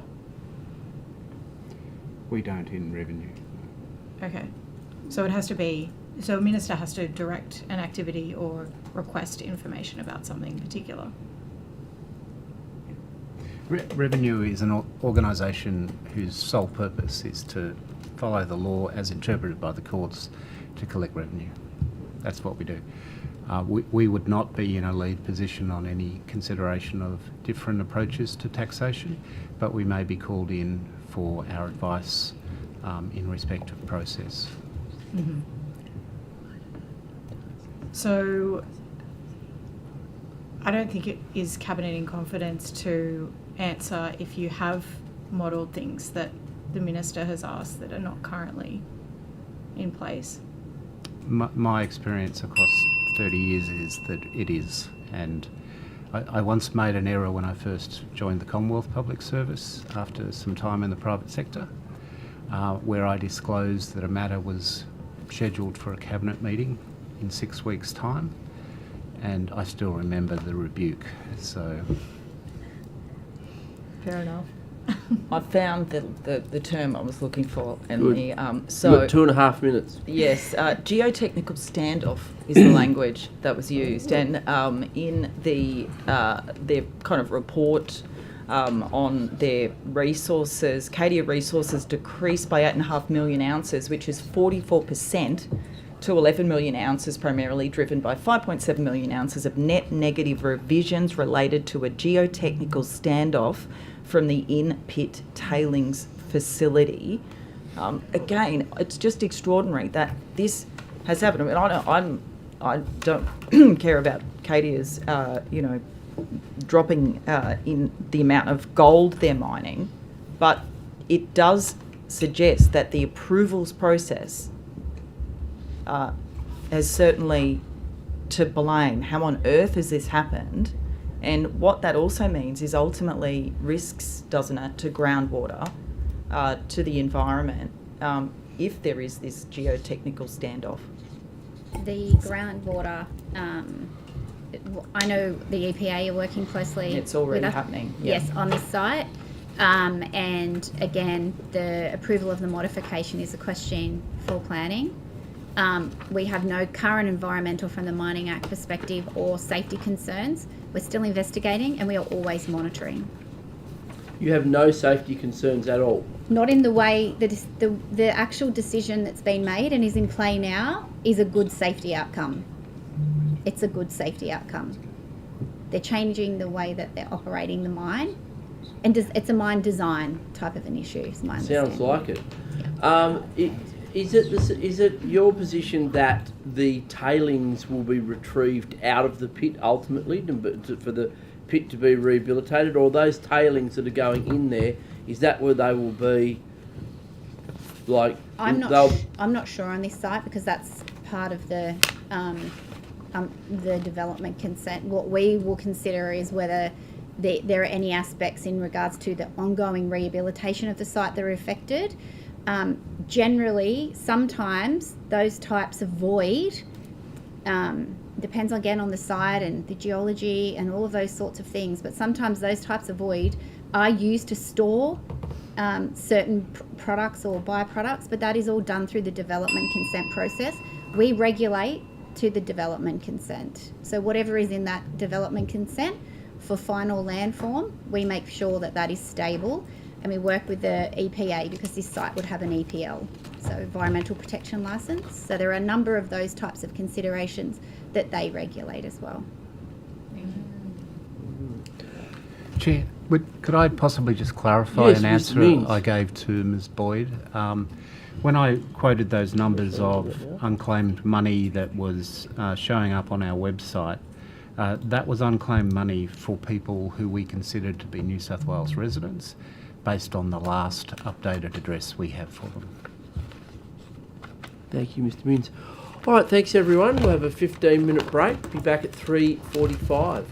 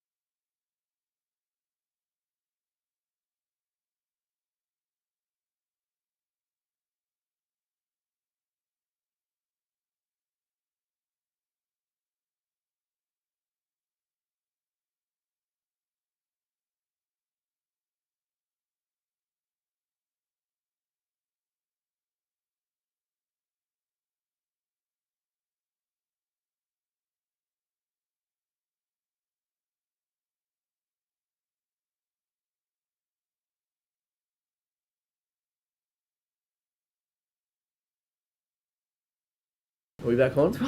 Didn't get any of that, did you? Good, thank you. Very good. Well, I'm glad none of that was broadcast. All right, everyone, welcome back. Time being 3:45, we'll return to the forensic examination of these portfolios by the Honourable Scott Farlow, MLC, Thank you. Shadow Treasurer. Thank you very much, Mr. Chair. Oh, what did you want to? No, pick I up? don't. No. Doesn't Okay. really matter either. It's fine. Fair enough. Okay. Thank you, Mr. Chair. No problem. Mr. Minns, we'll keep working you over. I'm sorry. I think this is for you at least. In terms of the Fines Legislation Amendment Act that has now taken effect, part of the provisions within that was that there'd be under Section 67(1)(d) 2 non-government members with the qualifications or experience prescribed by the regulations, each appointed by the Minister for a term of 2 years. That's as part of the Hardship Review Board. Have those regulations been prescribed as of yet? I don't know if the regulations have been prescribed. I know that we've been in discussion with the Minister's Office and that we're on target to seek to have the roles.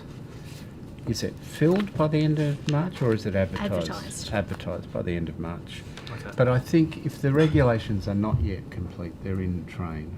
Correct. Okay, so advertised by the end of March, regulations in train, and I imagine will be prescribed by that time that they're advertised, one would think? They probably need to be. They don't need to be, but we're hoping they will be. Okay, don't need to be, but hoping they will be. Okay, thank you. Thanks. Now, with respect to the cooling off period, has the department done any modelling on how many people will take up the option of electing to go to court? Is that anything that you've modelled in terms of what impact there'll be in terms of court elections? I don't know. I'd have to take it on notice. We think that I think we think from a sort of anecdotal sense that a large number of people elect to go to court at a moment of passion, so to speak. High emotion, perhaps, and maybe they come to regret it. I mean, I think possibly from justice we could source the number of cases where people do not attend court for their matter, and that's a bit of an illustration of people who might have rethought and regretted their choice. But I'll see if we can get that percent for you, how many people do not actually attend court for their matter. That'll be helpful. Thank you, Mr. Minns. Now, Mr. Minns, looking as we're segueing at least in terms of court, what have been the costs for Revenue New South Wales on pursuing legal matters in the last 3 financial years? I don't know the costs. I do have some information about the number of legal matters. Okay, that'd be helpful. Would that be? As a start? No, thank you. It'll just take me a while to find it, if you would like to ask another question. Sure, and I was going to ask as well, I don't know if you'd necessarily have these figures, but the amount of times, I guess I was going to ask in terms of the costs, but perhaps as part of those figures as well, the rate of success for Revenue New South Wales in pursuing those matters through the courts. I have some yellow stickies that have that information upon them. Here we are. But they're in here somewhere. We're relatively successful. My summary is a very good, quick one. I just can't find it. So I'll keep looking. Okay, well, what if I ask some questions to some others and maybe come back to you, Mr. Minns, on that, and you can have a look at your note on that. Okay, now I might go in terms of shared services. Who would be able to ask any questions on shared services? I'm not. It depends on your question, Mr. Just in Farlow, terms but it of might. the current annual cost of New South Wales Government shared services. I'm not sure that any of the Treasury representatives here today can answer that. We can take it on notice and potentially come back to you. Okay, Yep. I might put some of these on notice then with respect to shared services. They're gone. And that might take us to... You got some? Yep, go for it. Now? Yep. Oh, okay. Just in relation to, I know we've got some questions taken on notice about the number of contracts for the 7.5 million over and below. I was also wondering if you collect data on the number of small businesses, medium businesses and large businesses that are tendering and are successful for contracts below 7.5 and above $7.5 million. We can add that to the question on notice and see if we've got the data. There is a difficulty in necessarily knowing how large a business is, but we can see what we can do. Is there a difficulty because that is not part of the requirement for information about a business when they submit a tender? Normally what we do, there isn't any central collection point, but normally what we do is we use a third-party provider to assess the size of a firm. So there are some issues with that, but so we generally know if it's an SME by matching its ABN with a third-party provider service. Is there a reason that that data isn't collected as part of the normal process and collected by government? Yeah, I guess it just comes down to the fact that the infrastructure that's set up, it's collecting what it's collecting for the policy purposes at the time, and as policy priorities change, we need to collect different data to support that changed policy environment. Okay, but obviously the department has determined that it is actually useful information to have and is therefore going out to a different organisation to actually give that information. Yeah, and we're still developing that data, but yes, we're starting to do it. Okay, thank you. The other question that I had was around the primary producer land tax. So I understand that there were some answers provided by Minister Saffin and Service New South Wales that there were live discussions about the application of the primary producer land tax in relation to a tribunal ruling last year. Is that accurate, that there is some uncertainties about how the tax will be applied because of that tribunal ruling? No, I wouldn't share that view. Okay. It's having come into the role in July, I've confronted a couple of scenarios, and I've met with certain organisations and taxpayers who've been very firmly of the view that we've changed the interpretation of the law because of a decision in a tribunal. And as I've interrogated that, it's become quite clear to me that the latest decision of a relevant tribunal or court has affirmed the position that Revenue has taken historically about that matter. And so if you look at land tax, the Act hasn't been changed since 2005. We've got a Revenue ruling that dates from 2022. There was a prior one in 2016 or 17. All that we really updated in the 22 version, or the former Chief Commissioner updated, was new case law that had transpired in that period. What happens when someone objects to the way we're interpreting the law and they take a matter forward? That often gets written up in the stakeholder communications and industry, newspapers, magazines, etc., as a new law. Okay. And what we would say is, well, it's an affirmation of the way Revenue has historically interpreted the law and been supported by previous decisions of courts or jurisdictions.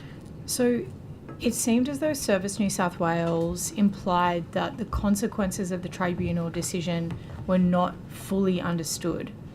And is that, so that's wrong? I can't comment. I didn't see the evidence, so I don't really know. But you're saying that the consequences of the tribunal decision are fully understood? I'd have to look into the case. Okay. But if it's, one of the sticking points that we have with the primary producer land tax exemption is the point where someone engages in secondary production, which becomes a more dominant use of the land than the primary production. That's the thing that removes the right to the exemption. And I think we've had 14 matters litigated on that since about 2022.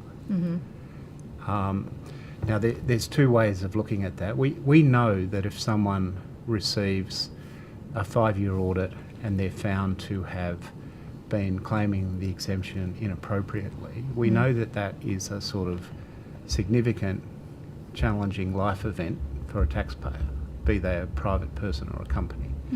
And that's where our approaches to deferred payment and payment plans come into the mix. But if someone has had the same consistent land use for, say, 10 years or 15 years, and they've been claiming the exemption for all of that, well, we're going back for the last 5, but they've had the advantage of an exemption they might not have been entitled to for 10. And so from our perspective, the law, we don't have optionality about enforcing the law. We have to do that. We've got clear guidance from tribunals and the Supreme Court, and in some cases the High Court. That sets our parameters. And when we do audits, we then have to work with the customer to recover the tax that's owed. And if we don't do that, it becomes relatively clear pretty quickly that there's no consequence for not declaring your taxation liability. And if we allow that to happen, we think that damages the integrity of the system. So perhaps you could take these questions on notice. How many land tax assessment notices have been issued to primary producers in the last 5 years by year? Would that be possible? I think it will be. We'll need to take it on notice. Thank you. And how many of those are new assessments following the tribunal decision?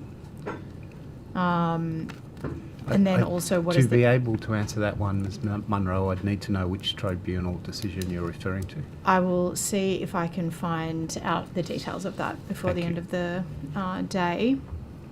And then what is the total revenue raised through these assessments, and what is the average land tax assessment amount for these assessments? Yeah, the one question in that we could answer today is the revenue that's arising.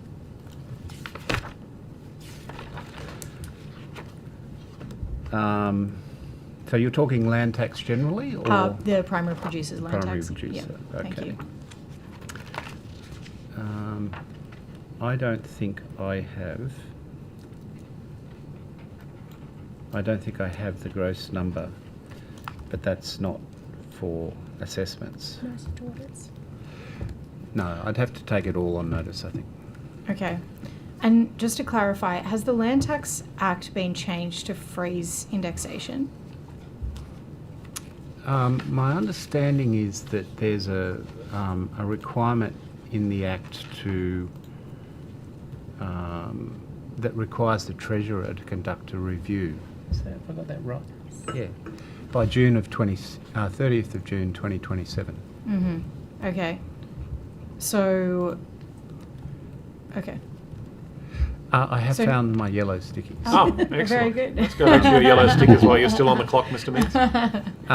So these are legal matters from the 1st of July to the 3rd of March, last year, July to 3rd of March this year. We've had 99 legal matters ongoing. 50 of those were withdrawn or settled. And what can trigger that kind of withdrawal process is that once we issue a notice of investigation and once we get into a compliance audit, we are provided with further information, and as we approach litigation, again, we might get further information, and that clarifies the taxation position for the individual. So of the 49 that went to a hearing, the tribunal or court found in favour of the Chief Commissioner on 40 occasions, so 81.63. So that goes to my point about we think we're applying interpreted law consistent with other precedent, and what's happening is that that's being affirmed in decisions of the court. I can break that down by tribunal type if you want. NCAT itself, 34 of 37 were found for the Chief Commissioner. The NCAT appeal panel, 2 of 3.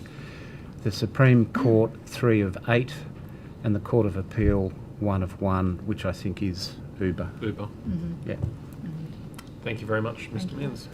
I might turn now to our natural resources portfolio and ask a few questions with respect to some mining lease extensions and the advice that was provided. Just with respect to the Dartbrook mining lease, what advice was provided by the department to planning for the extension of that lease?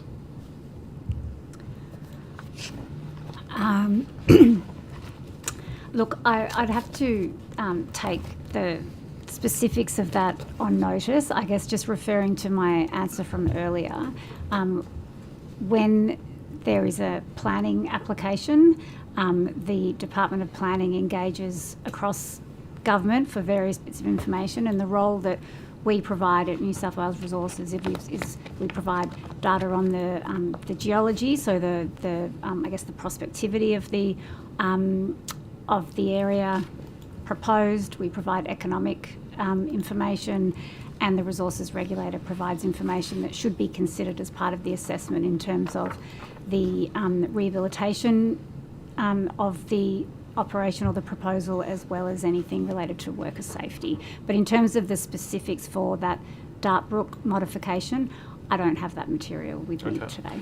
Well, if I could ask you to take on notice then the advice provided with respect to the Dartbrook mining lease extension, the Bloomfield mining lease extension, that would be helpful, and also the Hunter Valley operations mining lease as well, if you could take those on notice, please. I'm also interested with respect to the Hunter Gas pipeline. Last year the Premier stated that he'd consider compulsory land acquisitions as part of that Hunter Gas pipeline. Has there been any investigation of compulsory land acquisitions in order to support that pipeline? Look, the gas pipeline and that's under the Pipelines Act. That sits under the Minister for Energy, so Minister Sharp. So I am not in a position to provide an update on that. I'm sorry, it's not within the remit of this portfolio. No, that's fine. Thank you. Okay. That might be it on natural resources. Have you got anything further? Nothing on natural resources. Okay. I go back to revenue. Now, just interested for every department represented here. Oh, sorry. Sorry, I just have some information which I'm happy to share, that the submissions that we provide in relation to those projects, so I think you said Dartbrook, Bloomfield and Hunter Valley operations, are actually available on the Department of Planning's website. Okay. So Major projects. the Major Projects website. So it's public and transparent, the information that we've provided on those. Okay. Thank you very much. I actually do have one thing quickly. Yeah. Have you been engaging with the IDA at all to look at projects or provide advice on process? We haven't through the we haven't. I'm aware of the IDA. Obviously, it's a government priority, but New South Wales Resources hasn't been involved to date. Okay, thank you. Now, I was just going to ask for across all agencies, and I guess we'll start with you in terms of the working from home and in office timing for each agency. What is the breakdown in terms of time at office for your staff? Do you monitor this or? Yes. So the Premier's position is that public servants in New South Wales should be working predominantly in the office. And so that position has been rolled out across the Department of Primary Industries and Regional Development. And so for New South Wales Resources, we comply with that, and we have an agreement that every staff member has to have with their manager around their arrangements to comply with that policy. Okay, and do you track the figures in terms of compliance or days in office or the like? Or? I think the managers, we do overall, that in fact that everyone has an agreement and they need to comply with that agreement. So I think it's delegated down towards teams to be ensuring compliance with that. Okay. And Treasurer, I know it's not the full responsibility of this minister, but That's okay, I can speak to that, Mr. Yep. Farlow. So as part of the Treasury Executive Board, we also track office attendance that is reported to the board quarterly. In addition, we do have flexibility agreements in place for all our staff. The default position is 5 days a week, and if any staff member wishes to work from home, they need to have an agreement in place. okay. And Mr. Minns for Revenue New South Wales. So we are covered by the umbrella workplace presence policy position of DCS, Department of Customer Service. We've issued a compliant policy with the Premier's department circular. We've got people at Parramatta, Maitland, Lithgow, Gosford and Wollongong, and all of our people are required to meet the primary presence in the workplace, subject to a workplace agreement, particularly if it's a workplace adjustment agreement.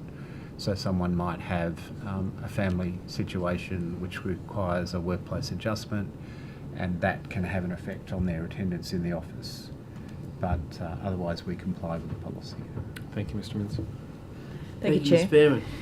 Behrman. Ms. Tripodi, I was just wondering if you could talk me through, now that we've got a little bit more time to explore this, the reasons why the resources regulator decided not to or decided to undertake a causal investigation into the Parillia fire. Yes, it was to ensure that information could go out early, and just to reassure you, it did follow quite an extensive investigation in that people on site were interviewed. CCTV footage was obtained. There was a range of just the normal investigation methods that you would expect. Is this for the causal investigation, yes, you're saying? Or for the causal, yes. So why was it, though, that I understand it was just 4 days after the event occurred, the incident occurred on the 16th, that the causal or shall we say no blame investigation would take place?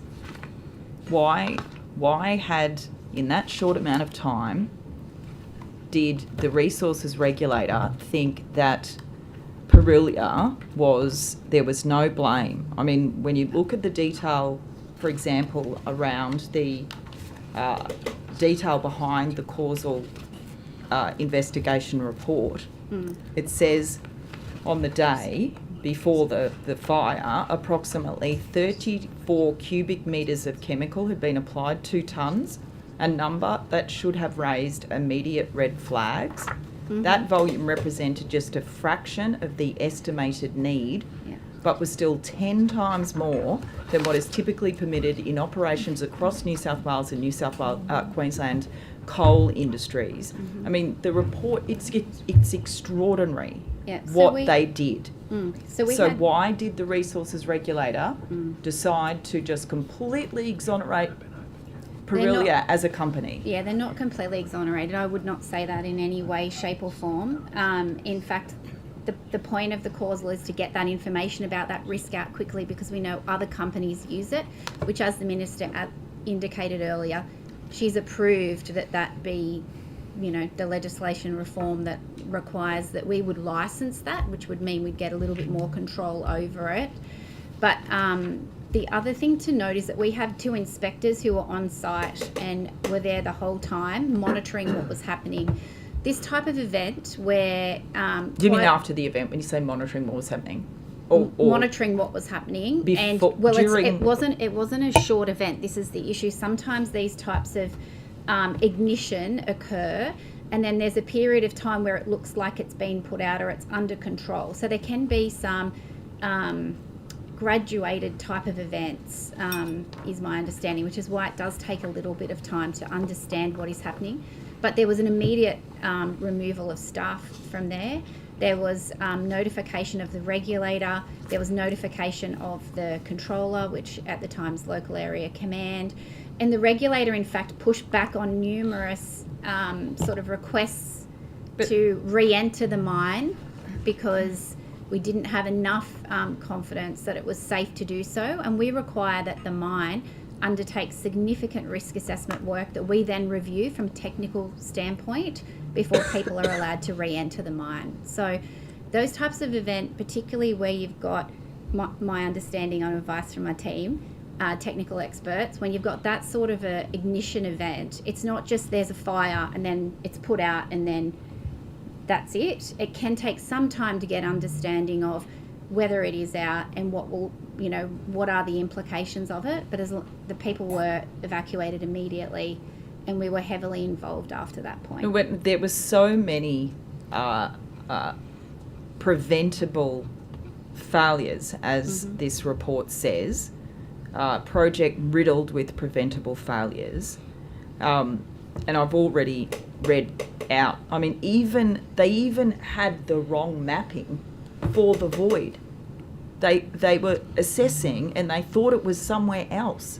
So the timber structure wasn't in, step after step after, and then the resources regulator says to Parillia Mine, no, you're in the clear. No, we that's will not what just was undertake. No, that's but not in what was terms of said. prosecution, don't you think that should have been left open?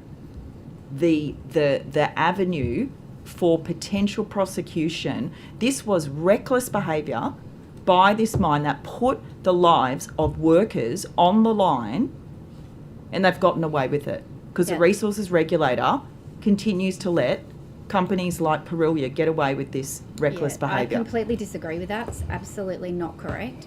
They have not gotten away with it. In fact, my chief inspector's going out to meet with them, I think it's next week or the week after, to look at changes that they've implemented and determine whether any further action should be taken. The causal is a way to get information out super quickly because we were aware of the other companies that do it, and we wanted to have that information around what caused it, what were the contributing factors before we, very quickly, so we could release the report. In relation, I've got July 2025 by the time the causal investigation was actually published on the website, though. Well, that's quite a while. Well, investigations do take some time, Ms. Verman, because of the nature of, most, if not, quite a few of our investigations end up in prosecution or other serious compliance action. It is important that we get all of those details correct and we unpack sometimes very technically complex And Parillia's wanting to expand its operations in Broken Hill after such an incident occurred. Absolute just seems incompetence, more than incompetence, worse, more dangerous than that, recklessness. Well, the longer term, one, we're following up with them again. Two, they're on notice because of the causal, and so is the rest of industry, which is the point of it. Three, the Minister has approved that we undertake reform so that we will have licensing of the use of those products, which then improves education, our ability to sort of get involved quicker. But ultimately, the learnings out of this causal have already led to significant reform. But there was no prosecution because that option was taken away 4 days later when the resources regulator said no. We have said now we'll just undertake a causal investigation. Technically, the regulator can take further action and would do so if appropriate. So the causal. What's appropriate in this circumstance? I would have looked at this and thought, gee, that's pretty appropriate. What happened at Parillia on the 12th of January 2025? I think there's just a range of issues that we considered in determining that a causal was the appropriate approach at this point. And it was the fact that those products aren't licensed, but we knew that they were in use, and trying to get the actual cause and the contributing factors that were identified in the report, as you would have seen, out to industry. Sometimes we can do an alert of a particular device or something quite early before we've done an investigation, but in this case we really needed to unpack exactly what the causation was. It's also, I know that you keep talking about the product not being licensed. If you take that out of the picture, there are still so many things that went wrong, even down to the level of skills of the contractors that were brought in. There's a lot, and you keep saying that we're dealing with this in terms of regulating the product, but it was much more than that. Again, it was reckless behaviour. They were rushing as well, weren't they? They were. There was a time, pressure on Perilia. There were so many different elements. So again, it just seems like the resources regulator moved to limit the consequences for Perilia. And I'll put it to you, it's because they're wanting to expand in Broken Hill. Absolutely not. Any expansion is not a consideration in any way, shape or form for the regulator. I don't even know they're planning to expand. Until they're actually in operation in regards to safety, that's when we would engage. Obviously, rehab were involved a lot earlier. And they're assessed under different frameworks. Just to reiterate again, and as you know, any proposal to extend an operation is assessed under the Environmental Planning and Assessment Act. It's a different portfolio and it's a different department. The resources regulator investigates incidents, and in this case, a decision was made to proceed down a causal investigation. Their compliance history goes is taken into consideration, Ms. Beattie. This is why this matters so much, is because surely this is significant enough to have some kind of prosecution. I mean, it was an extraordinary incident that actually managed to escape profile and the public's gaze, except in Broken Hill. No one else kind of realised it was happening. But you get my point. I wanted to turn to lead in some of the Cobar mines. Could I just, I said I would come back to you on one other thing before you start that next one. Is that okay? Just around Bowdens with the APOs, the numbers of APOs? Yes. So one, that from March 2024, they're actually all published on our website, which is why I was wondering which landholder or APO hadn't been able to access the determination, because they're actually published on the website. The audits that we do of the APOs, from an exploration, like auditing their conditions and what they're allowed to do, they're also published on the website. So the last, I think, time we were out there was the last one published was February 2026, and we were out there last year. So anything before that March, like the publication date, March 2024, when we started publishing every single APO, they only have to request access to it for us to provide it to them. So that's why I was confirming the time frame. But apart from that, that last inspection and audit, which is published on the website, the report of what we found, there were no compliance issues identified. Thank you. I'll come back to that if I need to. So now, it looks like the resources regulator in New South Wales have stepped up their monitoring of lead in workers in some of the, and again, none of them are lead mines, but they're gold or silver and zinc mines that also mine lead and pose a significant risk to workers and the environment and people's health. With Endeavour, which is the mine that unfortunately had that, again, those two terrible deaths, the mine profile report for Endeavour states that in July last year, inspectors from the regulator went and undertook an inspection. There were 10 blood lead level exposures above the lead risk work removal level during the period February to June 2025. There was many during these inspections, spot testing of surfaces for the presence of lead was conducted. The testing confirmed lead to be present on surfaces in the laundry where clean clothes are folded, the clean side of the male and female bathhouse, surface maintenance crib room, meal crib room and underground crib room. The only area where surface lead contamination was not found when tested was the laboratory crib room. Mm-hmm. How long has that been going on at Endeavour Mine? So that type of inspection is part of our usual process if we do get a number of notifications. So that 10 notifications that you refer to, we undertook initially. What we do is we contact the mine. As you're aware, I've been working with health and safe work. So we contact the mine. We ask for their lead management plan, which is very, very detailed and involves details such as how clothes are to be, removed from the floor and laundered. All of those things, those checks that you just outlined, are usually outlined in the lead management plans. Then we visit the site. So the one you're talking about, I think, was around July 2025. That was July 2025. Yeah, and that's to check that there's sufficient, PPE in place, all the management systems are working. We did issue a number of notices on that visit. So they're things like notice of concern under section 23 of the Act, which basically says we have a concern about this, need to improve that, and actual improvement notices under section 191 of the Act.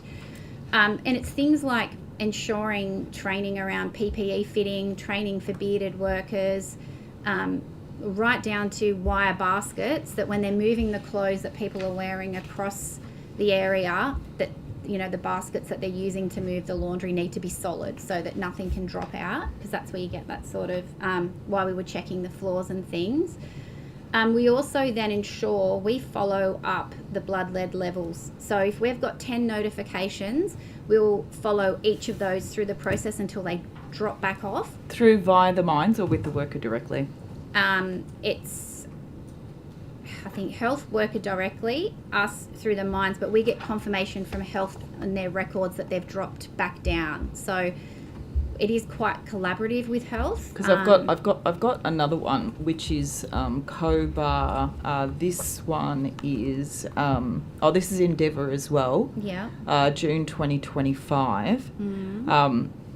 Again, says no quantitative fit testing of P2 respirators had occurred, despite it being a documented requirement under the site's lead management plan. Because you can talk about lead management plans, but they're not. They don't seem to be abiding by them. Unresolved concerns, because Polymetals now owns Endeavour, has demonstrated compliance with the improvement notice. Additional health and safety concerns remain, including no evidence of ongoing GP or occupational physician involvement, particularly for the worker who recorded 51.7 micrograms per decilitre of blood. So I have to point out that we find once these issues are identified, the mines are very cooperative. We don't have any issues with non-compliance on these. But why is it happening? Like, why is this happening? In regards to Endeavour, it's almost like it's after the fact.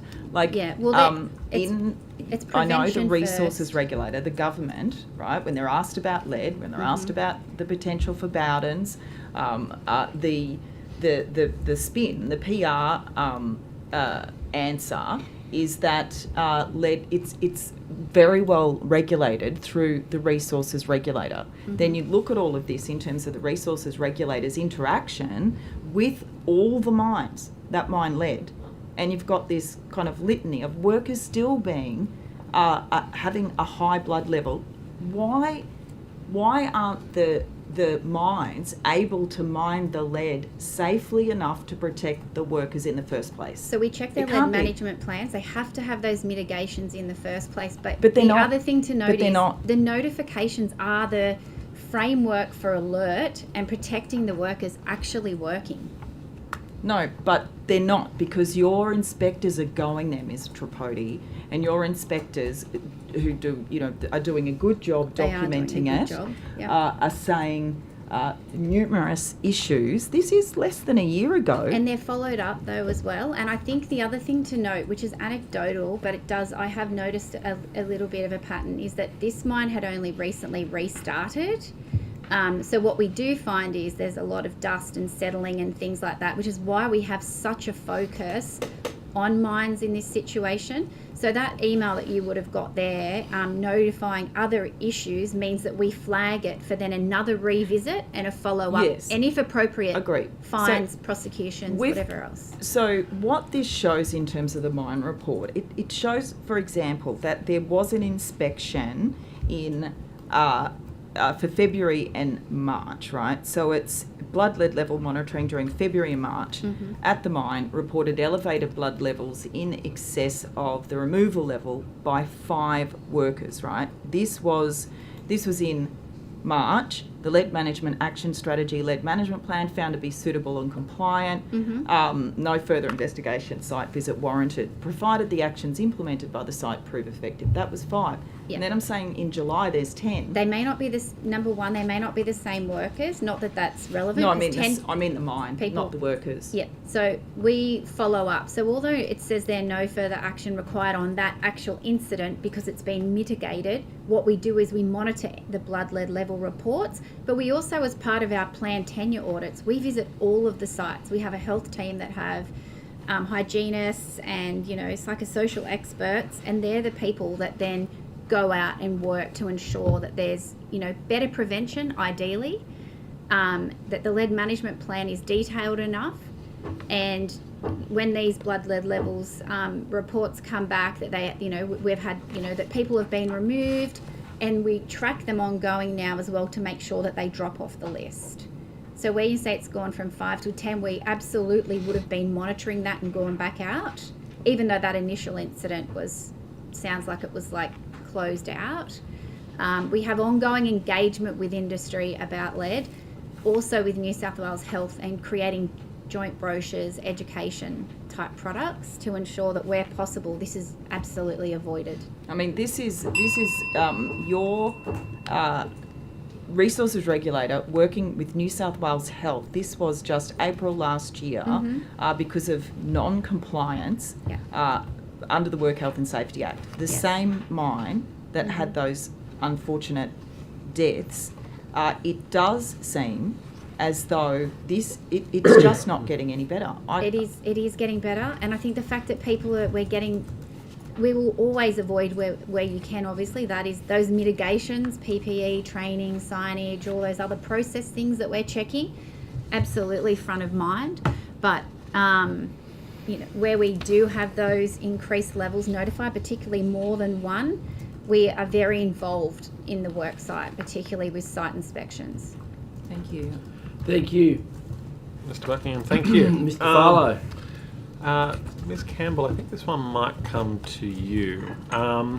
Just wondering, as the shareholder minister for Essential Energy, what is the total capital cost of Essential Energy's program to transition from hardwood poles to composite poles?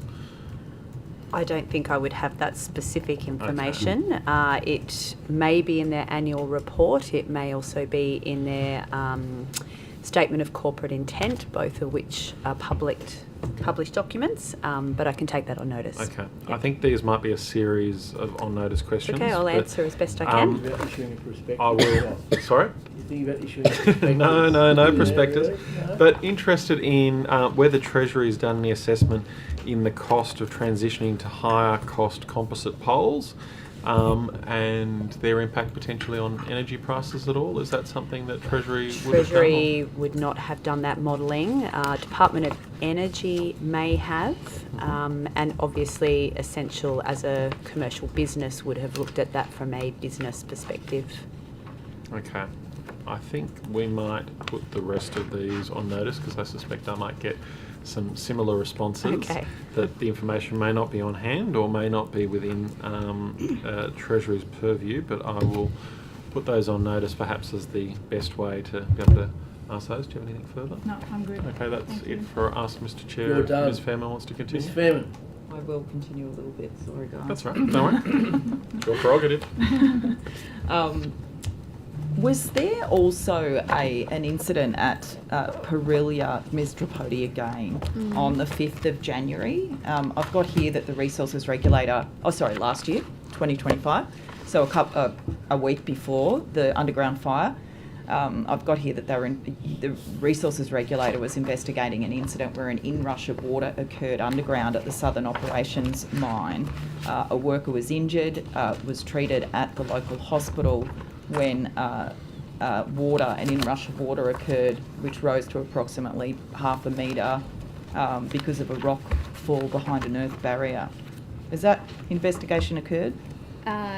We have a number of investigations on the go, obviously, at any one time. I'll need to check that for you, that exact incident. I'll have a look for that now and yeah, I'll take it on notice and then get back to just follow that up for that particular incident. Okay, and I think I saw in the Office of Chief Scientist and Engineer, the report into lead in Broken Hill, that Perilia, like an audit report for Perilia, was the last published one was 2019. Do you know about that offhand? Maybe it's been updated since that's come out, but it does seem to be a few incidents maybe that should make its way into an audit report, you'd think, more recently.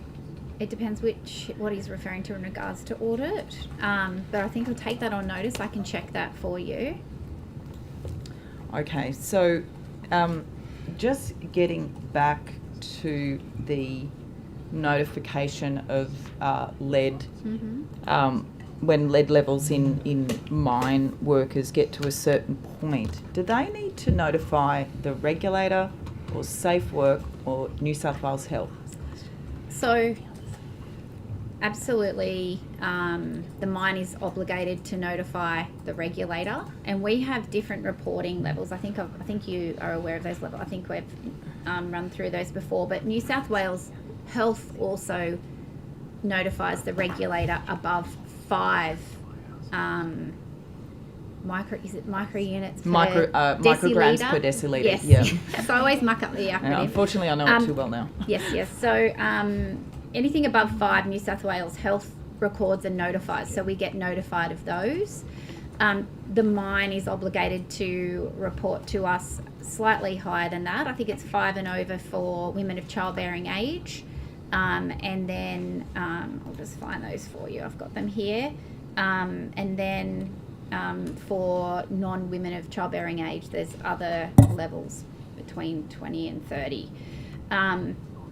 So yes, we get notified a number of ways. All of it we document, but it's only the notifications that we get above our threshold that we would action as an incident. But in view to sharing information, we do share information with New South Wales Health as well.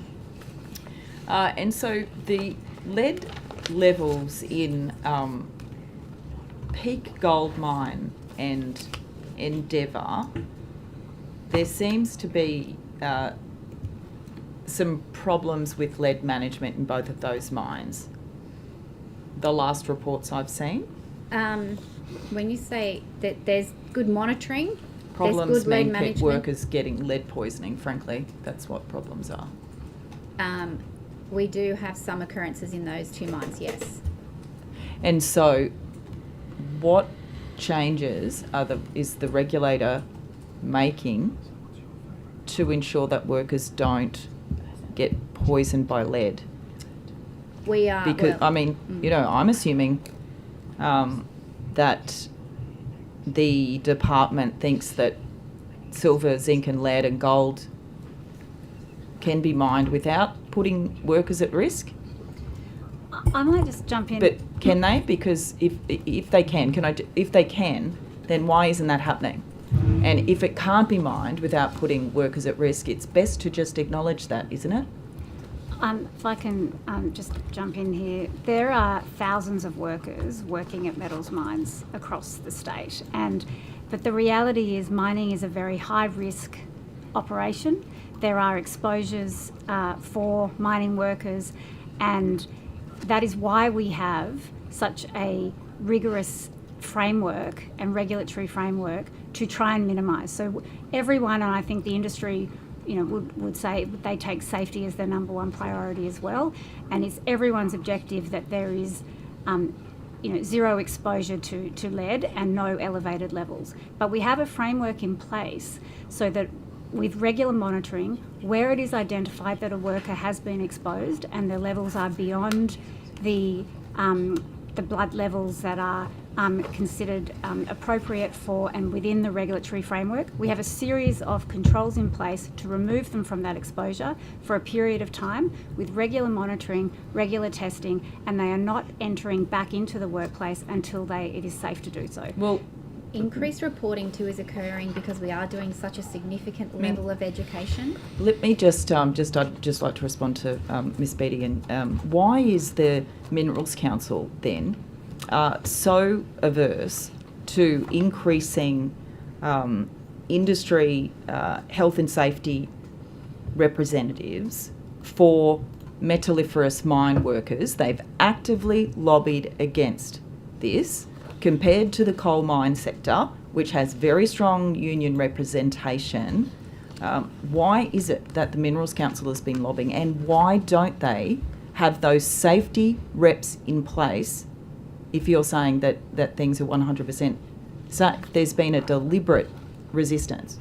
So I'm not aware of that. The proposal, as you know from the inquiry, is to consider that. That proposal has been put to the Mine Safety Advisory Council. That is an advisory group made up of industry, the unions and independent experts, and that proposal is currently under consideration by that committee, and that will make a recommendation to the Minister. Thank you. I mean, although the response in terms of the government response to the inquiry, to the recommendations in the inquiry, which have already been published, actually says that that committee, the Mine Safety Advisory Council, determined that based on the assessment of the costs and benefits, there was insufficient justification to extend industry safety and health representative roles to non-coal mines. And in fact, the Minerals Council's submission to this states that they're all metalliferous mine workers are already well represented. I mean, clearly they're not. I can't speak for the New South Wales Minerals Council. I can speak for the New South Wales Government, and what I can say is that we are considering the proposal to expand the ISHRs to metalliferous mines. It is being considered by our expert advisory panel, and following that there'll be a recommendation put to the Minister about that. Thank you, Ms. I'm telling you what the government's already published, though. It's published that was here. several years ago. That the MSAC at the time determined 2021 determined it was not required. I think the government's response to the inquiry last year or the year before. So they're considering it now. We reconsider it, and that is currently happening, and it is. It is a current topic on the agenda for that advisory committee. What does the resources regulator? I mean, you would be working with the coal industry as well. In terms of the difference between the safety, in terms of having the representatives in coal mines compared to metalliferous mines, are you asked to provide input into that in terms of how you see both working? Yes, the regulator sits on AMSAC as well. So we have independents, we have the unions who are also on there in the 2021 when the last time this ISHR's matter came up, Minerals Council and mining representatives and the regulator. So, and as well as some other representatives who attend and provide advice and things like that. So yes, we absolutely will be making a submission regarding that and will be asked for advice on how we see the both working. Okay, so let me just get back to there was one other line of questioning that I had to. So, which one was it? It is here at the bottom.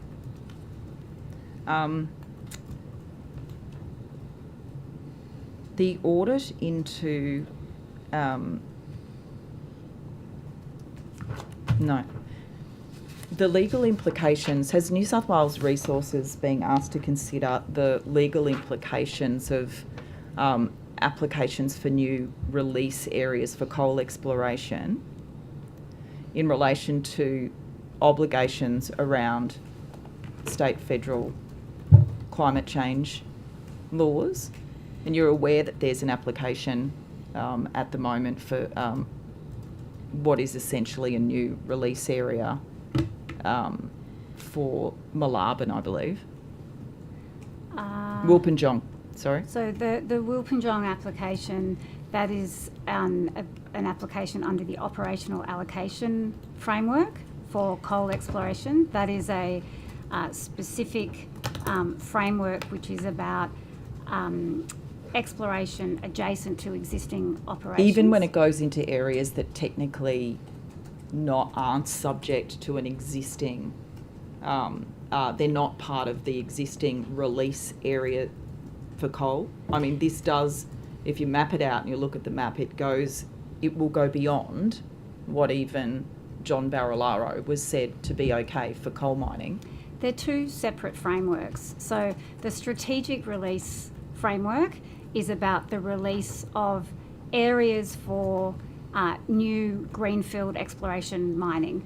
The operational allocation framework is the release of areas which are restricted in terms of size, where it is adjacent to existing titles that are already issued under the Mining Act. So the application you're referring to has been submitted under the operational allocation framework. It is currently under assessment and will be assessed according to the guidelines and the rules for that operational allocation framework. And technically it is going beyond the release area, though. That's correct, even though it's part of a existing mining in terms of adjacent to an area, but it is going beyond what was even envisaged with the release area.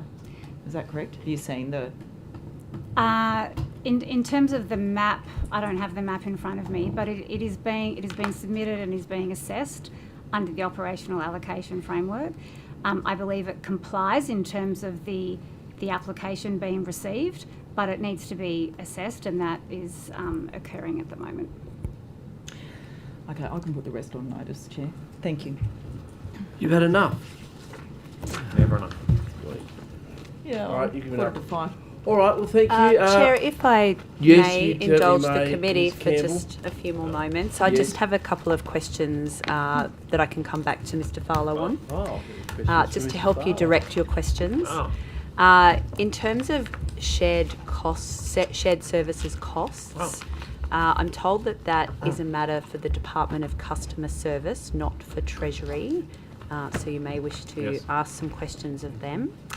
And in terms of your questions on essential energy, modelling around energy pricing is a matter for DECU, so Department of Climate Change, Energy, Environment and Water.